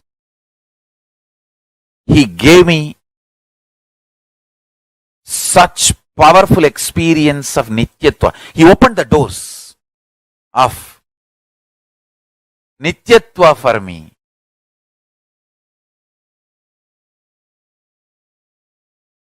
It is such an extraordinary, eternal bliss.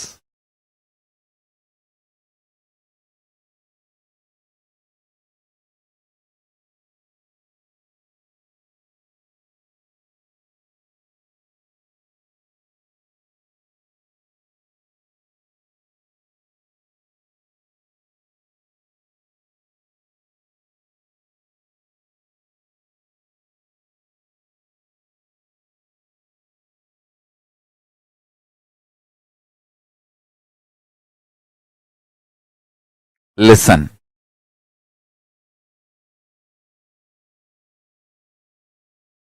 I am talking out of sheer truth, simple truth and power of truth.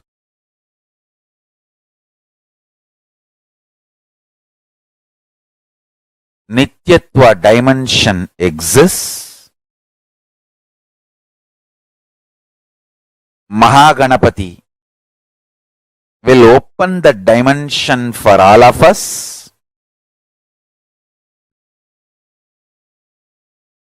Connect with him, call him with this simple prayer, Mahaganapati Paramburule.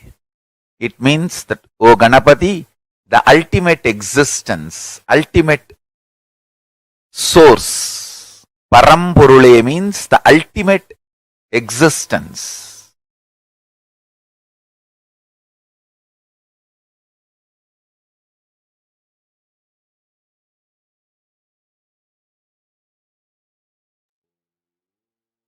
So beautifully Swamiji explained about how with will persistence, when you decide the strong decision in your inner space, your decision to expand your inner space accommodates a large amount of information in you. Your resistance to expand your inner space, your resistance to store large amount of memory in you is nothing but your resistance to expand your own consciousness, expand your inner space. What did you all understand from this session? What did you all understand as Maharloka? Can I request everyone to please share? What did you understand as Maharloka? Come on, all the participants that are here sitting with us now, I request every single one of you to take a few minutes and post. What did you understand when Swamiji is saying Maharloka? What did you understand by that? Did you all understand the explanations Swamiji gave about how a participant, and he asked Swamiji what his past life was, and the revelation Swamiji gave to us from that? How him saying that, okay, you know what, if I don't know, then maybe I can't handle large information. Can I request all the participants, come on, please type and post it here in the chat. Vigyan Chapainaya and Nitya Bhaktaya, Sunitikanandaya and Sandeepaya. Can I request all of you take a few minutes and post in the chat, what have you understood so far?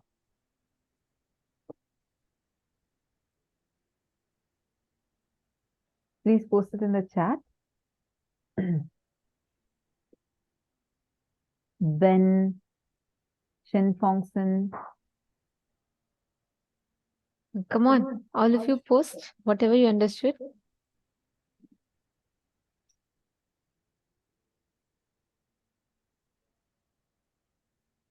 Please type what you have understood so far and post it here in the chat.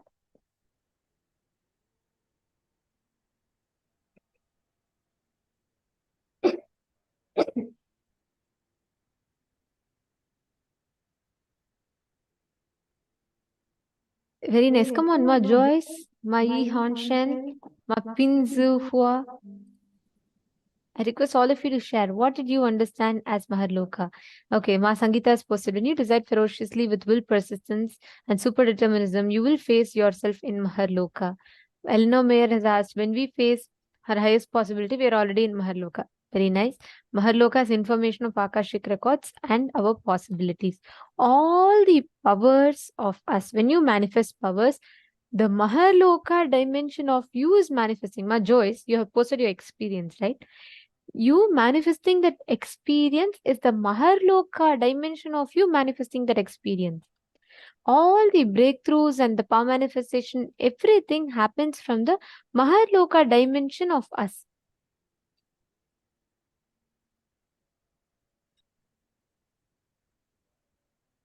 So you have to raise in completion to get there. That's right, Masunya Rao. Swamiji told, right, when you bring that tremendous completion and unclutching in you, your ability to digest large amount of information happens.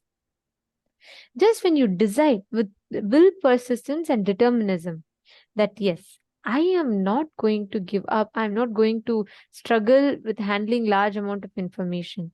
If you just decide and do it, that is enough. That's all. You will just see how you will start manifesting those profound experiences in your inner space. Okay, so now let us understand what is this Maharloka and how you can live, cognize, internalize this truth and apply it in your daily life. Okay, so we're going to be doing a very quick internalization exercise. Okay, Sandeep Aya has posted, whenever I click with breakthroughs, I am connected to my identity in Maharloka. That's right.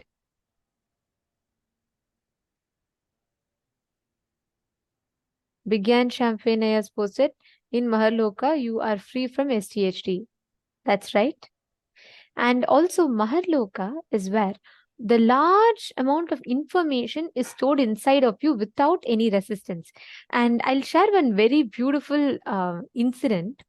So there was once when Swamiji is physically in Bangalore, right, Bidadi, Swamiji will every day go to rounds. So we all know, all those who are residing in Adinam, everyone will know, if it is morning, the moment earliest, like to rise will be Swamiji. Swamiji will be the first person. He'll morning he'll start early in the morning. He'll go rounds, and he'll go department by department, and Swamiji will be first hand checking what is happening, whether whether people are getting the food, whether the library is functioning properly, is it maintained properly.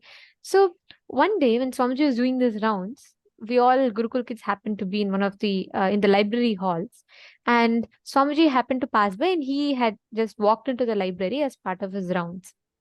And naturally, when Swamiji sees Gurukul kids, he will always spend time with kids, right? So Swamiji came and sat down with us, and Swamiji was talking to all of us, and he was revealing something. It was a very fun conversation.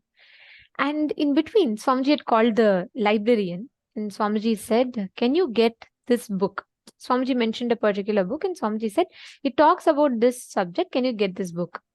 So these libraries will have like these rows of shelves with books, orange color shelves with complete books in it fully on both sides.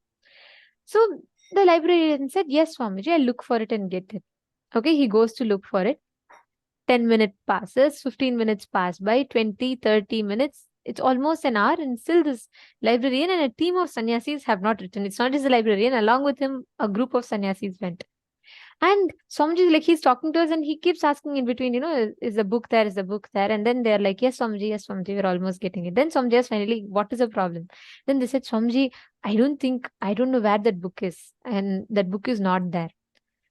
Then Swamiji just laughed, and Swamiji said, is this all the problem? Then the librarian was like, Swamiji, I know thoroughly the whole library. I am here the full day. I am not able to find it. Then he even started having a doubt if that book even exists. He even started having the question. He started saying that maybe the book does not even exist here in the library at all. Like, Swamiji just laughed, and Swamiji said, all right. And Swamiji said, you could have told this to me long back. And Swamiji said, go to row number this, shelf number, I forgot, shelf number something. And Swamiji said, in this shelf, in the third book, there's a brown color cover with this font. This is the title written. In that, go to page number, let's say 236, fifth paragraph. This exact thing is there. You will not believe. 1 hour of finding of a huge group of sannyasis could not find. The moment Swamiji told, the librarian had to just walk up to that place, go open that shelf, pull up that book, open the page number, and exactly it was there. Swamiji taught us a very, very beautiful lesson through that. The moment Swamiji said, it is like librarian who spends his full time in the library, who is supposed to be knowing end to end of what is happening in the library fully. He did not know where the book is. Swamiji, with all the things that Swamiji does, he was able to remember precisely what is in the book, where it is kept. Swamiji told all of us Gurukul kids there. He said, every human brain can store 250 ships of information. Like, let's say, if you fill 250 ships with books, how much information it will have? That much information one single human brain can store. Actually, experiences like this, like almost all the sannyasis will tell you, because this keeps happening again and again. Same way, I remember once some darshan was going to happen, and Swamiji actually tells, like we mentioned earlier, right? Like every darshan, every session that Swamiji wants to offer to people, Swamiji will always pull out the exact apta pramana, means the references of people who have lived this time and from scientific researches from the ancient times. And Swamiji will pull out the Shastra Pramana, scriptural references. And only with all of these and testing it on himself, he'll give us any sign. And for every darshan, like people just know that Swamiji is giving the darshan, but the background work Swamiji does for the darshans, like even choosing the exact mantras or the processes, everything, there's like a lot of research Swamiji does. I remember once Swamiji had mentioned about Virinyana Sambandha. I remember this where something Swamiji had told that find this. For the darshan that we were having, Swamiji told to, for the reference, like whenever we present, even all this content, everything Swamiji himself guides. So for that one thing, I still remember it was for Sundareshwara Paramashiva Sahajya Samadhi Darshan. And Swamiji told how Tirunya Sambandar, it is part of the 64 Leelas, like how we have 64 forms of Paramashiva. There's a set of Leelas, the 64 Leelas of Paramashiva. And we are like trying to search. Swamiji even said, go look at this book. There's a particular book in this shelf in Adi Kailash, in this particular library. Just go and look at it. And we got the book, and first we were like searching for the book. First we were trying to say that, oh no, we are not able to find that book at all. Then Swamiji said, Swamiji get the exact reference. Swamiji even described the color of the book, everything. And then finally the team found the book in the exact place Swamiji said. And then we were thinking, okay, so then we were like looking at the book. It's a thick book. So we started like reading it, and then we said, Swamiji, this reference does not even exist in the book. And we even started saying that, no.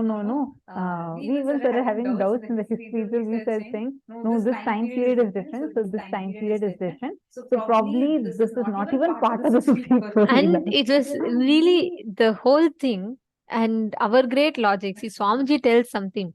And when Swamiji tells, he knows already what is that, and he tells us, and we just have to do it. But no, and I had a very different logic, and I was like, Swamiji, no, I don't think it is there. And I got such a doubt.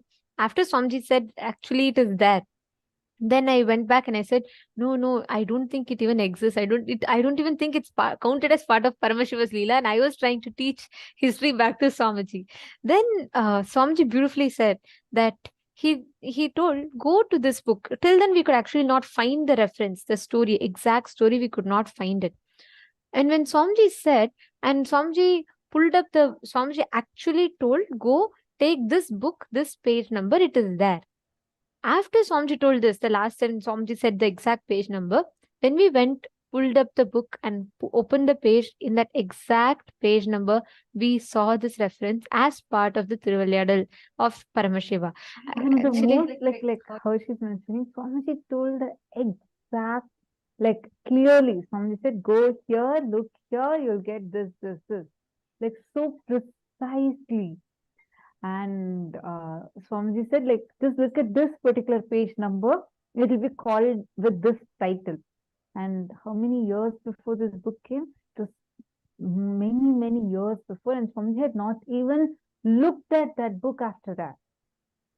Swamiji, when with all the other things in the books came, Swamiji just picked up the book and Swamiji glanced through it. That's it. And Swamiji remembered up to the page number, up to even the title of the chapter, and said, "This is what it is called as." It was like, wow. See, we keep seeing this dimension of Swamiji so many times. Even same thing with Tiruvannamalai.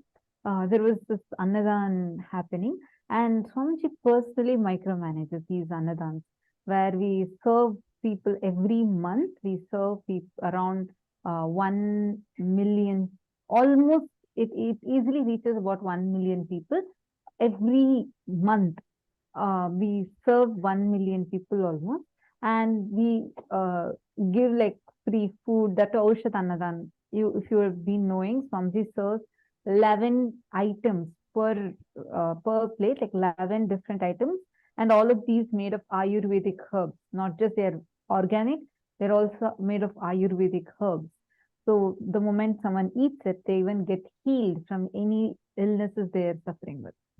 So such like, and apart from that, Swamiji gives them gifts, and Swamiji takes care of the sadhus, and so he personally micromanages them. And there was a team that Swamiji is micromanaging. Swamiji is saying, okay, you guys go look here and set this place up.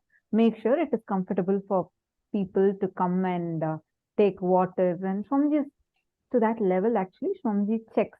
And Swamiji said, okay, go here, make the RO water continuously available for people. So the whole setup was going on. And the administrator of that place who lives there, who has been there for last so many years, and he was telling Swamiji, only these many doors are there. I think it was 3 or 4. He told only these many doors are there, and I'm so sure the door that Swamiji is telling does not even exist. And Swamiji has not been to that campus easily for more than last 5 years. This person administrator is saying, no, Swamiji, I'm very sure this particular door that Swamiji is referring to, I've been to this place every day, that door itself does not exist. Swamiji said, no, go to this place. It's a big campus. So Swamiji said, totally these many windows are there, these many doors are there, and you go and stand in, like Swamiji gave a direction, like northeast kind of a direction. Swamiji said, go stand here and go, there will be a tree like this, and right next to that there is a door. Make sure that door is locked. And this guy, the administrator, he was saying, no, Swamiji. And then Swamiji said, go and check now. He goes and checks exactly like how Swamiji said, it was there. Like the ability to handle the information. God, it's like the memory power that Swamiji has. And remembering to the micro details, Swamiji will know which door has the carving on it, which door is made of chettinad, like the chettinad door. Like it's the kind of memory Swamiji has, the ability to handle large information is just like, wow. This is exactly what will happen to us when we cognize, when we understand and go beyond the signs of, go beyond the fears of death that we all carry. Now, let us all manifest this experience as powers. Listen very carefully. Today, all of us are going to be manifesting the powers of Akashic readings, means ability to see the past, present, and the future. Okay, and now we are all going to be entering into the power manifestation. Can I request every one of you to please bring your Atma Murti and keep the Atma Murti in front of you for the power manifestation? If you have the Atma Murti, please keep the Atma Murti, and if not, I request every one of you to please get the Atma Murti. You can print the Atma Murti. For this particular power manifestation, I request every one of you to have the Atma Murti. And now we will be having Ma Nitya Shambhavananda, who is going to be guiding us through this power manifestation. See, listen very carefully. When you understand, yesterday we all learned about time, the 7 dimensions of time.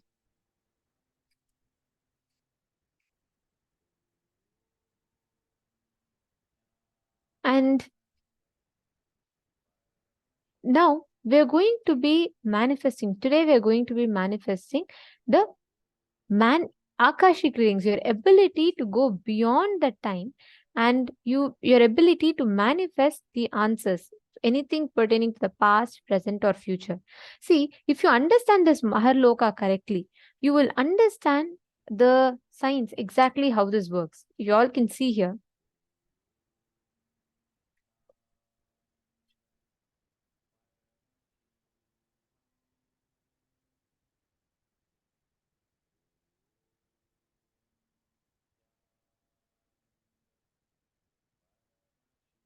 Actually, in this vertical time zones, you will see Maharloka is just above the Janaloka. And the beings that don't have self-doubt, self-hatred and self-denial will go there. So today, for all of us to access the Akashic reading, you will be awakening, connecting to the Maharloka dimension of you. Even if you have broken only one pattern, if you just understand, Swamiji is Paramashiva, he told me, so I will listen to him and break this pattern. With this one powerful cognition, if you have broken one pattern, you are qualified to enter into Maharloka.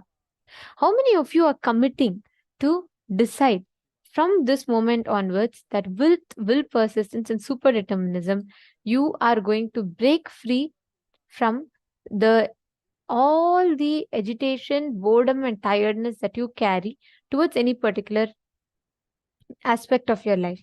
How many of you taking this as a commitment that you're going to operate with will, persistence, and super determinism, and you're not going to entertain any boredom or tiredness? Okay. Now let us all take a few minutes. Please pen down 5 major problems or issues or patterns you're facing in the life, and pen down the powerful cognitions that you're going to apply to break that particular pattern. Take a few minutes. For example, every time you get very irritated for things. So now, every time you have that irritation, you're going to drink a cup of water. That's the way you can break it. Like that, just see every area, five major problems that you have. And just write down the solutions, what you're going to apply for it. Take a few minutes, and right after this, we'll be entering the power manifestation.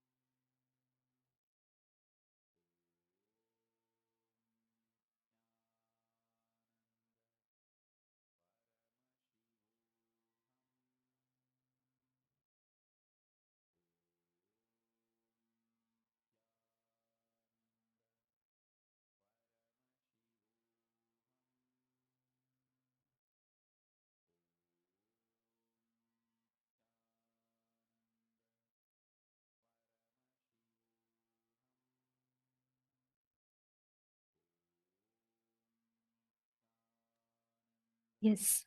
Now you all can please relax.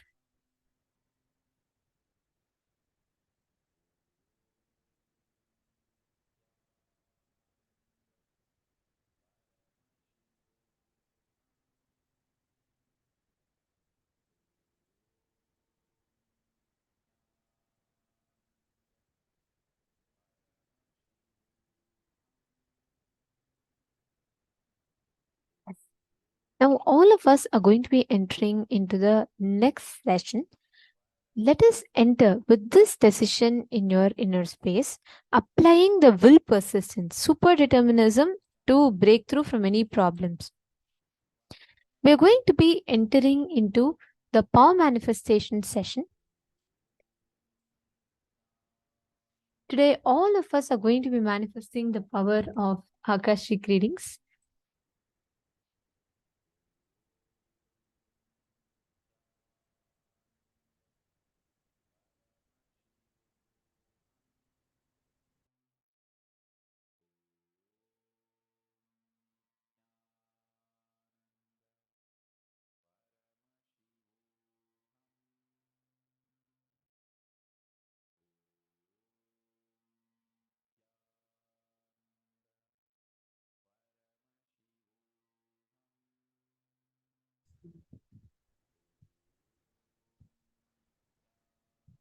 As we just learned about the Maharloka, Swamiji reveals that this Maharloka is the place where the Akashic records are stored.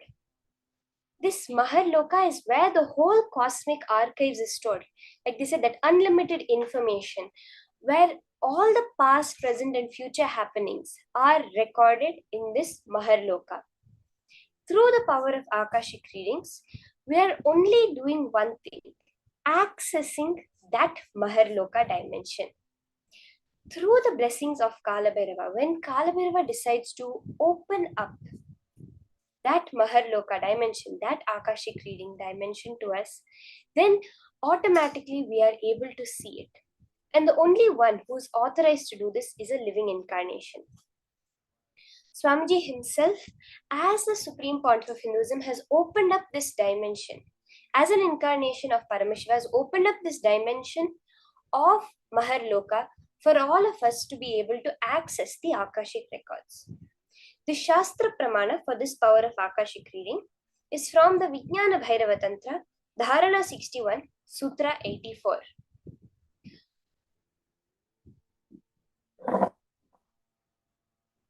आकाशं विमलं पश्यन् कृत्वा दृष्टिं निरन्तरां स्तब्धात्मा तत्क्षणात् देवी भैरवं वपुराप्नुयात्.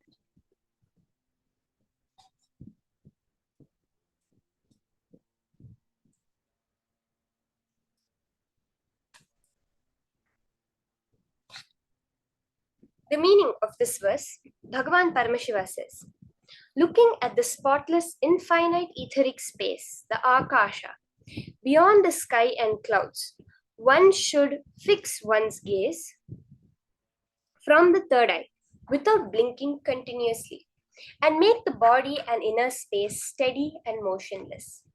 In that very moment, O Devi, one attains the nature and powers of the infinite space, Bhairava.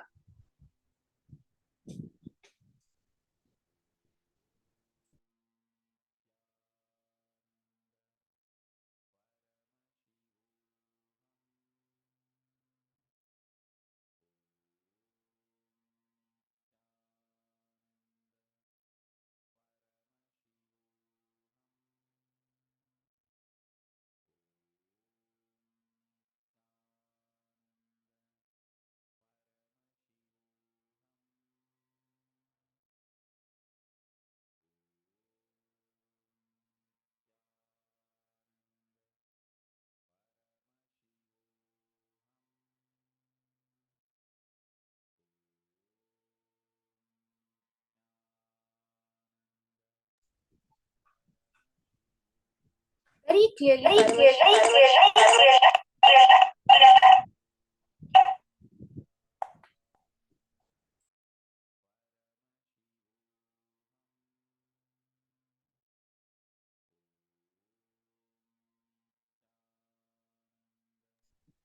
Sorry for the technical glitch. Very clearly, Paramashiva is giving us the signs.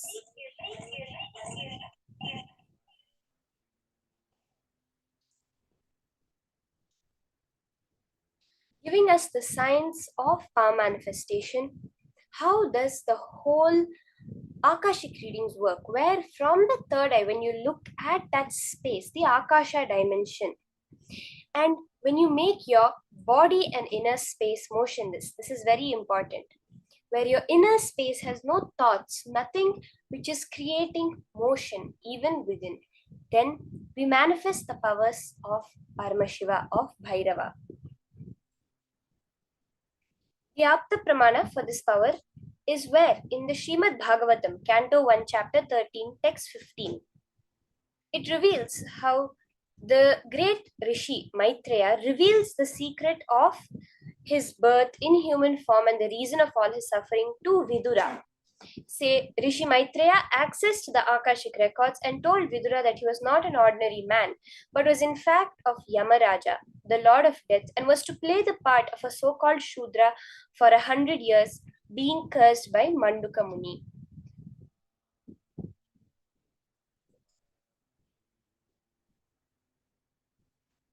The Atma Pramana for this power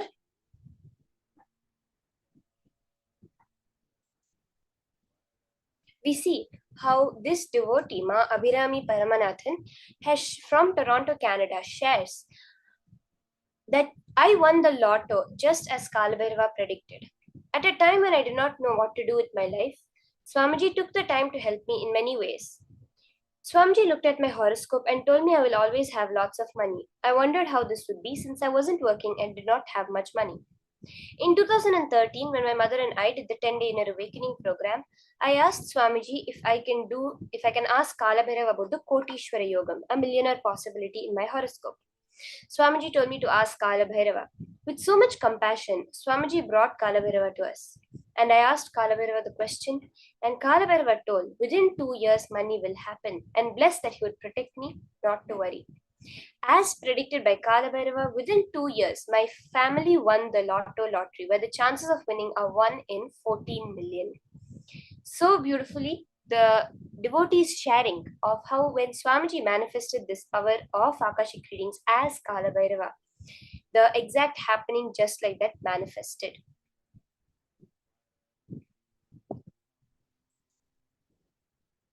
Now, the first round of the power of Akashic readings, we're going to start with identifying the details about an object. We're going to be starting with connecting to a partner. Let's all start with connecting to a partner. We have to understand this power of Akashic readings very clearly. During this power of Akashic readings, it's a much higher level power than all the other powers we would have done until now. Akashic reading power is directly accessing the Akashic records. So when you're doing this power, you're going to keep a Atma Murti, a photograph of Swamiji in front of you. Can I request all the participants to start? Keep an Atma Murti in front of you. A image, a form of Swamiji. On this Atma Murti, you're going to be reading the Akashic records. Very clearly, you're going to see the colors, the images, the words, letters appear in golden letters on the Akashic, on the Atma Murti. This is the Akashic records, where on the Atma Murti, very clearly in golden lines, in golden letters, you will see the answer. This will not be the same as all other power manifestation where you see it in just your inner space. This will be very clearly seen on the Atma Murti, and that is what you're going to share with your partner. So let's take a few minutes and connect to our partner.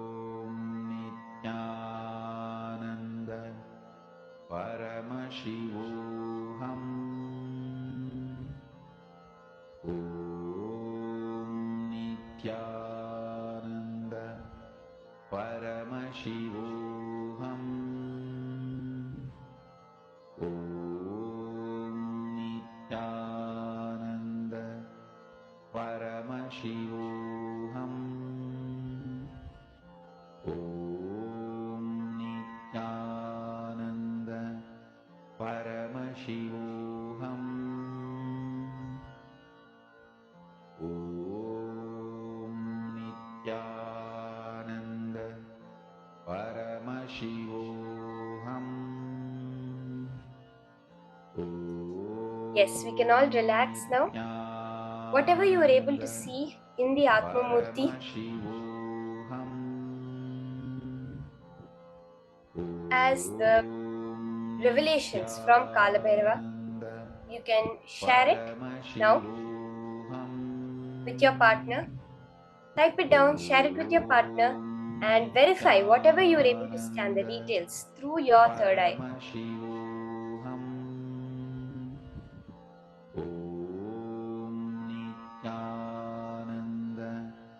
Paramashivoham Om Nithyananda Paramashivoham Om Nithyananda Paramashivoham Om Nithyananda Paramashivoham Om Nithyananda Paramashivoham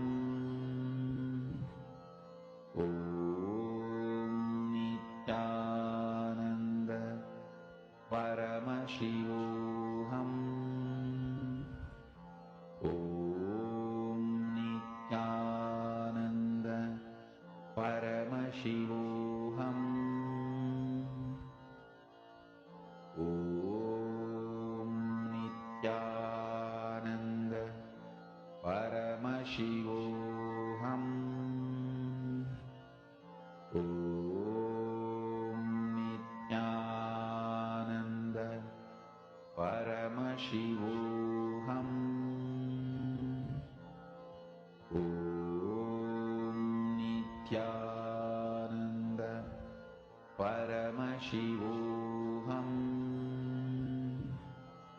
Om Nithyananda Paramashivoham Om Nithyananda Paramashivoham Om Nithyananda Paramashivoham Om Nithyananda Paramashivoham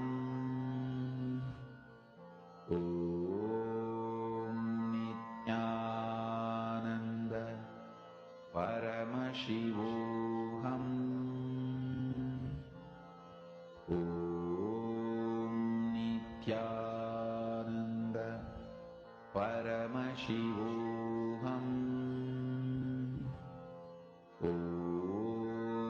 Nithyananda Paramashivoham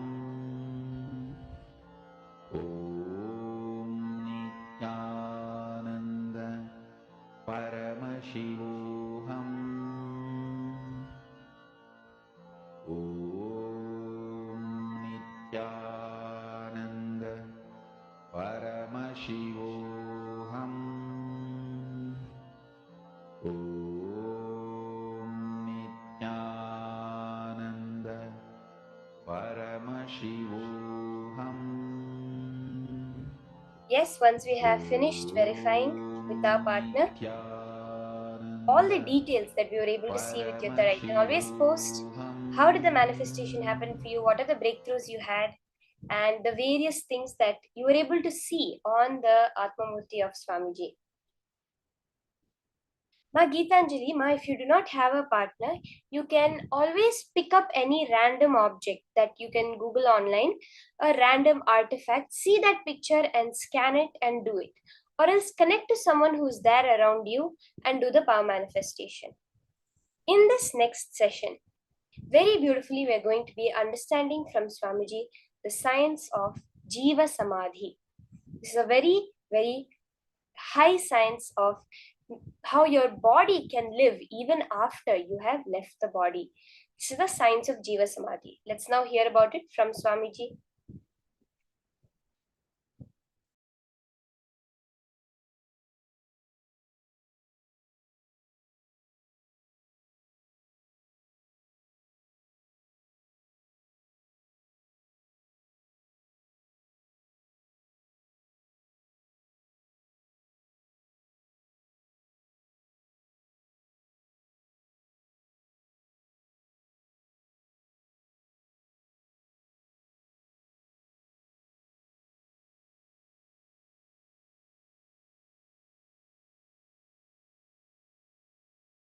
Science of Jiva Samadhi.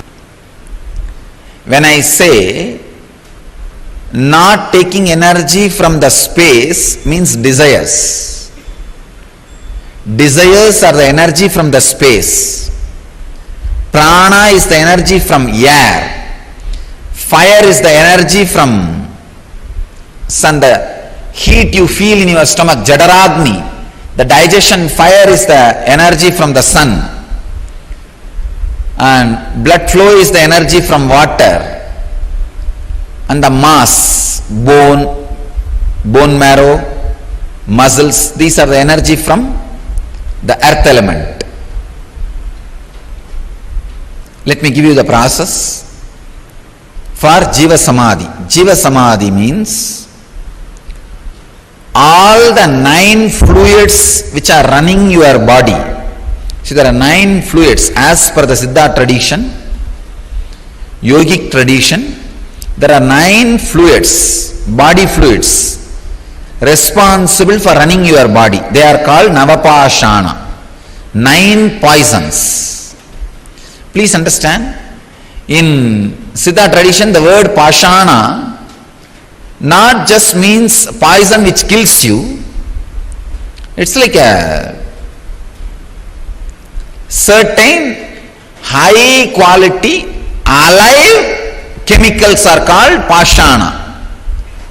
But the Pashana word is unfortunately translated as poison. In English, we don't have any other word. So I am just allowing that word. Maybe I can use the word catalyst agent. Instead of the word poison, I can translate catalyst agent. The word for Pashana means these 9 body fluids, if it is properly handled, will keep you alive. If they are imbalanced, will kill you. Blood and the water in the eyes, saliva and the kaba in the nose, the 9 body fluids, the seminal fluid, these 9 body fluids are called Navapashana, 9 poisons. If you are able to, instead of the word poison, let us use the word catalyst agents. The 9 catalysts, if you are able to produce all these 9 catalysts without any input from the outer world, like desire, please understand, desire is an input that immediately produces the semen, body fluid, and water immediately produces blood flow. Each input from the outer world immediately produces certain catalyst agent in your system. Without any input from outer world, if you can produce all these 9 catalyst agents in your body, you are a Siddha who can sit in Jiva Samadhi. Means your body can be buried, but you will be alive forever. Even without your body, you will be alive forever. Understand this science? Now let me continue on this samyama. So any catalyst agent of your body, if you are able to produce without any input from the outer world. Please understand, then you are liberated from that sense. For example, a man whose seminal production or the egg production, in the women's body the egg production, or in the men's body seminal production, is independent of the desire, fantasy. He is liberated from the urge to reproduce, and his love becomes such pure. His love is not controlled by the hormones. If your love is controlled by the hormones, it will always be related to blood relationship. Understand? All blood relationships are hormone relationships, not blood relationships. We are using a polite word, blood relationship. It's hormonal relationship, which came from hormone. Whether you are your wife or the son or the daughter, or all the relationships happened because of the hormones. Then his love is beyond the hormonal relationships. Only he can radiate universal love.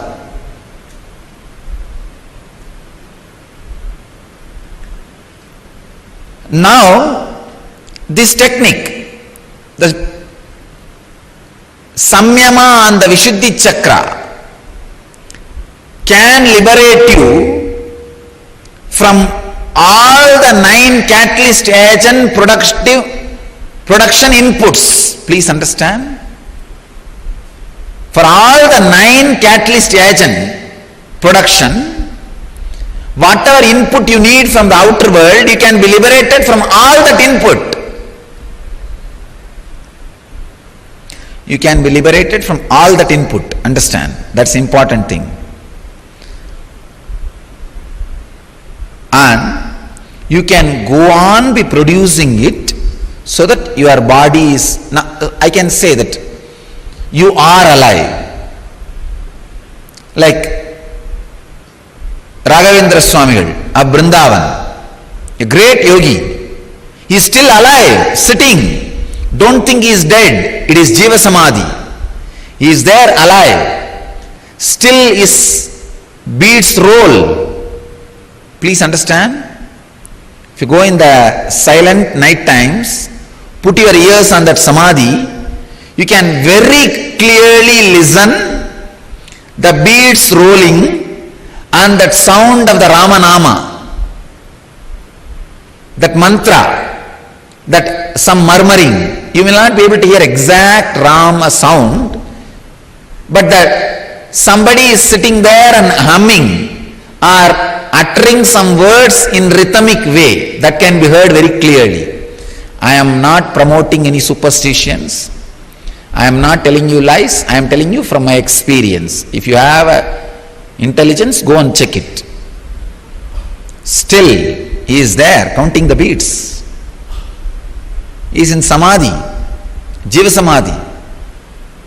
And the beats are moving just to prove he is in Jiva Samadhi.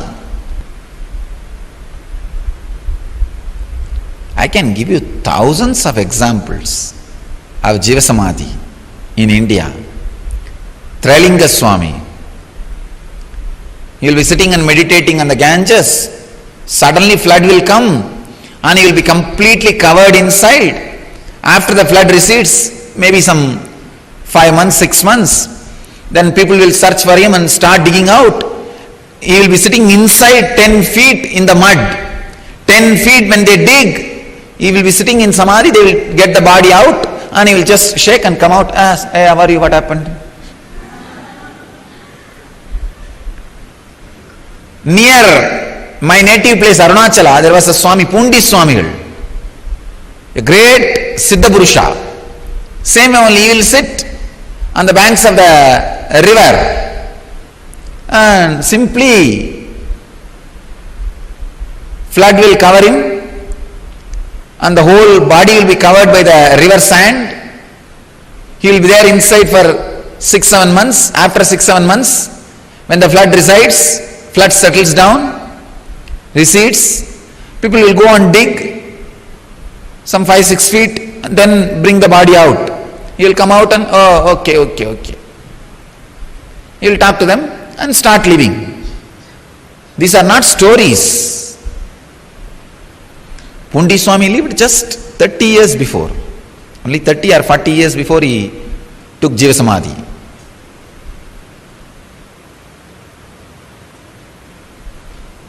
He is a next generation to Ramana Maharshi.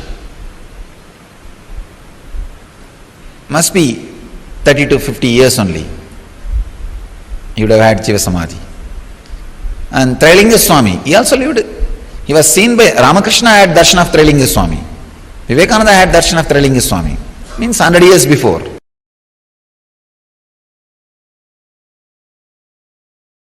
Understand, it is not that in those days, even now, so many beings achieved the space of Mahadeva, is just moving around here and there. They are all available. Kinaram Baba is one of the great Aghori,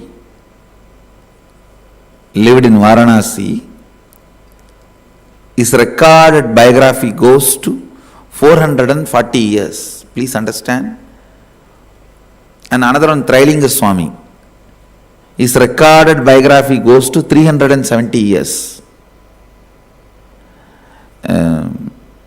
Kinaram Baba and Trailinga Swami, both of them are seen even by recent day people. Ramakrishna has seen Trailinga Swami. And even Rajendra Prasad, he has seen the Trailinga Swami. They were all just in last 100 years names. Maybe Kinaram Baba may be a little older, but historical figures, not legendary figures or mythical figures who lived here now in reality. Kinaram Baba used to have a cart. Whenever he wants to go and give darshan to some devotees, wants to see somebody, he will just tap the cart and it will fly. It will fly wherever he wants to go. He will go and bless people, then he will come back. Using the physical body. Using the physical body, he will go. And Trailinga Swami beyond. He will not even move. He will be sitting here and appearing in 10 places. Trailinga Swami is the second being who had directly the mother's milk from Parvati, Meenakshi. First being is Jnana Sambandar. The second being who received the Meenakshi's prasada and sitting here among all these beings, millions of people who radiated Mahadeva's space walked in this city. So every inch, every corner, every dust is sacred by them putting the feet in this place. The very air which they all breathed, this Trailinga Swami will sit in Samadhi, Ganga will overflow for 6 months. When the water recedes, he will be sitting in the same place, that's all, in Samadhi. There is no physical, physiological, psychological rules for them. Just breaking everything.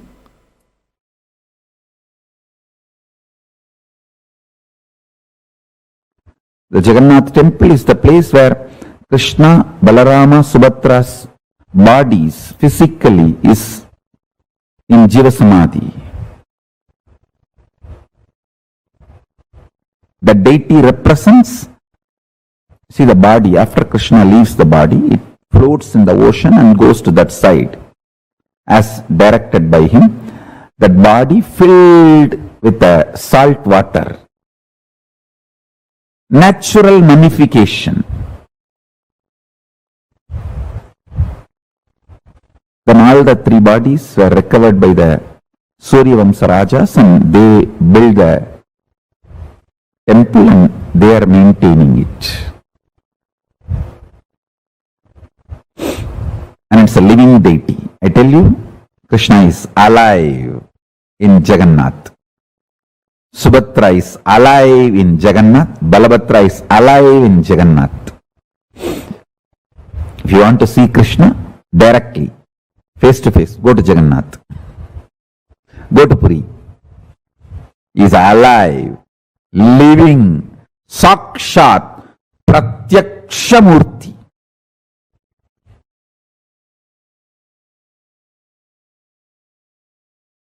It's a science. Just like mummification in Egypt. That is a smaller level. It is a science which can take you up to Swargaloka. Only deification can take you to Kailasa. Because Hindus have mastered this science in a much grander and ultimate way. Deification is 1,000 times greater, powerful methodology than mummification. Mummification can lead you up to Swargaloka. Bhur, Bhuva, Suva. Not more than that. You can be at the most Indra. Maximum. Not even that. All that. It's not that everyone who goes to Swargaloka becomes Indra. No. Even among that there is a lot of competition, politicking and then fight. That's why Indra Padavi is not permanent. Every yuga Indra changes and all that. Now I'm not saying Indra is less powerful. No, surely he is much beyond anything you can imagine, and he is worthy of worship and our reverence and everything. But deification takes you directly to Kailasa. It can take you up to Kailasa.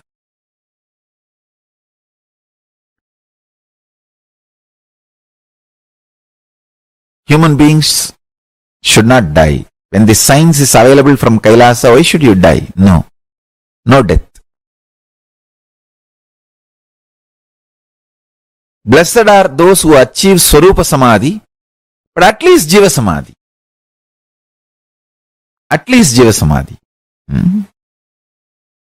Jiva Samadhi means your body will be left after you stop using. It will be there, but it will not show any of the symptoms of death. It will not decay, it will not stink, it will not go into any deformity. Just it will be there as if you are in Samadhi. Swarupa Samadhi means like Jnana Sambandhar, Andal, Vallalar, carrying the body itself. Body will not be left. It will just dissolve into the light.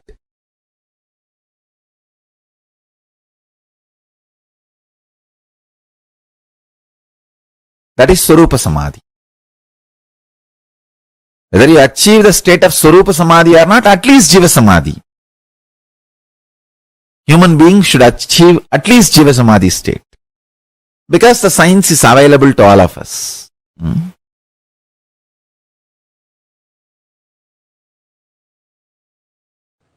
You may have mind, you may have body, you may have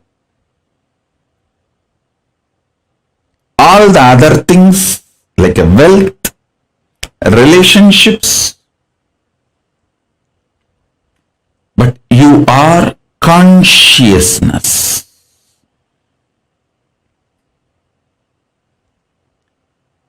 Second, consciousness is the ultimate. Third,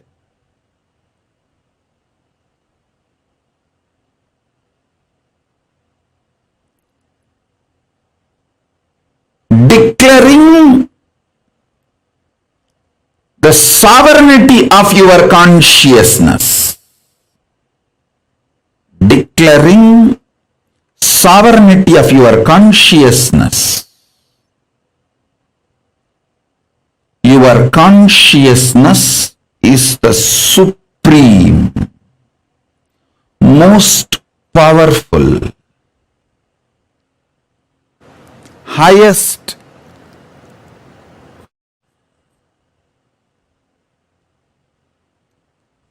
Your consciousness is supreme, most powerful, highest existence. Listen.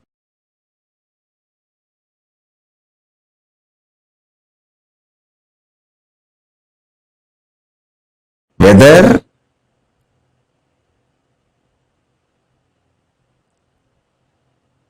the yoga you are asked to do, stretching your body, or pranayama you are asked to do, like a cohesive, coherent breathing pattern, or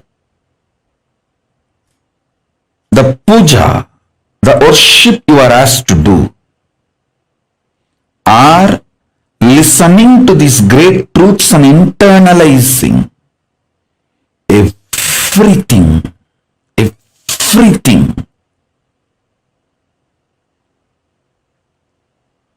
In Hinduism, everything is to make you express your conscious sovereignty, manifest your conscious sovereignty. Listen. From your conscious sovereignty, when you manifest your health, the health becomes eternal, permanent. From your conscious sovereignty, if you manifest economical independence, that becomes eternal, permanent and good to you and to the society, because a conscious sovereign being will never harm society and generate wealth. Understand? There are many people wealthy by grabbing, centralizing, redistributing, not by generating. The real wealth is always generation focused, generating focused, not just redistribution or grabbing. A conscious being will be wealthy by generating, not by grabbing or redistribution, being part of this redistribution loop. So understand, a conscious being, when he declares his conscious sovereignty and manifests health, it will be an absolute perfect health. He knows how long to live and he knows when to leave. I can give the example of Paramashivoham. Even after leaving the body, his body did not go through any symptoms of death, deterioration of death. My own guru, Isaki Swami, 3 days after death, his body was just fresh, alive. My guru Kukumal asked, Bhagavan, please do Bhatmasana, we have to keep you in Jaya Samadhi. His body just locked itself in Bhatmasana and we kept in Jaya Samadhi.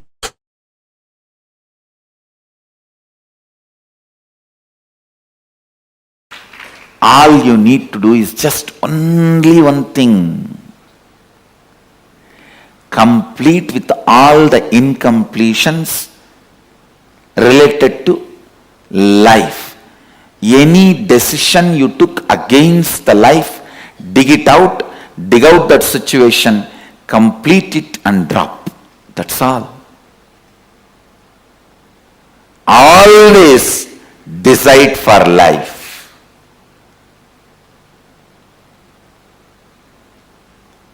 You have a right to live.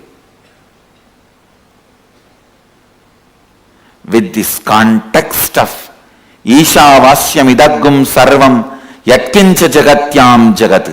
Even if you have not achieved that context, decide to live and align that context to you more and more.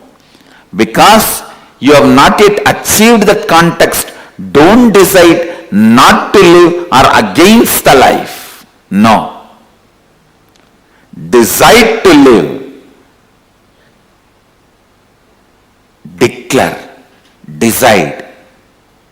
My DNA, I have the authority to reprogram, deprogram, program as I want.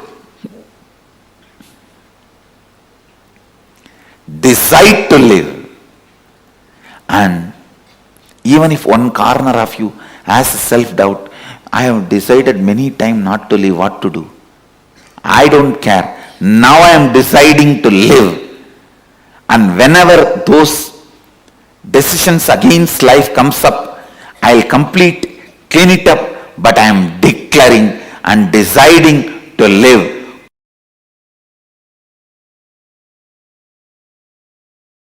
This is the bamboo stick for healers to heal others. This stick has a big story. First time I started initiating others into healing in a Jiva Samadhi, means a living tomb called Neru Sadasiva Brahmendral Samadhi. In Tamil Nadu there is a Jiva Samadhi of a great enlightened master, Sadasiva Brahmendral. I went to his Samadhi after I realized my Sadashivatva to have his darshan. He himself appeared and gave the Dhruva grass and said, with this start initiating anybody, they will all be able to heal. He gave me that science and Dhruva grass. And I brought the Dhruva grass and put it on in our ashram. The bamboo grew. The bamboo grove was dead at that time. I put the Dhruva grass, whole thing came back to life. And the bamboo came back to life. From that bamboo, you are all given a stick. So, it represents the energy of Sadashiva Brahmendral's Dhruva grass. So with this, if you touch anybody, they will be healed.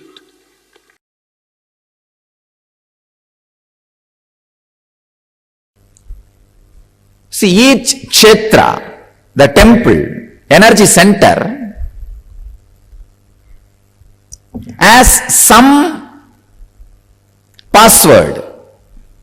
That's the right thing. Some password to access the energy installed in the kshetra. You see, each kshetra, each temple is an energy circuit, energy mandala created by some enlightened being. For example, the Parani is the energy circuit created by a great Siddha called Bohar.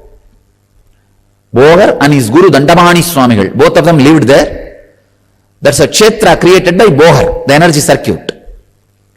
And Tanjore temple, the energy circuit created by a Siddhar called Karuvurar. Tirupati, enlightened master called Konganavar. So each temple is energy circuit created by an enlightened master, and always near the Garbha Mandir of the temple that master's samadhi will be there, because there is an energy circuit. Even if you go to Tanjavur, just behind the temple, the Karuvura Samadhi will be there. In Parani, just near the Subramanya Sannidhi, the Bohar's tomb, the Samadhi will be there. You see, tomb is not a right word. Tomb is a place where the dead bodies are kept after mummified. But the Samadhi is the place where the body, which is no more required to do what they want, is kept. Understand? There is two big difference. Tomb is a place where the body is no more useful, is kept. Samadhi is the place where the body no more required is kept. No more useful is different and no more required is different. No more useful means dead.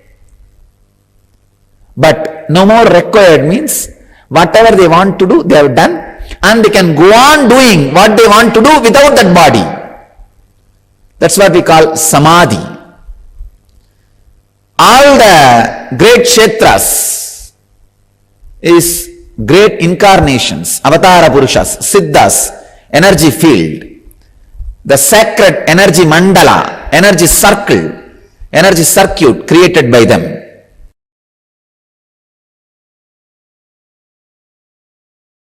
That place where the Pondicherry ashram is, it's a 2000-year-old temple. It's a temple from Chola period. So the moment I started the Shivoham process, that original energizing done by Karuvurar woke up. That very energy field woke up, because energy field cannot be killed even if the deity is removed and the temple is removed. The energy field continues to exist as long as the Garbha is there, which is planted usually around some 40 to 50 feet down below the ground. So the Garbha is planted. Garbha means the solidified mercury with other other traditional herbs, 30 to 40 feet depth. As long as that is there, energy field cannot be removed. And in Pondicherry ashram, still that is there. 8 Garbha is there inside. Means 8 Garbha mandirs Garbha is inside. It is there. So the moment I started the Shivoham process, all the 8 Garbhas came to life. It has come back to life. Now it is like a 9 Shivoham process going on. Garbha is a energy battery planted by the enlightened beings before they install deities. All around Biddi I have installed 108 Garbhas. In 108 places the solidified the Garbha is installed in Biddi. Now we made it into compound wall. Earlier, under the each pole I have installed.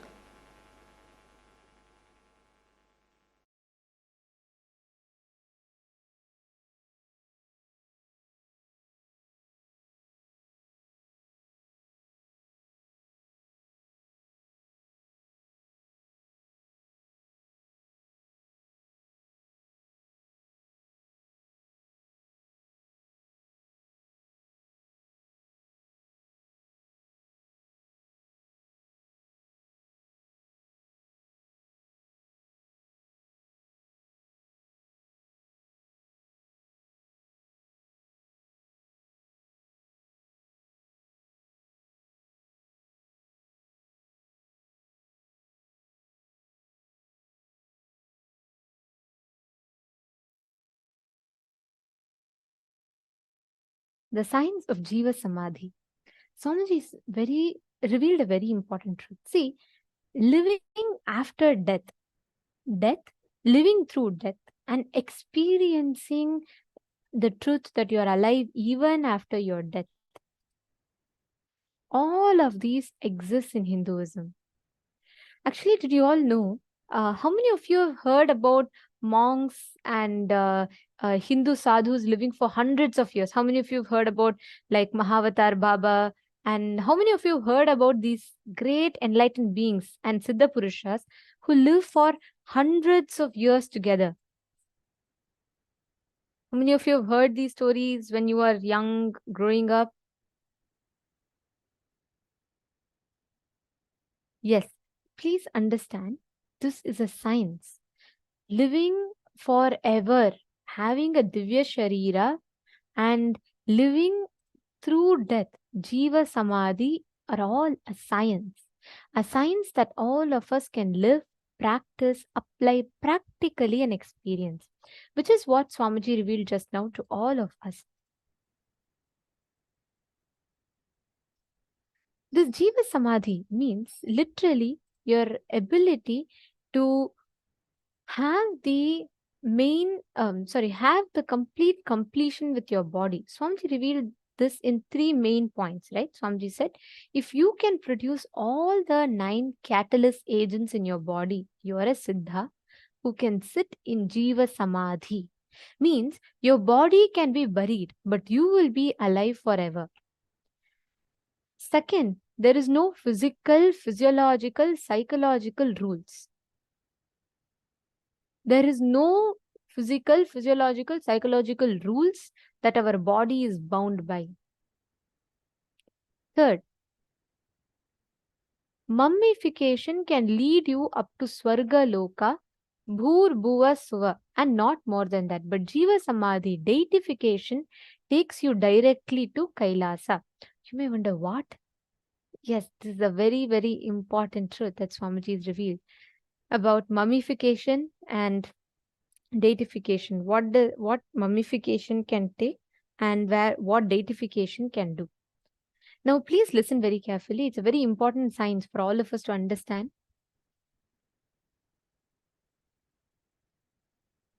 Every one of us would have heard about the mummification process, right? We all know in Egypt how they mummify the bodies and how they take the bodies, like pack the bodies right after the death also, so that the bodies live forever, right? So this process of mummification, I am so it's such an amazing fact that Swamiji has revealed. How you can live, you can go up to Swarga Loka. Bhuloka, we have basically 7 planes up, right? So it's Bhur, Bhuva, Suvar, Maha, Chana Loka. Like that, each Loka is in each of these levels. Now, with mummification, you can go up to Swarga Loka. With deification, you can go up to Kailasa itself.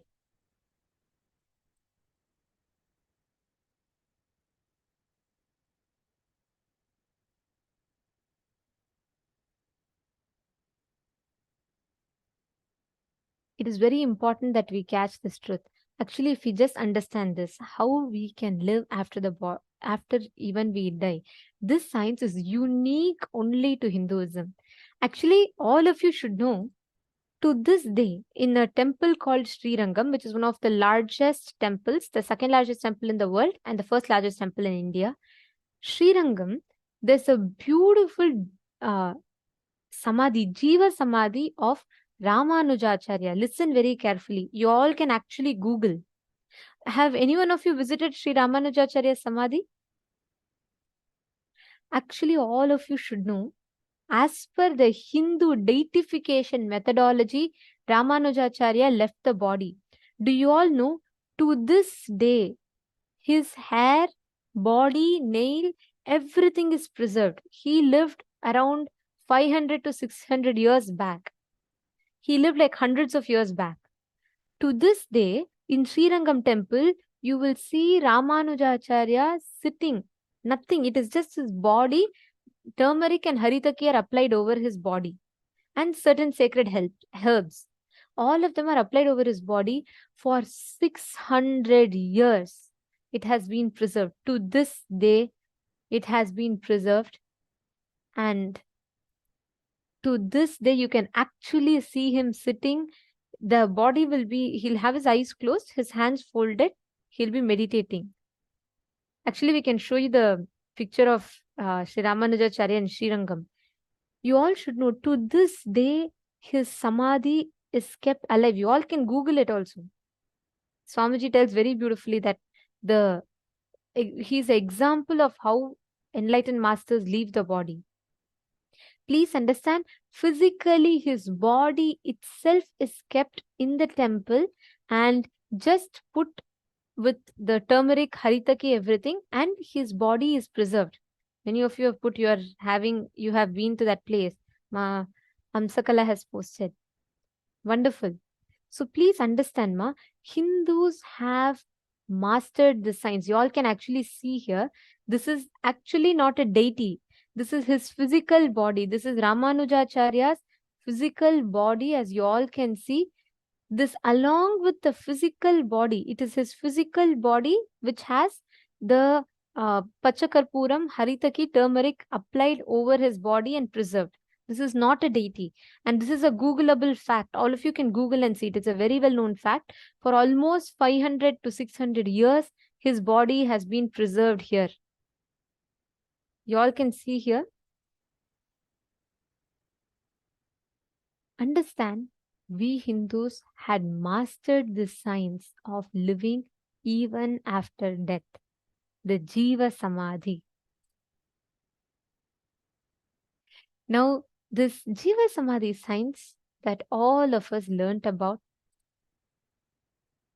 is just exactly understanding this one principle. How we can live, how we live even after our death. How all of us, our bodies need not decompose, need not decay. It can simply live as we are right now, even after our death. This is the science of Jiva Samadhi. Are all of you catching it? This is what Swamiji revealed to all of us in the session now. So let us take this a little further, right? Swamiji told one of the very important truths, aspects about Jiva Samadhi.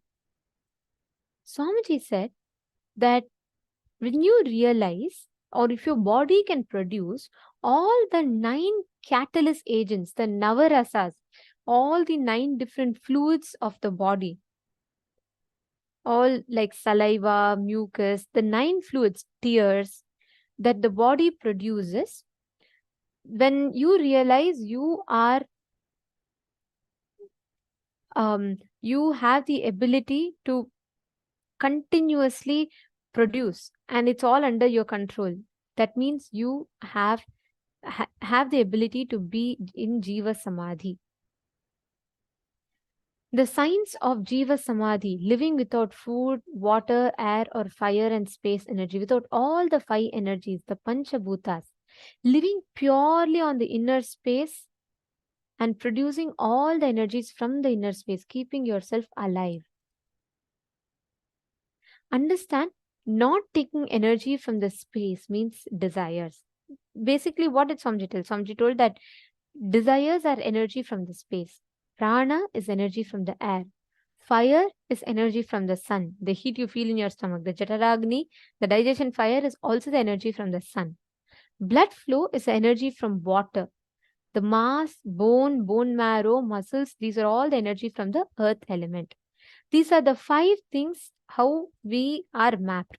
Understand? All your desires are from the space element. All the prana, the life energy is from the air element. All the digestion, the heat in your body is from sun. All the blood flow is from water. All the mass is from the earth element.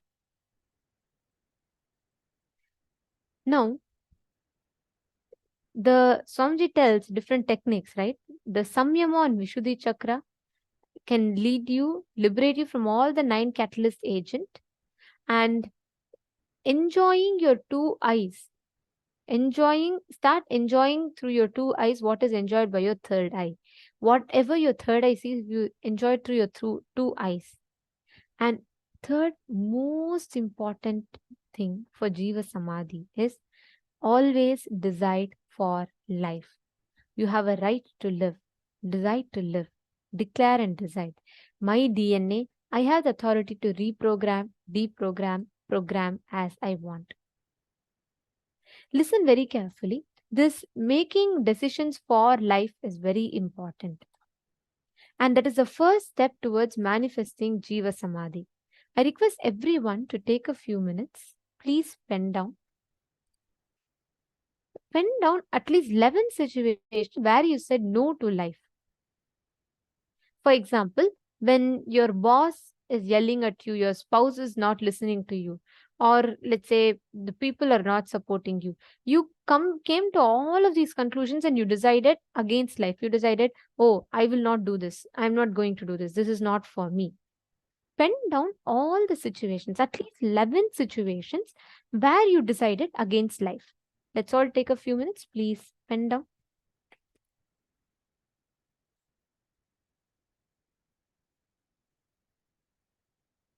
Please write down.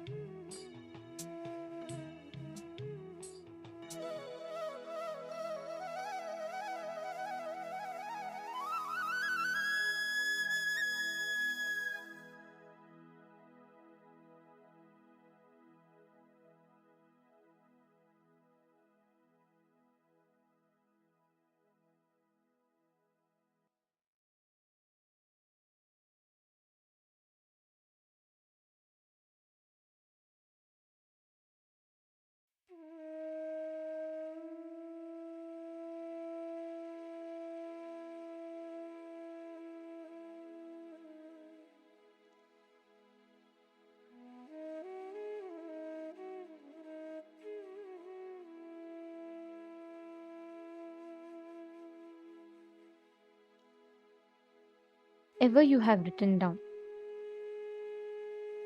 In the next step of this process, please pen down do the completion for each of the incidents you have written.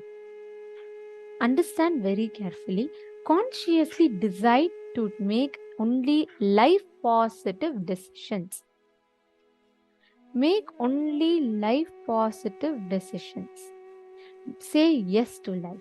With that decision, just sit, relive, complete.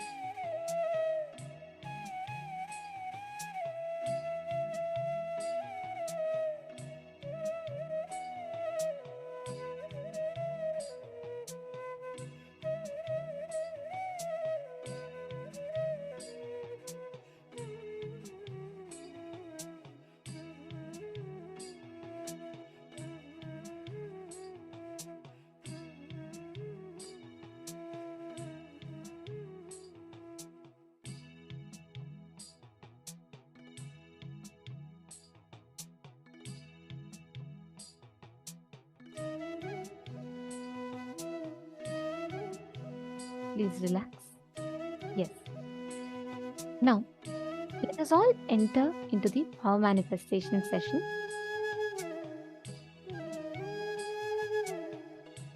Please understand, today's the powerful cognitions that Swamiji has revealed. What each of us understood.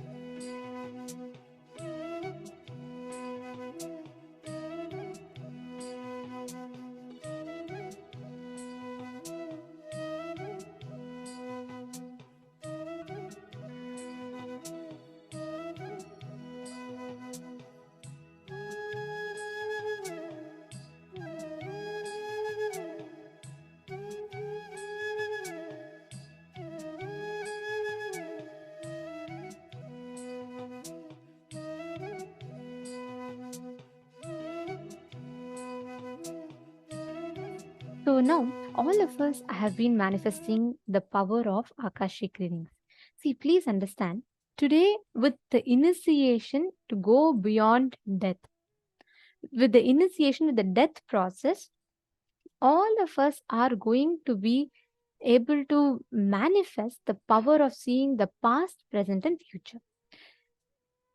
Can I request every one of you, all the participants, whoever have kept your Atmamurti in front of you and are ready, can I request every one of you to please put yes in the chat?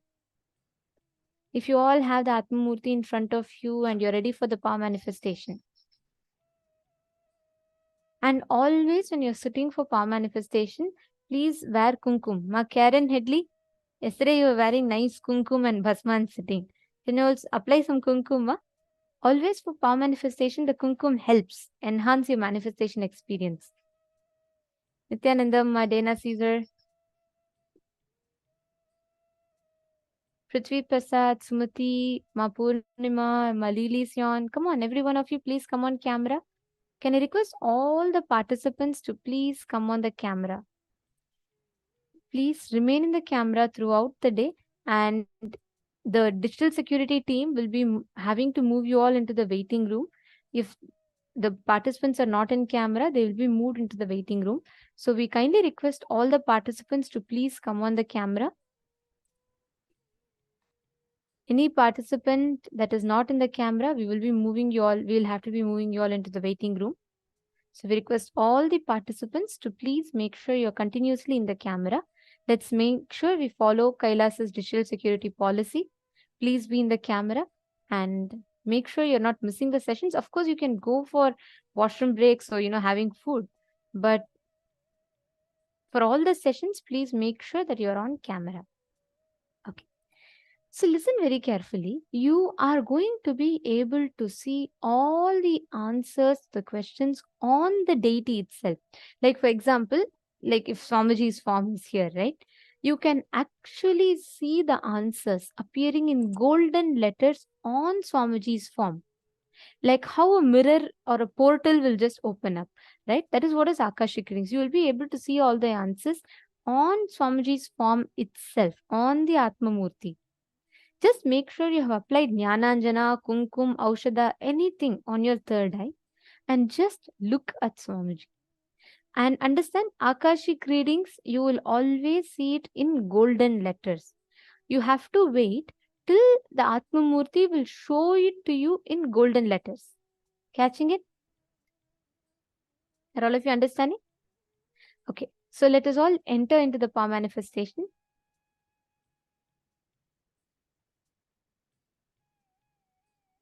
I request everyone to please sit straight. Any question that you ask, you will be able to see the answer in elaborate detail. You will be able to see it on Swamiji's form.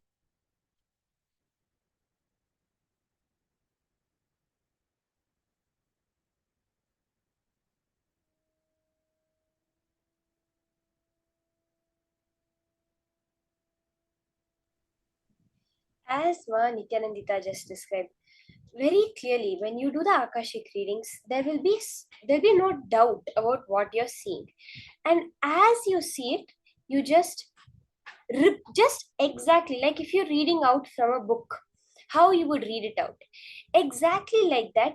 Read out whatever is appearing in the golden letters on the Atmamurti. It will not be like you'll close your eyes and it will be like in your inner space, or it will come as a feeling like the other powers. The power of Akashic readings is very clearly an independent intelligence apart from you that works, where Kala Bhairava will very clearly show it to you in clear golden letters. Are we all understanding this? It's not like a feeling or some idea or something in our inner space. This will be very clearly externally, like on the screen. When you see the slide, you see in black letters the words written like that, with that same clarity. On the Atmamurti, you will be able to see the golden letters.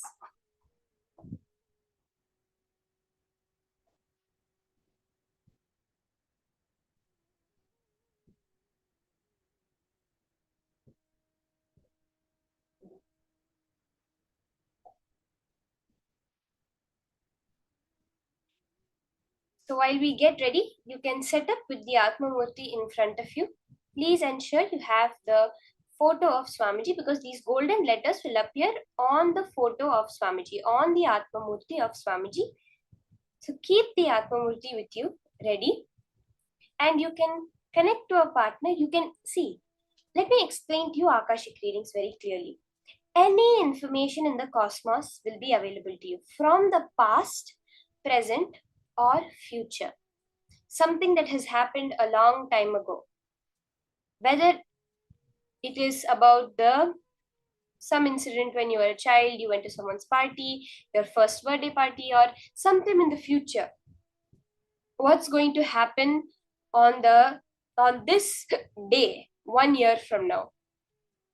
All of this will be revealed to you through this power of Akashic readings. When we start off, we will start off with small things like identifying a date, identifying an object. But when you reach the peak of the whole power manifestation of Akashic readings, any past, present, or future will be revealed to you. Actually, there's a very beautiful incident in the life of Bhagavan Sri Rama, which is very little known to people. I'm just telling you to understand what is this power of Akashic reading exactly. So we all have heard of Valmiki Ramayana. So if you have any background introduction to Hinduism or anything, you would have heard of the Valmiki Ramayana. If you actually read it, the chapter about Rama's childhood is very brief. It has not much description of Bhagavan Sri Rama's Gurukul life and the time when he studied and all. But there's another scripture which is written by Valmiki himself called the Yoga Vasishtham, which describes in detail about Rama's childhood. So the teachings of Rama's guru, Vasishtha, to him is recorded as the Yoga Vasishtham by the same person who wrote the Valmiki Ramayana, by Maharishi Valmiki. And in the 6th chapter of this Yoga Vasishtham, which is a total of 32,000 verses, the 6th chapter, 52nd part, 28th verse, which says, Vasudeva sutasveko Vasudeva iti shrutah deho bhavishyati harer dvitiyah pandavorjunah yudhishthira iti kyato dharmaputro bhavishyati ambodhimekhala bhupa pando putrassa dharmavit. See, this is a verse from the Yoga Vasishtham. These are 2 verses from the Yoga Vasishtham, which is during the time of Rama. Now, what these verses are saying is so interesting because they're describing an incident which is to happen 1 yuga in the future, during the life of Sri Krishna. Bhagavan Vasishta is telling Rama that in the future, Mahavishnu, Hari, will take 2 incarnations, the Nara Narayana incarnations, one as Vasudeva Krishna, the son of Vasudeva, and as Arjuna, the son of Pandu. And he goes on to say, in the future, this same Pandu will have an elder son, Yudhishthira, who will be a knower of Dharma and who will rule the entire earth. In the whole last part of the 6th chapter, Vasishtha, 1 yuga in advance, is explaining to Rama the whole Mahabharata. how there'll be a fight between the cousin brothers, and he even summarizes the whole Bhagavad Gita. And he tells Rama that in the future, when you are Vishnu's incarnation, in the future when you reincarnate as Krishna, you will have to give all these teachings to Arjuna when he is in depression, to get him out of that depressed state. All the teachings I have given you just now, the whole 6 chapters of the Yoga Vasishtham, is what you will teach as Bhagavad Gita to Arjuna one yuga later. This is what is Akashic readings, where you can just know what is going to happen in the future. How many of you have even heard of this? I had literally never heard of this incident that had happened, where Vasishtha is telling Rama about the incarnation of the whole Mahabharata that's going to happen, and very clearly with names, with the ages, and how the fight, the whole war that is going to happen, and how Arjuna is going to be in a depressed mindset, and Rama will have to, as Krishna, give these teachings to Arjuna. So this is what we are going to manifest now as the power of Akashic readings. You can get for this round, when we start doing the power manifestation, you can get the name or a particular object, which you're going to be now scanning through the power of Akashic readings, seeing the golden letters appear on Swamiji's Atmamurti and reveal it exactly like that to your partner.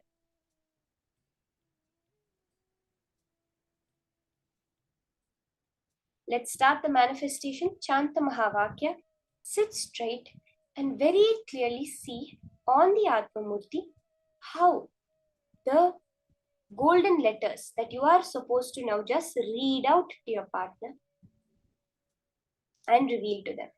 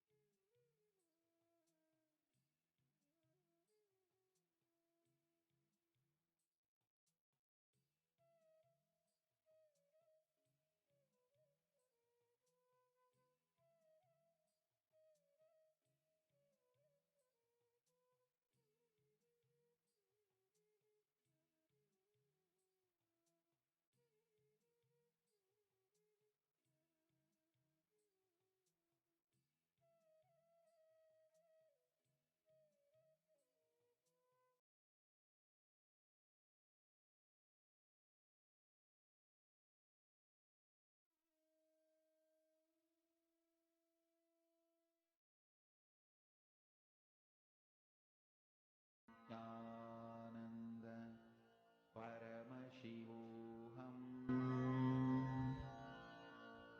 Om Nityananda Paramashivoham Om Nityananda Paramashivoham Om Nityananda Paramashivoham Om Nityananda Paramashivoham Om Nityananda Paramashivoham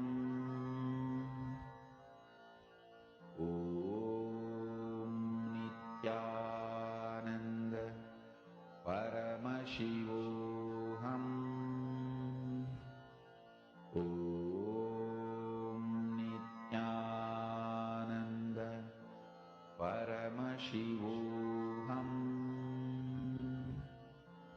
Om Nityananda Paramashivoham Om Nityananda Paramashivoham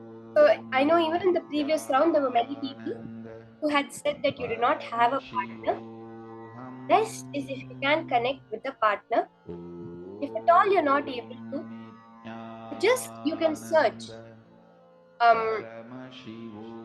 some objects. You can scan it and later you can verify again. Like something on Google, you can just search for random objects on Google and scan what they are. Let your third eye see. Through all three eyes, you have to look at the Atmamurti. It's not your just with your third eye. It'll be with all your three eyes. You'll look at the Atmamurti and you'll be able to see the